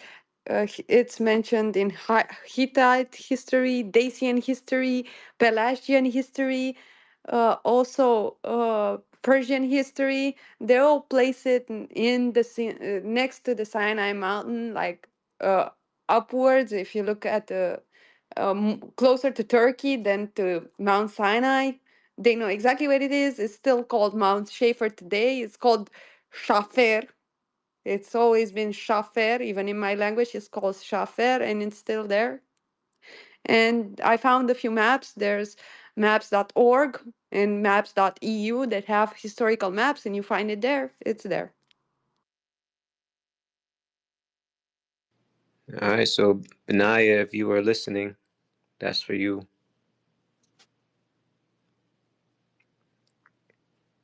Yo,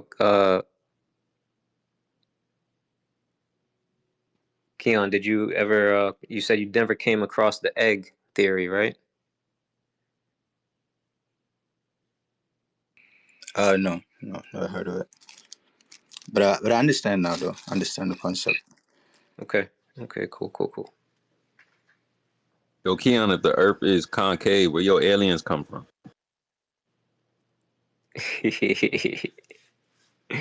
Dude, that still could be space, bro, because it's inside of that freaking. I don't know, man. I don't know. You couldn't even do it, huh, bro? Nah, you can only go 62 miles up. That's it. Then you're going to hit that other sphere. I think space is like outside, not inside. So that concept of space being inside, I don't really agree with that. You can't rock with that, huh? Because you can't have your aliens. That's why. Dude, I can't have beyond the ice wall either. I don't know where anything's coming from now. I don't know what the hell to do now. My whole world view is just shot. I think they're just the whole globe model just bugs me. 666, man. Come on, guys. He's 666 still. Come on. Yeah, the thing that keeps amazing me is that Fibonacci code. When you look at the stars, they move exactly like a Fibonacci code. And if you look at everything, it's mostly electromagnetic radiation. So basically, I think the stars are just a picture of the lands below. I think the stars are nodes of overlapping resonance in the ether, and they're just nodes where a lot of disturbance is happening, and they have their charge. That's what gives them their charge. And Have you looked at tectonic plates? Because if you look at tectonic plates, the American tectonic plate, that one turns anti-clockwise, and the European Asian plate, that turns clockwise. So if you look at a magnetic at a disk magnet's field, you have two sides and a center field, and in a whole field. So basically, and since NASA also measured in 1962 the two inner fields within a bigger field, it shows, and old maps also, they show as an east plane and as a west plane, and the Greenwich line is flowing right in between that. But that center axis used to be running through Giza.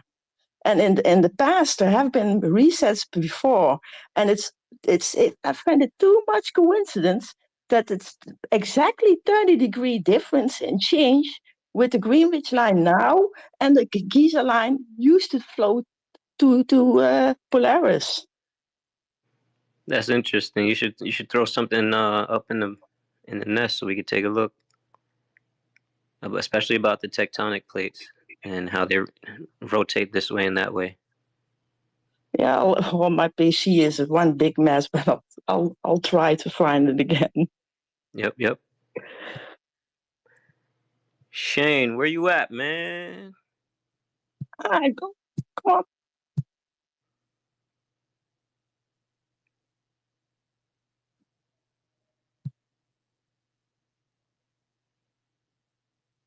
I don't know. Somebody cut out. Nah, nobody cut out.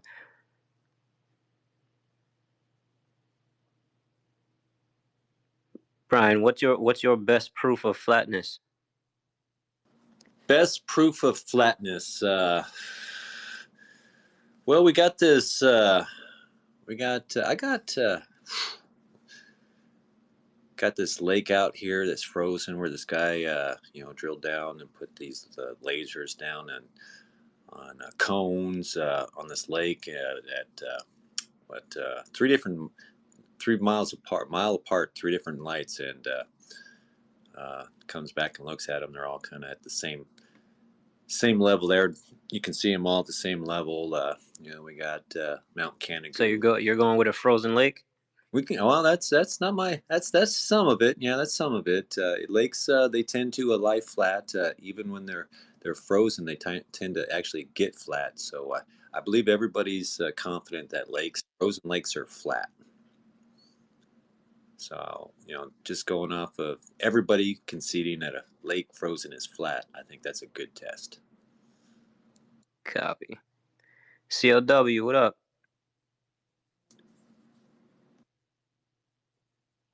I'm good. Hope all is well. Hey, CLW, do you know anything about the Dogon tribe and what they say? About the Sirius B. Yeah. I've read Do you know the exact text and how they word it? No, I don't know the exact text. Okay. Just curious. I came here for the lady Chris Maria, who was talking about the tectonic plates being affected by the electromagnetic field of the Earth. Yeah. Have you seen the same documentation or same theory or what? I've come to the same conclusion. How? When I look into the study of cycles that we are familiar with, how the weather changes, how some places suddenly the water table changes. It's all related with the shifting of the magnetic field of the Earth. Even the sea currents, wind currents, they're all interconnected. What do you think drives them? At the core of the Earth, there's this molten rock or whatever. I don't know if it's a rock, but supposedly made of one of the heaviest things on Earth.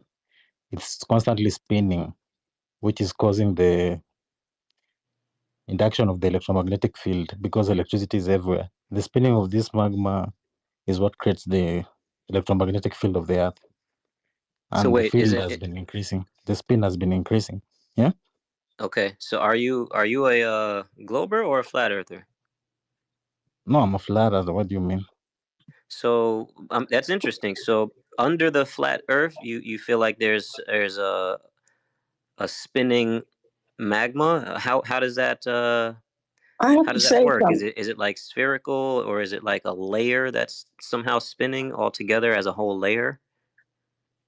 No, it's not about spherical or spinning. It's the density and the pressures of those elements. Remember, even the beginning of the Earth itself, even the surface was a magma, and the cooling took place slowly.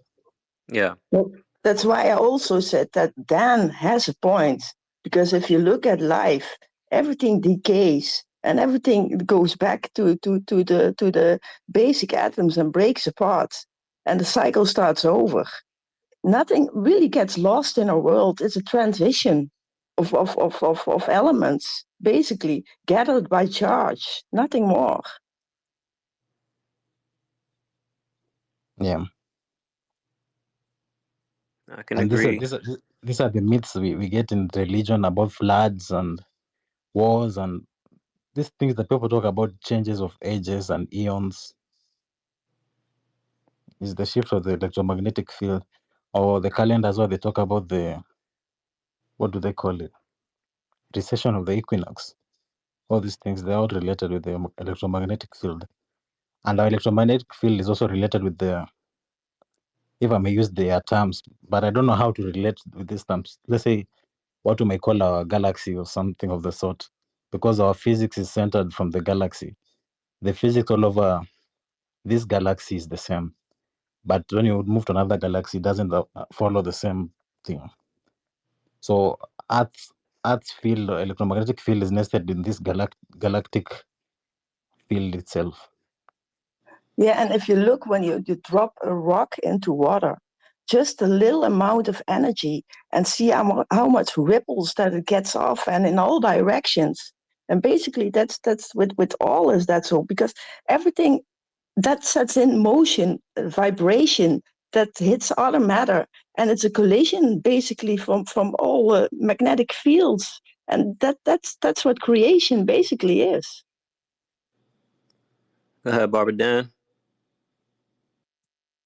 Yeah, just to tap onto what Chris said, and the reason I have delved so deep into it, you cannot use ferromagnetic metals for the causation of the Earth's magnetic core.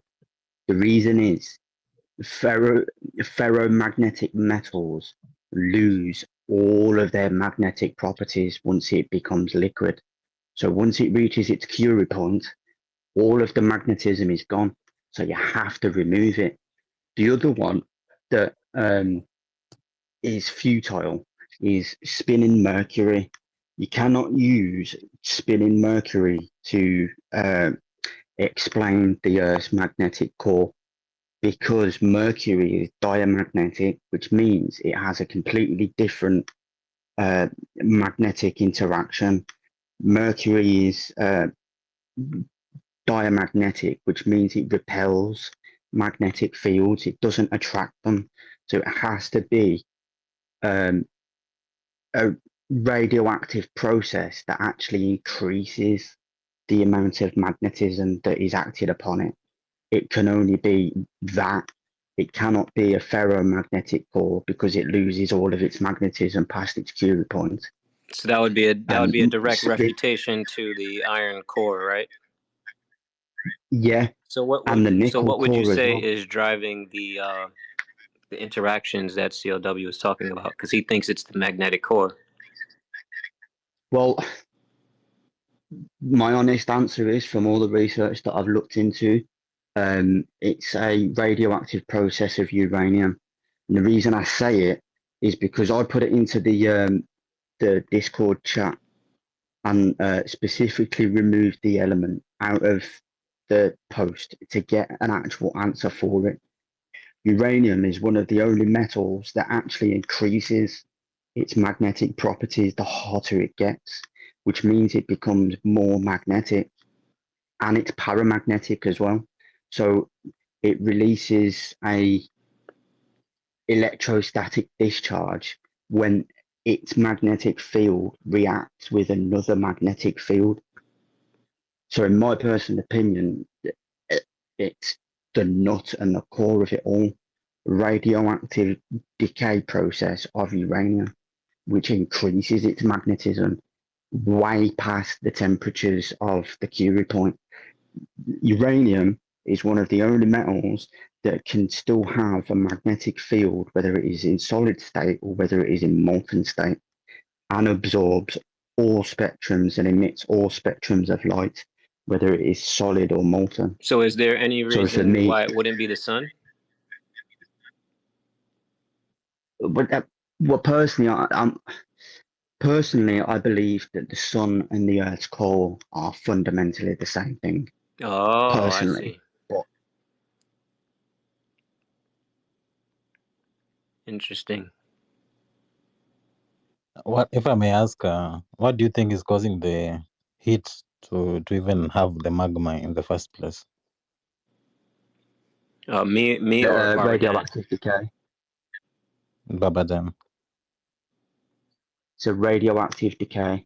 It's a fusion reaction of radioactive decay. If, for example, if you think the Earth itself is operating by the principle of all this radioactivity is some form of explosive technology, but if you look at nature everywhere, how it's able to self-sustain itself, it's because it's implosive in nature, and that's how it's able to sustain itself. You might be speaking something about the radioactive, but when you look at the elements and the nature of the elements itself, like what is heat? All these objects we see, they have heat in them, but you just have to find a way of releasing them. You may release them through friction, or you may hit them from an external source of heat, and you'll be able to release them, and it will affect the nature of that material itself. It become liquid, it may become even gas. It depends on what you're heating. But all these things is caused by the interaction of the vortices. You see, it's caused by the interaction of the vortices. That's the friction is caused. It doesn't have to. Pardon? Radioactive. Right. So, CL, answer me a quick question. Okay. Are you a flat earther or a globe earther? You can call me a flat earther. So you're a flat earther, Yeah. right? So, do you believe in the Big Bang? Yes or no? No. Okay. So, no globe earther will be able to, or heliocentric earther will ever be able to explain the theory of the Big Bang without the process of radioactive decay. Radioactive decay is a fundamental process of all of it. You cannot have it without it. So regardless of your belief on the vortices, you may be right, but there is also another alternative explanation that does the same process and doesn't involve the vortices interaction. It has the same outcome. No, everything to me, I understand, is caused by this vortices interaction. In fact, that's how we're able to manifest space. But these vortices have different effects. We may see as light, heat, and gravity, and many other things. But that can also be explained by radioactive decay. That radioactivity is just like, how do I put it? It's the same way when you rub something constantly, it emits heat, you know? That's just releasing the vortices. That radioactive element that's being released is because of the unstable nature of how the fields of the elements are organizing themselves. It's unstable, it's constantly shifting. No, you're wrong. That's a frictional force. That's a friction. Okay, It's call it not a friction or whatever, but radioactive decay. do you understand where the heat is coming from? You've just said it. You're rubbing two things together. They tell you, listen, people tell you when you Hold rub on, two hold on. Let things, me finish. they are Hold on, hot. let me finish before you cut me off. Let me finish before you cut me off. Okay. You've just said you're rubbing two things together, which is creating the heat. The heat that is generated is from the friction. But that's not It's explaining not how the the heat is coming radioactive about. decay. They've named the process where the heat Yes, is the created friction, but they're not explaining the process of how the heat is coming about. The friction. What is friction? So hold your hands together. I'm going to do it right now. I've got my hands together and I'm going to I know rub the them process, together. but My can you hands are just getting describe warm. scientifically what's the process you call friction? Two things being rubbed onto each other. And if it creates heat if it by the process of friction. Okay, if you try and look at the same thing, for example, when a current is flowing through a wire with high resistance, it also creates heat, right? Say that again, didn't hear you. For example, in a circuit, if a wire has a high resistance, it will create heat also, right? Yes. And would you call that some sort of friction, but it's regulating a different, let's say the way we see gas, air, there's also different modalities of how other things exist. For example, the friction in the current is what we call resistance. But we have also the same principle we can observe in other phenomena out here. For example, when you rub two things. Yeah, that's just resistance of the wire itself. If the resistance of the wire itself is lower than the current being passed through it, it's not going to be able to resist the current that's being passed through it, which is going to create the heat. And how is this current flowing through the wire? It's a metal wire. Hmm? The wire is metal. Yeah, we know it's metal, but how is it flowing? It's conductive. Yeah, we know it's conductive, but how, the nature of how this current is flowing? Let me put it simply. Do you believe electrons are particles?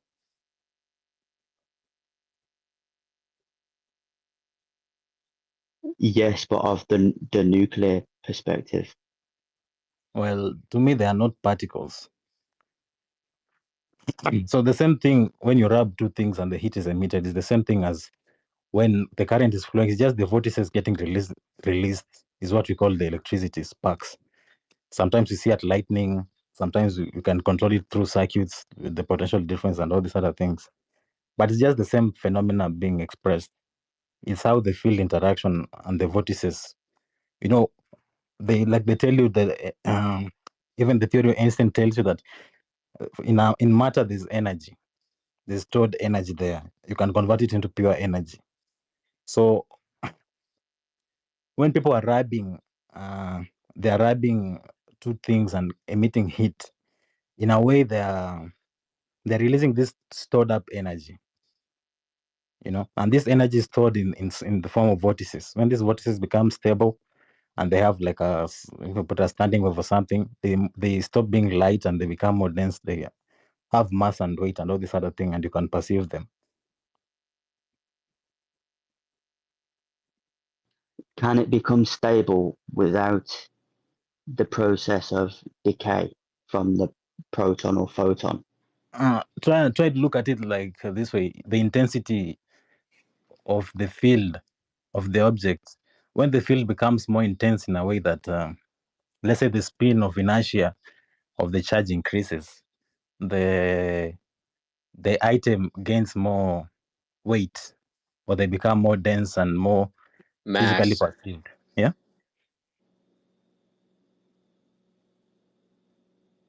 Pardon? Mass. Yeah. But you understand the momentum of the spin and is just how the field is interacting. That's how we see some things have magnitude that we can perceive physically. Some have electromagnetic.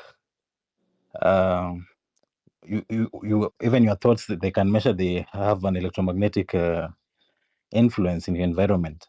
So there's different levels on how we influence our environments. That's why even you can see people can even focus on something to the point of making it manifest physically, because it's just the same principle working in different gradation.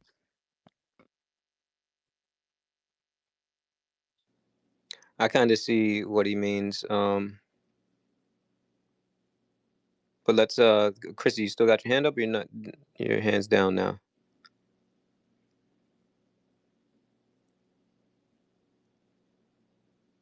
Yeah, I see her hand up still. Go ahead, Chris. Yeah, I want to say, wait, get my paper back out, but I have to go drive, pick up my guy. But about that sun, because everybody always said, but decay, also gases come free. And when you look at the sun when she's going under, you always see an orange glow. But when you have neon gas that gets illuminated, it also colors orange. So I think basically our sun is more like a furnace. It's burning the gases that are set free in between the inner fields into the outer fields. And on the border, where the two fields hit, that is where we see a focal point of light. On the top and on the bottom, an anode and a cathode, basically.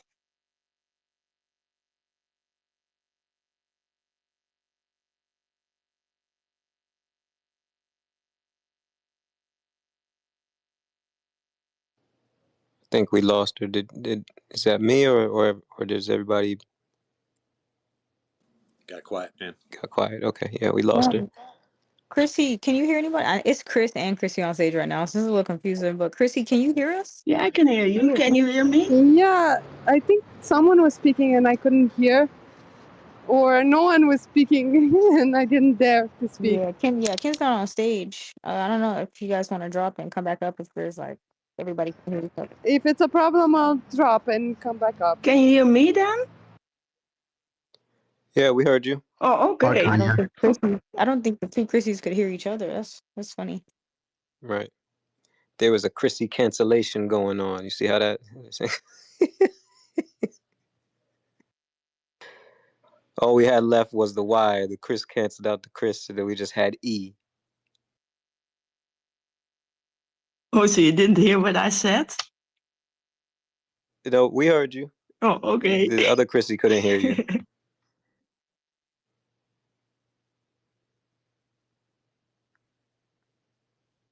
Chris cut out, to be fair. Oh, she cut out for you? Yeah, she did. She literally said that she was getting her papers and then stopped talking. Oh, I heard her after that. Well, I hope I hear everyone now.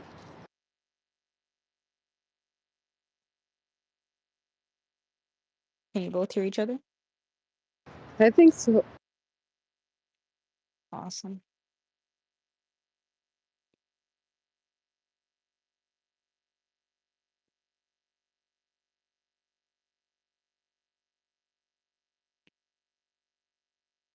Oh, is the other Chrissy talking? Oh, okay.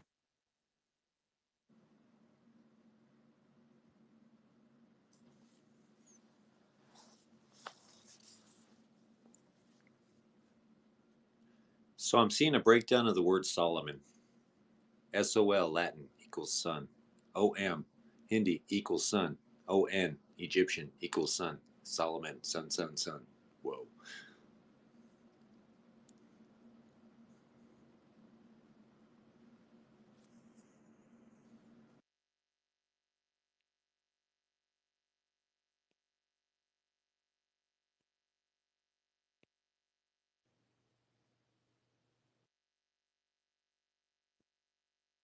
Is someone talking? Nah.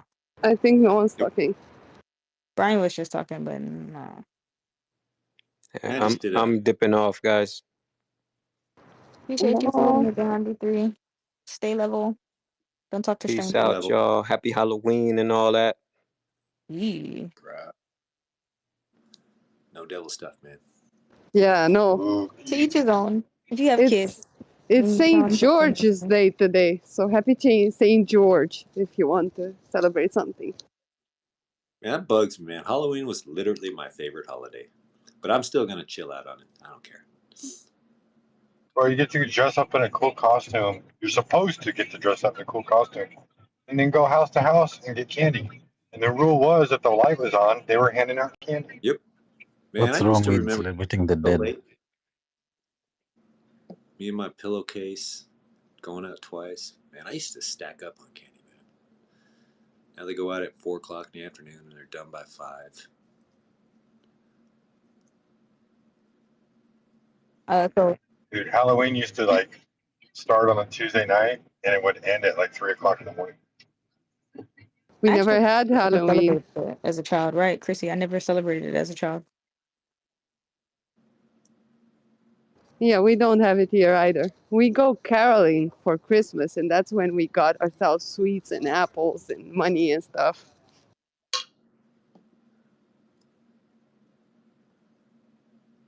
But you know, all these things, basically, they're the same in a way. For example, if you look at Osiris, who people celebrate also during Christmas time and nearing this time, it's almost the same as Halloween because it's also the god of the underworld. You know, all these Yeah, I know, celebrations, and they're it's linked. Horus's birthday. I know. I know.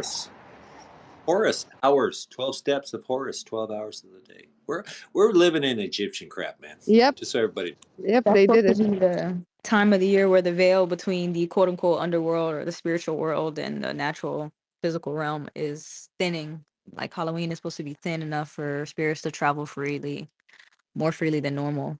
So that's where the like you dress up as costumes so you could or they could like blend in with us while we're cosplaying them. I Yep, think it's. yep. I think it's so they don't see us or something Yeah, like that. so they see you as part of their whatever. It's the celebration of Samhain. And if you read about Samhain, you know it's Crazy. literally the devil. Literally a Come on, demon. it's not the devil. For example, from my perspective, that's our tradition. We honor our ancestors because we understand our ancestors go back to the first ancestor.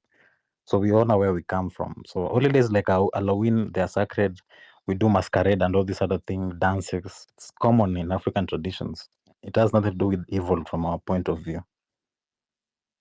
And that Yeah, but story, I like this show Supernatural, man. You guys got to watch this, man. It actually makes a lot of these references and stuff. It tells a lot of things that once you wake up, you're like, damn, it's telling us. Well, Sam Hain was Eric Kripke is a seer. He saw stuff in his life and he researched it, just like I did. Dude, Yeah. There's one episode in there. There's one episode in there where it's this scriptwriter got a hold of demon books and put it into a movie, and he was actually conjuring demons. Yeah. Oh man, it's like everything. That's exactly what they do when they find knowledge. That's why they keep hidden dark knowledge for initiates, because if a layperson stumbles on something like that and uses it, it's gonna be dangerous. It's like handing a kid a gun and just letting him run amok. But then again, if you understand that there's bad stuff, you understand that it's good stuff too. So you understand that there's a God. And as soon as Eric Kripke left the show went up the rails. Like, literally.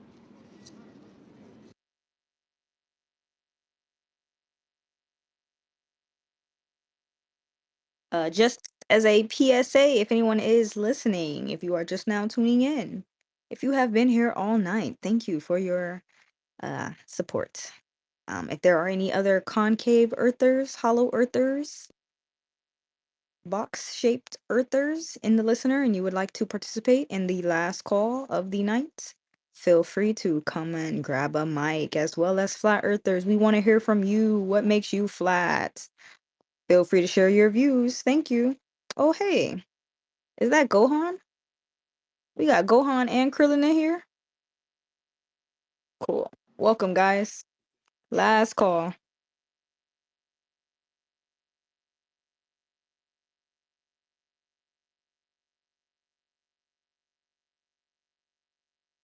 I see some Smurfs. I see some cats. I see some eyeballs. Hey, Bill. Shout out to YouTube land if we're still live on YouTube.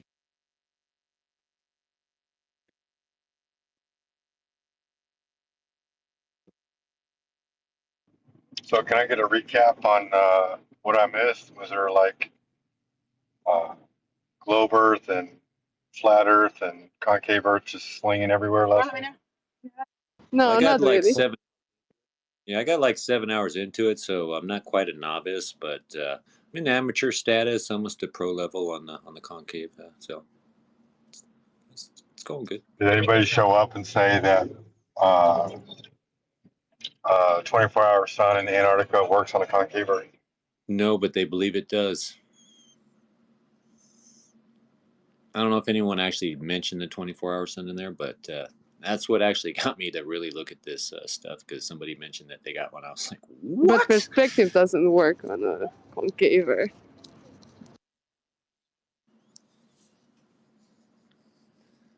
I mean, you even got one there on the Lake Pontchartrain Bridge, and the guy's like, well, that's the same reason you got in a flat earther. Like, No, well, I no. got this one here. It should go up. Okay. I was trying to explain something about this guy. I showed one with the Lake Pontchartrain Bridge where it's curving down, and I said, well, if it's concave, shouldn't this be curving up? And he's like, well, you could say that's why it's flat. I was like, I don't even know what the hell you just said there, but here's another one that shows it with different on a different day that's going straight flat there, and he's still like, that's light bending. I was like, bro, I don't get you, man. I don't get. Shouldn't it at some sort something be curving up? I got a good question for concave earthers if y'all are out there listening. How does the sun move between the tropics on a concave Earth?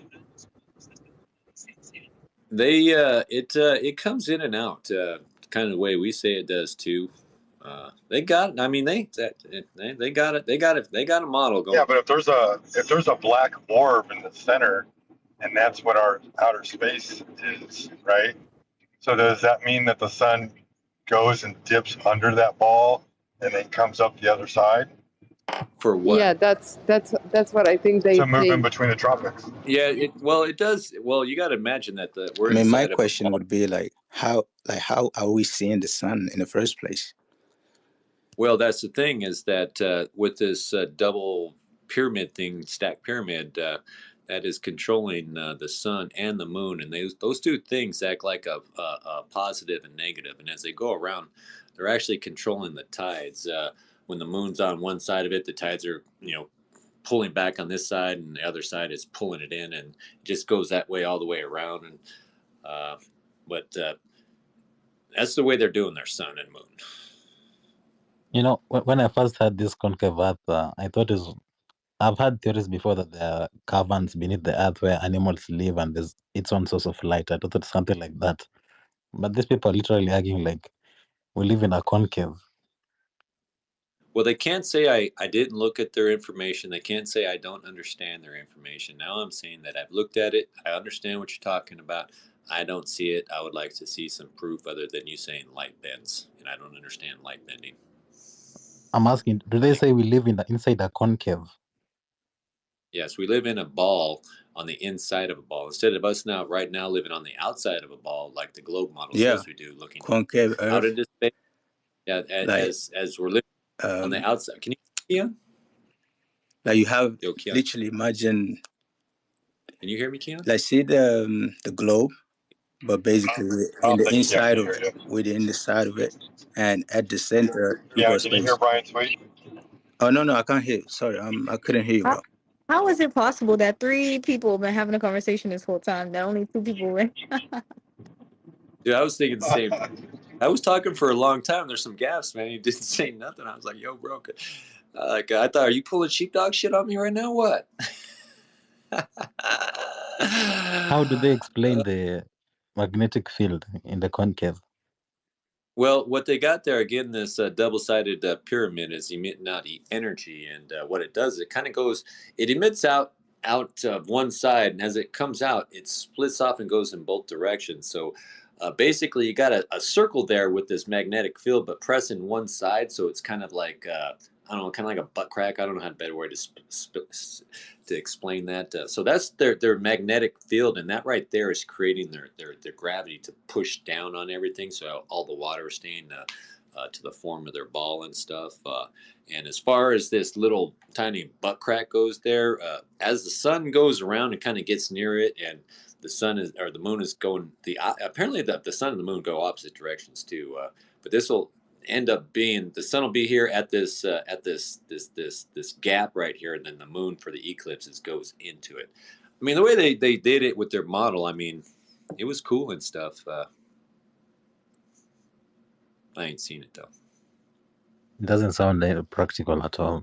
Like, what physics are they using to come up with these things? Like, isn't it even testable? Well, I don't know if physics applies here. It can be a good sci-fi. Someone should pick up on that idea. But the idea of a giant spinning glass ball above my head is kind of cool. Are you sure they're not psyop? Who came up with this concave art thing? So I don't even like the distance of the Kármán line at 62 miles, man. I think it's about half of that. And the stars, where are the stars? Are the star on the concave or inside the concave? I don't understand. The sun and the moon at the center of the concave? Huh? Yeah, everything about their model is basically a reverse globe.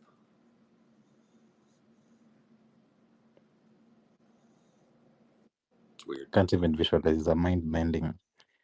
Let me try and look it up. Do they have any visualization on YouTube?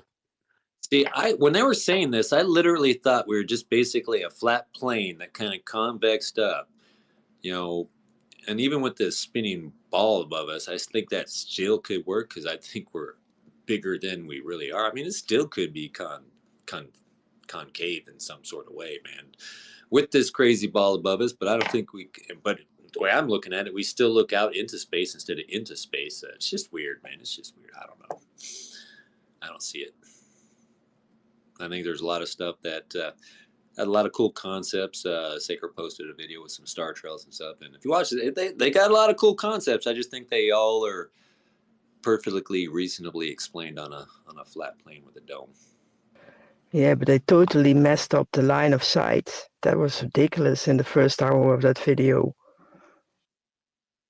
Well, I mean, even my first question on this was, the world record photo at 275 miles, and that's a silhouette of mountains and stuff.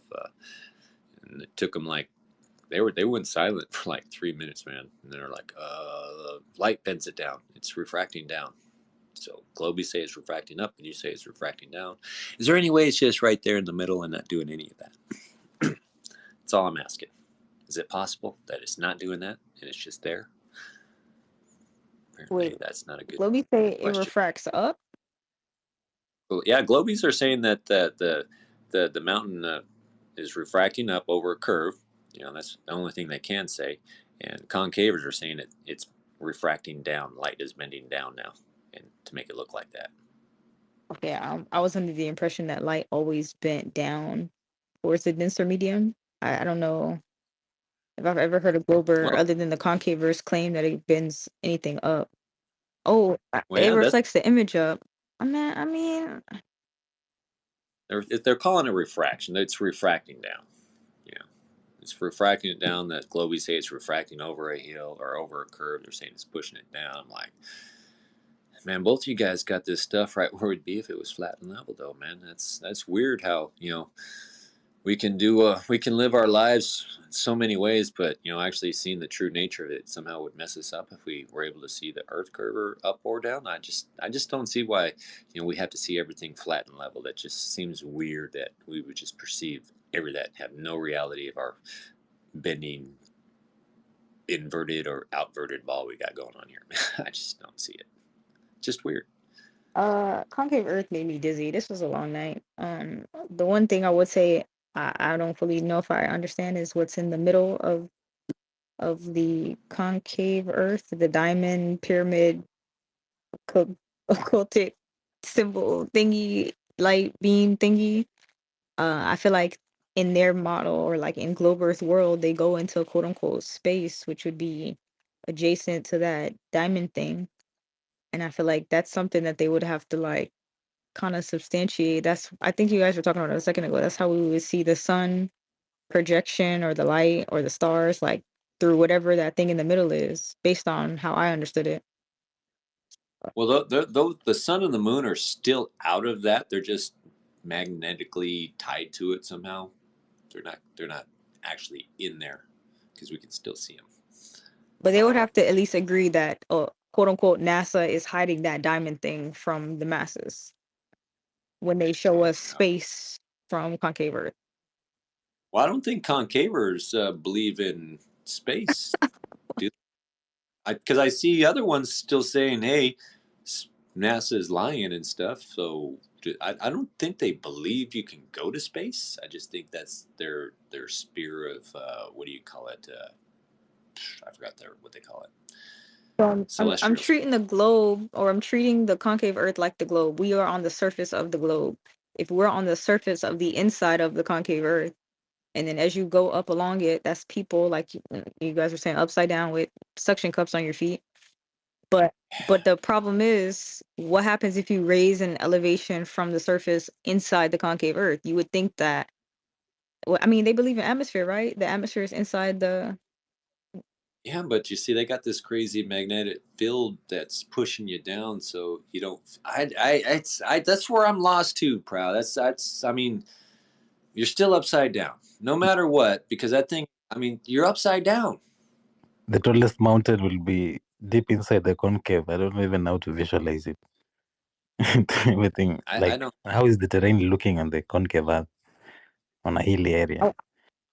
I'm literally just gonna give it like what they say the globe is. It's the same exact. This is how it is when we try to tell people like we live on a flat Earth and they're thinking like a line flat with no topography. It's like the same thing. Just it's topography. It's just inverted. Like it's inside the the sphere. So I'm trying to apply that to it, and by that logic, for us when we go on this from the surface, when we leave the atmosphere and we go up, that's space. The globe Earth shows us space to perpetuate the narrative of space. I guess they would believe that would be fake, even though in their model, in the middle is the projection thing.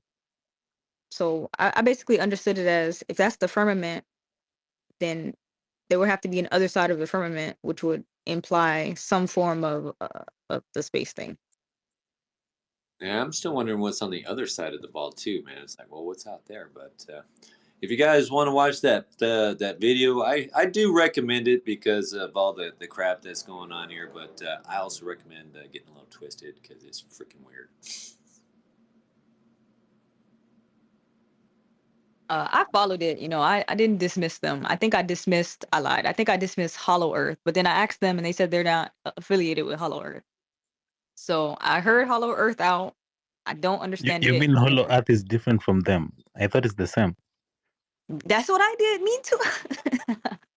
Me too. And I'm like, well, Hollow Earth believes that they can also stay on the surface. So I guess that would be the difference. Concave Earth doesn't believe that they can roam the surface of the outside of the sphere. Hold on. How many theories of the Earth are out there? Maybe I'm just too slow. I haven't caught up yet. So there's at least two. And Proud, I think that's a good way to treat it, because it is basically just a flip of a globe. So I think treating it as a alternative globe model or a band-aid to the globe model. In my humble opinion, I think a lot of these people are scared of the 24-hour sun, like that they're going to see in Antarctica. And did someone ding me there? Talk your shit, Galatrax. Talk your shit. Yeah, well, the thing is, it just seems like cowardice. First of all, they come out of the woodwork and they start like heckling everybody. They're like super anti-flat Earth, and it just seems like projection. You know, how, like when you do something really lame and cringe, and then like all of a sudden you're like rebelling against it. Like I quit cigarettes 5 years ago, and I talk so much shit about people who smoke cigarettes. So I think that that's what they think. They think that flat Earth is like on the losing side. Maybe they think that it's on like the side of less consensus. So it just seems like they're trying to be winners because they feel like losers. And I don't mean all of them. It just seems like such a cope position. Because look, if there's a 24-hour sun, they can be like, "Oh, we're concave, we were right." And if there isn't, they can be like, "Oh, well, I was a flat earther once, so I can go back to that." It's just so cringe. Just pick a spot. It's like half in the door for Globe, half in the door for FE. But I have been trying all night not to straw man them. I've been here since 8 p.m. last night. I've been trying to be like super nice, super polite. I wanted them to come up and like present arguments and maybe some evidence, but no one did, so yeah. Honestly, I think I'm probably the only one that's really given anybody any reasoning to actually watch the video. I think everybody else probably turned them off. So y'all are welcome. I think I've been your concave ambassador enough for today. My thing with Matt was that, bro, if you were a flat earther on Monday, tweeting at these people, and then now on Friday you are slandering them and telling them they're foolish, it's like, to the people who have no idea what's going on inside your head, no idea how much time you've looked into something, because like he said, he didn't make a public post. It's just like, damn, like all these people who think you are a flat earther, to their perception, you just look like you're spiraling on your own community. So I can understand having a second opinion or ideology to follow, but it's like nobody got the notification, nobody got the post noti to know that you've changed your view, bro. So now you just look like you're slandering everything that we thought you believed in. And I think if he had approached it maybe by even making a post, it would have been a different outcome than what happened. I mean, seriously. If I would have been all like, "Hey, y'all, I've been checking out this concave. It's pretty interesting. You might want to check it out." That comes a lot differently. Leave that NASA lies guy, right? The guy that was here, Eager, what was his Yes, I name? want to talk about him too. That guy, I like that guy. I'm sorry. Yeah, so if you go to NASA Lies, his site, and you click legal team, it's all about defending flat earthers. But allegedly, if you go to another site that's connected to it, allegedly in 2017, he got proven wrong by some Adonis Venus person or whatever, and then he changed his ways. So he just hasn't updated that part of his site that he advertises to everybody in 7 years. Is that the case? Because I posted that. I posted a screenshot of his legal team, on his website. It's all about how, like, oh, if you're getting discriminated against for being a flat earther, we have, legal team on retainer, and we'll fight for you. It only says flat earthers. It doesn't say concave earthers. So I guess he just forgot to update that in 7 years. But it's just super strange, and I don't fully believe people who say that they've been a concave friend for like 12 years or whatever. I just don't buy it. He was listening. He came up here. He laid out his credentials. He said I was. He said I was him before Eric Dubé. I started Flat Earth. He was not playing with none of us in here. Like he was dead serious. Like I personally feel like if it wasn't targeting his current belief, one, we would all be able to have a very good conversation about Flat Earth and to see at least the extent of his studies in Flat Earth. I think he definitely crossed a lot of boxes, especially if he was around, Bob Nodell, long live. So it would definitely been a better, interesting conversation in another world. I'm interested to know what team. I think he said Harvard or MIT. I don't know what he said. I think he said MIT. Took a team to MIT. I'd like to hear that Yo, too, because facts, Brian. That to me, I love that. To think that there are college kids who have the free realm to create a concave Earth. ideology in class, a part of their curriculum, and then were able to battle it with somebody, like it gives it gives hit piece, it gives setup, but it's very interesting, and I wonder if that could happen for flat Earth. The guy also advocated for flat Earth, like he believed in it for so long, he made so many like so much towards the movement that I wouldn't give it up either. Man, he said that he took the best and the brightest flat earthers in there, and they all got demolished. And I don't know, man. None of you had anything. I would have started off with a world record photo there, and I think y'all would have been crushed right then and there, because I seen it happen in real time in another space. Bro, he was telling that story like a movie. I got to that part, I was like, what? Like, I don't know. I'm interested in talking to him without the pressure of concave Earth, having to prove concave Earth for sure, because that was a lot. That was a lot. All right, so here's what doesn't add up about Brother it. Ernest. Here's the weird part, right? So he has two sites. Scout tracks, real quick. So was he saying that? Because I know he said he hung out with Bob and he was friends with Bob, but Nodell there. Was he saying that Bob Nodell was a concaver, or he just proved it was concave even though he thought it was flat? Yeah, that was a weird thing that he did. He seemed to substantiate a position he was making by throwing the name Bob Nodell out there. It's like when someone's like, "Yeah, I'm getting this Bitcoin," and Elon Musk even hinted that he'd get this Bitcoin. He didn't necessarily say that Bob Nodell was a concave earther. I think someone even asked him, he didn't answer. But there's something really strange. I gotta read this to you guys really quick. So he has two sites, right? NASA Lies, and he also has a site called cellularcosmogony.com. It says, at Cellular Cosmogony, we have a team of experts who are knowledgeable about the shape of Earth and the detailed facts that prove the rotundity of the cellular Earth. Our team of experts are as follows. Brother Ernest, a master printer and former flat Earth pioneer who launched the flat Earth into a movement in 2012.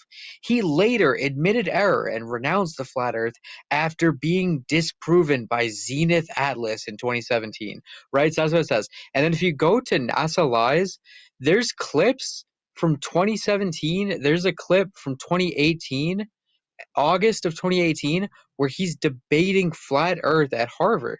So how is it that he got debunked by Zenith Atlas in 2017 if in August of 2018 he's in Harvard Square Friday night debates debating flat Earth?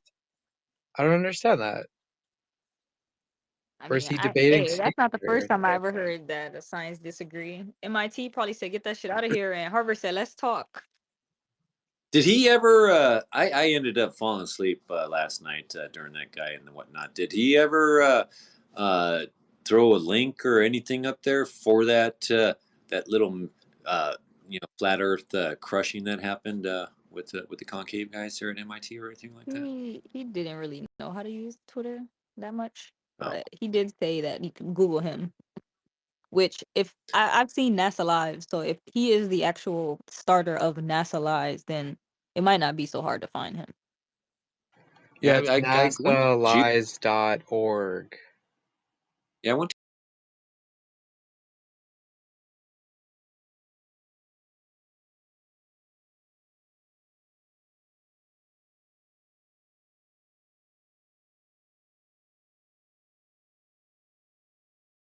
I know it sounds crazy, but like in my opinion, I feel like flat Earth right now is at its most advanced than it was back then when it first started. Or even if it's not that it's flat Earth that's more advanced, I think the people who are looking into flat Earth are more advanced and breaking down deeper. But then he mentioned Bob Nodell. It's like that's kind of interesting to me. Like I wonder who else was around that time. I know a whole bunch of things disbanded, but yeah, I would love to see all those minds from back then, the flat Earth conversation. People like Indio, and see where they are now. He said something about Jaron too, like he wasn't impressed with him or something like that. I can't remember something like that. He said something along those lines. I was like, what? All right. Yo, I only got a quick couple of minutes here because I got to go prep to do a presentation with the Czech lads over at Ether Cause. But I wanted to see how the show went last night. I ended up going to bed a little early right before Pizio got on. Did he end up settling the matter or what? Is it concave or flat, boys? What happened? Give me the TLDR. I think I'm the best representative of concave so far, but whatever. Nice. Yeah, my favorite part of the night was when you told us what it was, and then that was it.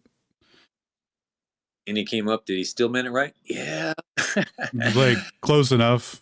Like cool, man. So lol. Yeah, that was cool. Glad everyone's getting along with their new cosmological beliefs or whatever. I got 3 of them in my head. They're floating around. If Hollow Earth Nice. comes around, I'm going to go insane or something. I don't know if I can 4 of them. Nice. Well, if you guys are still Actually, going, Alan, it's cosmogony. Right.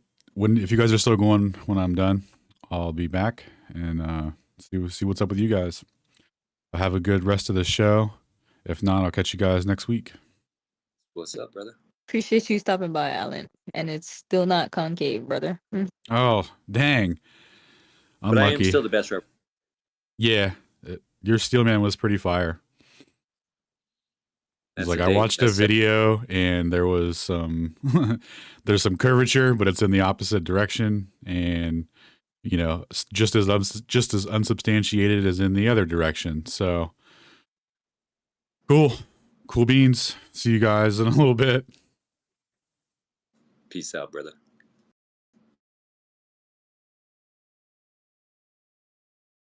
All right, lads and ladettes. See you guys in about 30 minutes or so, give or take.